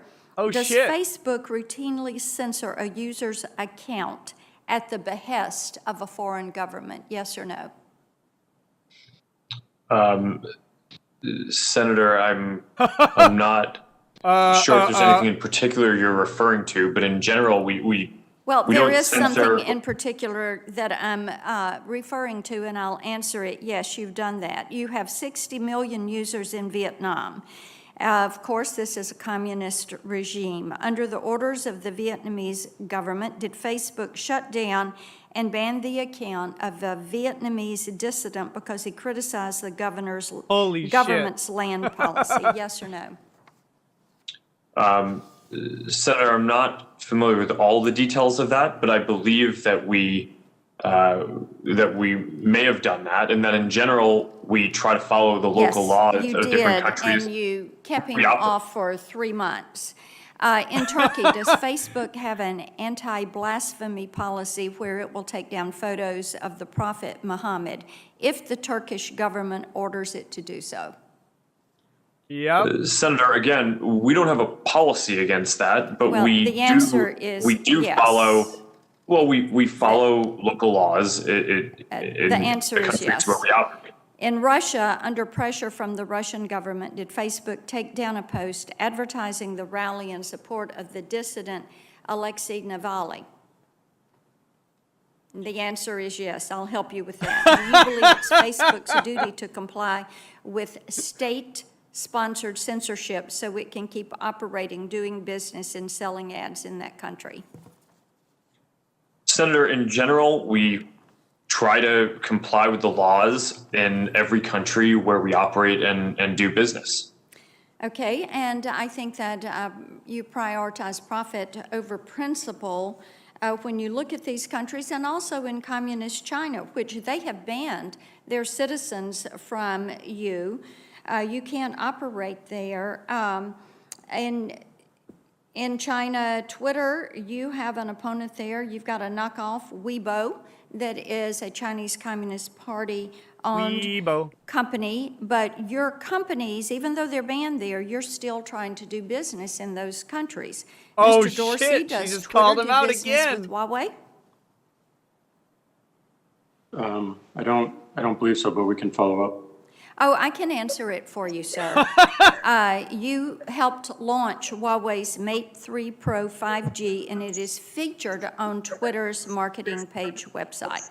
How about Alibaba? Wrecked. You do business with Jack Ma's company with their links to the Chinese Communist Party?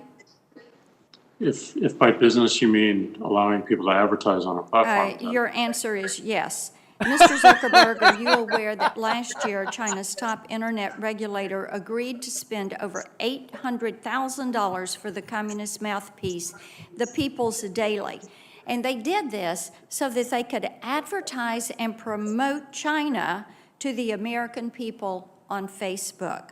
The point of all of this, and the answer to that, Mr. Zuckerberg, whether you're aware or not, is you probably are, and you know that what they're doing is gaining access to this market. This is why we're going to keep a real close watch over what you all are doing with Libra and what you are doing with Square, because we see what has happened. It's important for us to protect people and to protect human rights. And your election, let me move to election content and that monitoring, because we do have concerns about some of the things that happen there. Mr. Zuckerberg, let me ask you this. Have you heard of the Trump Accountability Project? You better fucking answer correctly, Zuck. Senator, I'm not familiar with that. Okay, that is a project that is an attempt to blacklist Americans who have served in the Trump administration and to prohibit them from gaining future employment. Now, in communist China, in Putin's Russia, in totalitarian states, the government regularly will issue a blacklist on their enemies. Enemies of the state are banned from getting a job, and if their names fall on the blacklist, they're out. Now, this seems disturbing that it would be happening here in this country. So, Mr. Zuckerberg, do you agree with me there is seriously something wrong with an un-American blacklist tarring people from future employment simply because they belong to a different political party?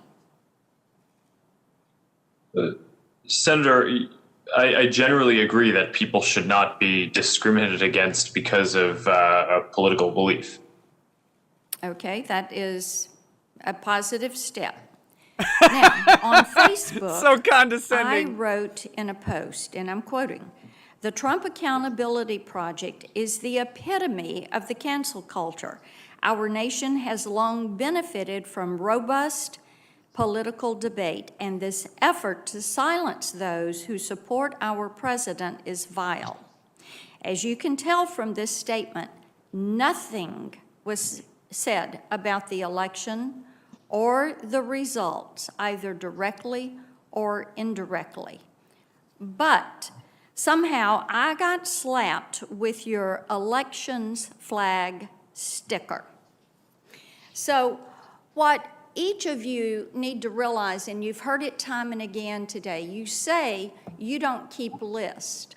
Obviously, you have list, because there are some of us who are regularly censored and called down by your content moderators.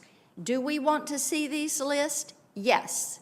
How have you built these lists? We want to know. I would remind each of you, you are a Title I service. You are an information service. You are to be the new public square. But what you are doing with your power that you have derived, because federal law gave you the ability to stand up and grow without being hit by lawsuits, you have used this power to run amok.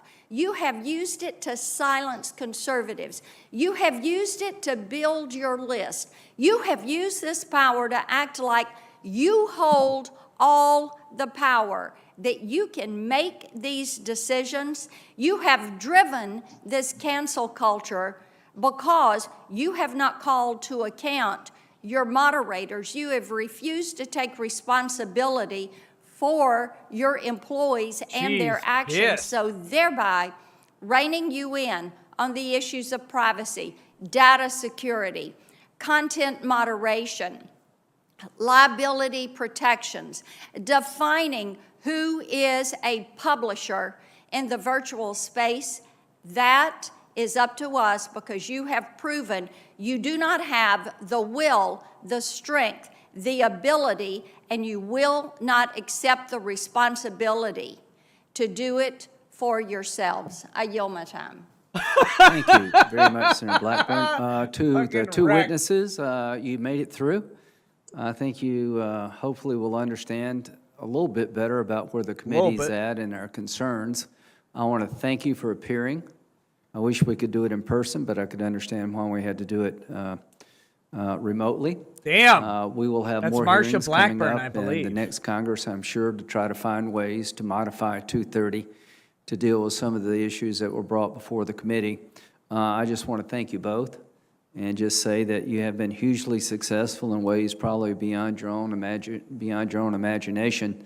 And we've got problems around your platforms that have to be dealt with, and we will do it hopefully collaboratively. The bottom line is we want to make these platforms better. We want to continue to grow this part of our society responsibly. And right now, without regulation or without lawsuit, is pretty much becoming the Wild Wild West. And I appreciate both of you for being willing to try to find ways to come up with systems that will ensure more transparency, more choice, and more confidence. And Mr. Chairman? Yes, sir. If I may just add my thanks to the witnesses and also to you for having this hearing. I think there's one certainty here, which is that Mr. Zuckerberg and Mr. Dorsey will be back. They will be back in the next session of Congress. I hope that joining them will be Google and Amazon and others who should be held similarly accountable. And to these two companies, thank you for stepping up to the plate, and the other companies, you need to be. I mean, Amazon's distinctly different from this. And I again, thank them. I don't know how Amazon falls into this category in any way. We need to have greater accountability by reducing the shield. It's now nearly complete, and I want to thank you, Senator Graham, for working with me on the Internet Act. A number of our colleagues have raised the problem of child sexual abuse material. Best way to counter it is to act. If we really are serious about all this rhetoric and the jumble of grievances that we've heard, let's begin the journey with a single step. We can do it through the Internet Act. It's on the floor of the United States Senate, having been reported unanimously out of this committee. Let's have a vote. Agree. Change is going to come. Thank you. The hearing is adjourned. All right, there we go, guys. That was a long journey. I thought we were closer to halfway done. I thought there was a bigger second break than just a couple minutes. So I apologize for misappropriating the time. We've got Bob the Troll King says, I think she just committed verbal murder in the major third degree. Marsha Blackburn wrecked their shit. It was great. That's how it should be. That's how it should be. Sam, I don't know. I do want to do a non-political show tomorrow. I'm not sure what it's going to be yet. So we'll see. We might just do a bunch of watch parties tomorrow, like Kill Bill and stuff like that. The Expendables 1, 2, 3. We'll see. I don't know. All right, let me do super chats, and then we'll go over to twitch.tv/RicadaLoft for Leviathan. Only one movie tonight. Obviously, it's already late. Let's do this. Meximan and Cheese says, don't remember if it was you or the Revenge of the Cis guys, but the best I heard it put was, to make sure this isn't Grandma's last Thanksgiving, we have to make sure last Thanksgiving was her last Thanksgiving. No, it wasn't me. It must have been them.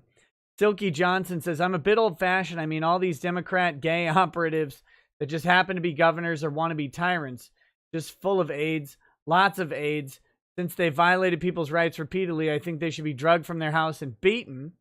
I hate long names and irony. Says, hey, Nick, what does constitute a threat? Since Bannon said put Fauci's head on a pike, they should in Minecraft, and you say it's not a threat. What is the threshold for that when it comes to free speech? Also, these hearings are for propaganda, it seems. Okay, so a threat has to be a communication directed to a person or reasonably expected to be delivered to the person. that is a specific threat of a criminal act of violence, not an idiom. And that threat must have the intent to cause the reasonable intent to cause a reasonable amount of fear in the victim. Okay? So, and it tends to have to be a specific violent act. Like you tell someone, I'm going to punch you in your fucking face, something like that. That's a violent criminal act. And if you deliver it with the intent to cause fear in your victim, it doesn't really matter if the victim has actual fear or not. It's your intent that matters. That is what is a threat. An idiom generally is not a threat. I'm going to put you 6 feet under. Under what? 6 feet under what? What does that mean? I mean, as an idiom, it means you're going to bury someone 6 feet down because they're dead. But is that, does that mean you're literally going to bury them because they've already died? Or are you going to kill them and then bury them? It gets really fuzzy as you start getting into idioms. It's not that an idiom can't be a threat. It's that an idiom is presumptively not a threat, and there's a burden to overcome to make it a threat. So I hope that helps. That's for threats. Now, for incitement's a little different. Incitement requires the imminent ability for the violent act to occur. Putting Fauci's head on a pike isn't going to occur because he's not in the room with Fauci and neither is the audience. Now, if Fauci's in the same building and says, we need to put this guy's head on a pike right now, different story, right? That could be incitement to violence. So I hope that helps kind of clarify that. They're really, free speech protections prevent these things from being criminal acts. Kill notes. It's the 1980s Leviathan. Let me see. I know some people want to look this up. I believe it's 1989. Yeah, 1989 Leviathan is the movie. Okay. Back to this. Silky Johnson says, and that's the thing, Mr. Rackets. I'm not a violent person, but these lunatics have disgusted me for how long they've gone in fucking over the people. Or so if they were beaten or worse, I'd probably laugh because fuck them, and I don't like feeling that way. I hear you, buddy. Cuban B says, Twitter said Cubans are now white for voting Trump. As a new white, I have to ask if every ethnic group, trans person, and woman has special protection. Doesn't that de facto make straight white males second-class citizens? Yes. Also, where's my white privilege check? Yeah, well, I got bad news for you, buddy. F says, this effing alien reptoid just crashed my browser with his nuclear microphone. Yeah, Zuckerberg's mic was coming in hot a couple times. Super Iron Bob says, Twitter is very proud it didn't use its AI to censor Republicans like it did Middle East political speech. Lefties interpreted this as, oh, Republicans are all extremists, and not Twitter is willing to have brown people as collateral damage and not whitey. Crusader Saracen says, sorry, I ain't watching tonight, but here's the super chat anyways. I just can't stand to hear these lizard people, politicians and the Zuck, to try to mimic human speech. By Allah, if I do, I will plant a tree. When it is fully grown, I will hang myself from it. King Carter Tom Ritten says, take a shot for every time Zuck the Cuck says senator. He also says, Zuck the Cuck drinks your data like a duck. Corin42 says, in addition to the metrics, they should include the actual posts so they can be scrutinized if they are in fact hate speech. By the way, I looked it up. Hate speech posts made up 0.1 to 0.11% of Twitter's or of Facebook's posts. So 0.1 to 0.11%.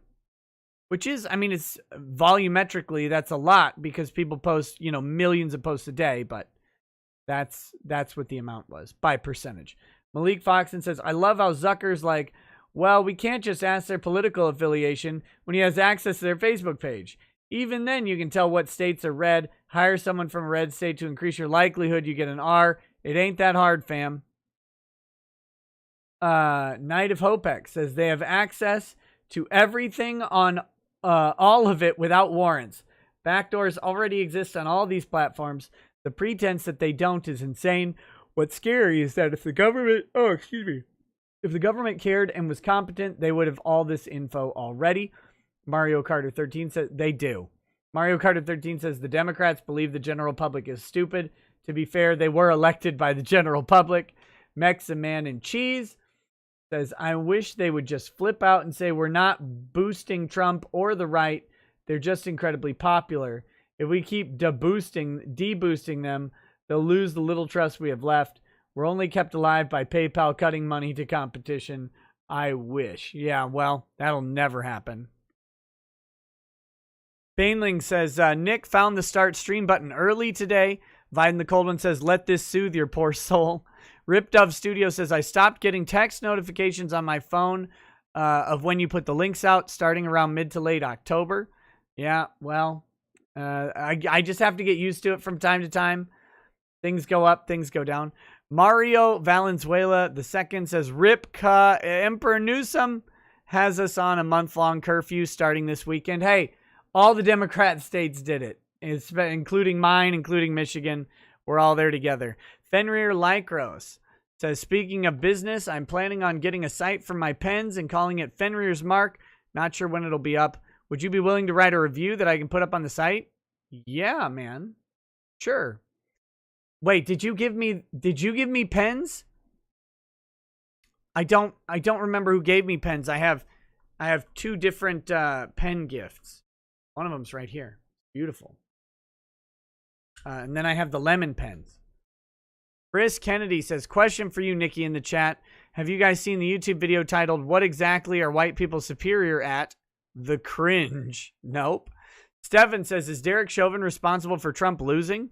His actions led to the media encouraging race riots, which was then blamed on Trump. Possibly. Possibly part of it, like legitimately. Vienticus Prime says, remember, politicians are elected for their popularity, not their knowledge, intelligence, or wisdom. The Dunning-Kruger effect makes me drink and weep.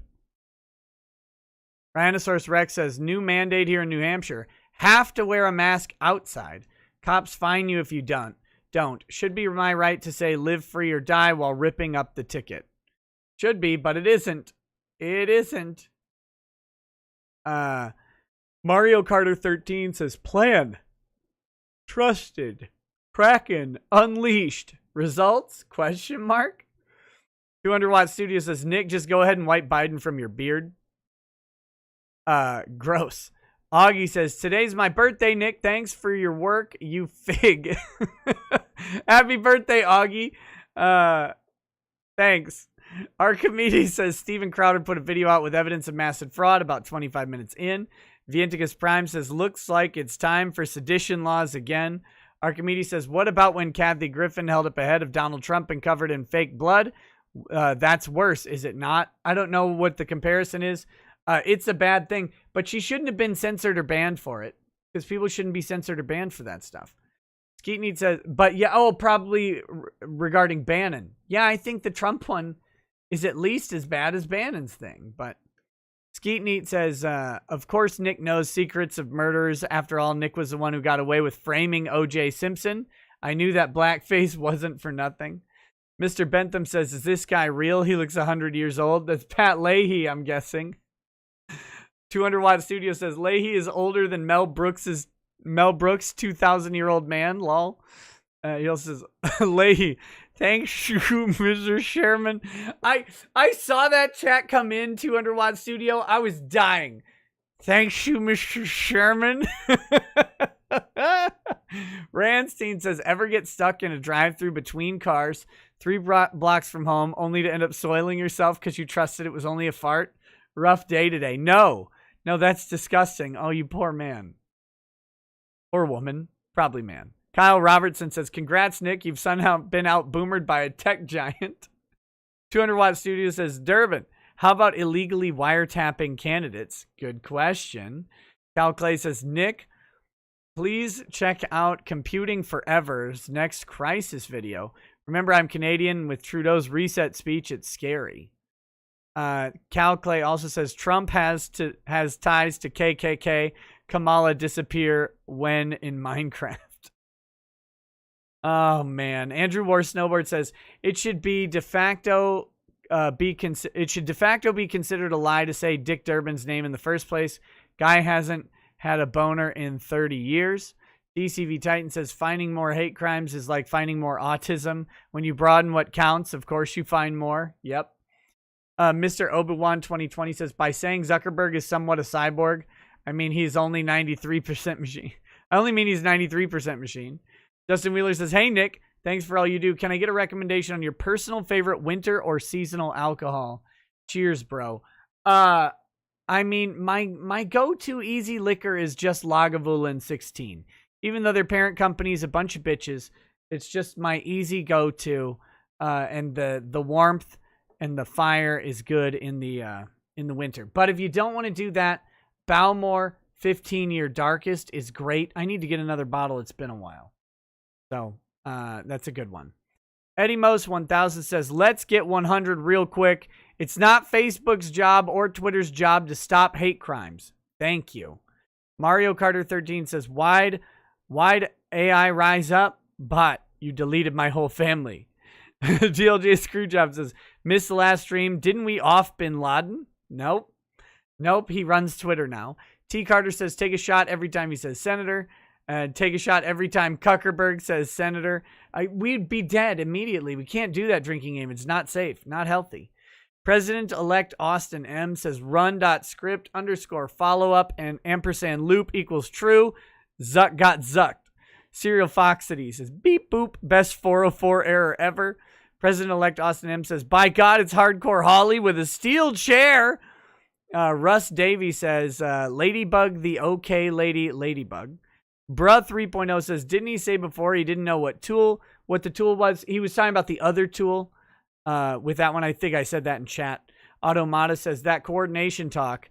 Zuckerberg certainly referring to the multi-platform simultaneous purges of the New Zealand shooting, so he knows they coordinate.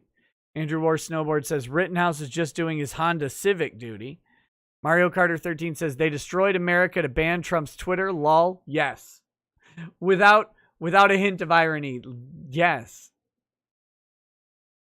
President-elect Austin M. says, Senator Kennedy versus Jack, the tortoise and the hare. No one important says, old guy dropped the mic before leaving. I love him. Senator Kennedy kicked ass. He was great. Super Iron Bob says, can we appreciate Farticus reading this Word document? Yes, Cory Booker sitting there reading from the screen. Embarrassing. Esme Illis Anime says, Nick, Chad Cruz, and Holly. Jesus, even Pop, Best Pop. Good job, boys. They are indeed publishers. Dumb beaches. Hey, Nick. 200 Watt Studio says, damn, they thought they made it, but she wrecked them.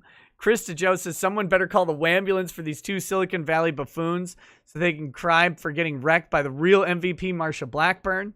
Esme Illis Anime says, take more banana stand money. Thanks, Marsha. Oh my God, no mercy. And Cybertez says, when are they going to subpoena Susan Wachiki? And when will she send that doll that I shared in Discord DM from Drummer 828? That's gross. No one important says, Jesus, she's basically teabagging his body at this point. Shadows King 101 says, I would secure a PS5 with Marsha Blackburn. Damn. Angry Baneling says, Marsha went from 2 old pass to 11 out of 10 smash in my book real fast. Damn, that was brutal, and I loved every minute of the Weasley Zuck squirming. He was not ready for that. He was not ready for the Holly steel chair or Marsha Blackburn just beating him to death. Death Trout says, why do I feel like I got told off by my mom after that Blackburn rant? And Bad Vibe says, we need more Zuckeroid squirming when the fire is under his glutamus minimus. All right, guys, that's the show for tonight. Thanks for hanging out. Come over to Twitch. We're going to get this movie started real fast because it's already fucking late. Leviathan 1989 outro is starting. See you tomorrow or over on Twitch. Have a good night. Peace. Peace. Almost to 10,000 followers on Twitch. Hit me up.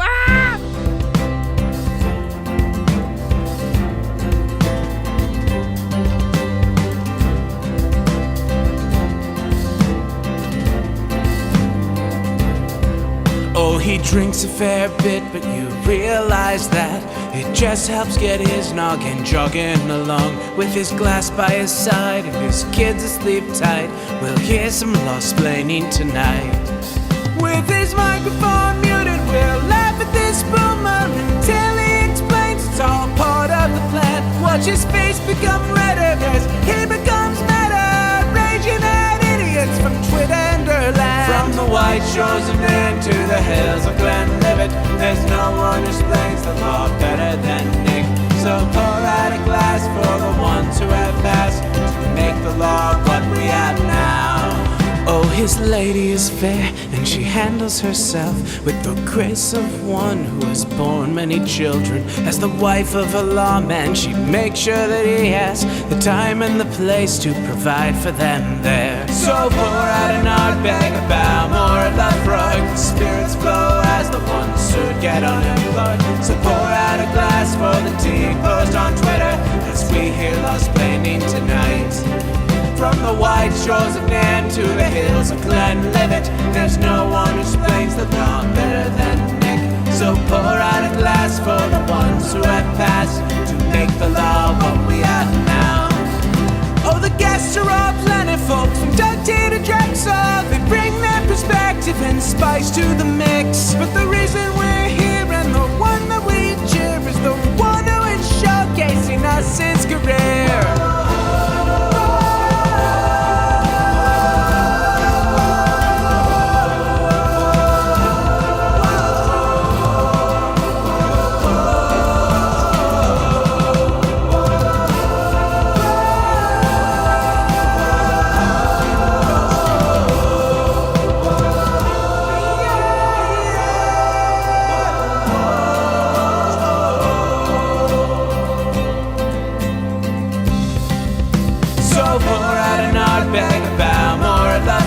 Spirits flow as the ones who get unemployed. So pour out a glass for the tea post on Twitter as we hear laws planning tonight. From the wide shores of Nan to the hills of Glenlivet, there's no one who explains the law better than Nick. So pour out a glass for the ones who have passed to make the law what we have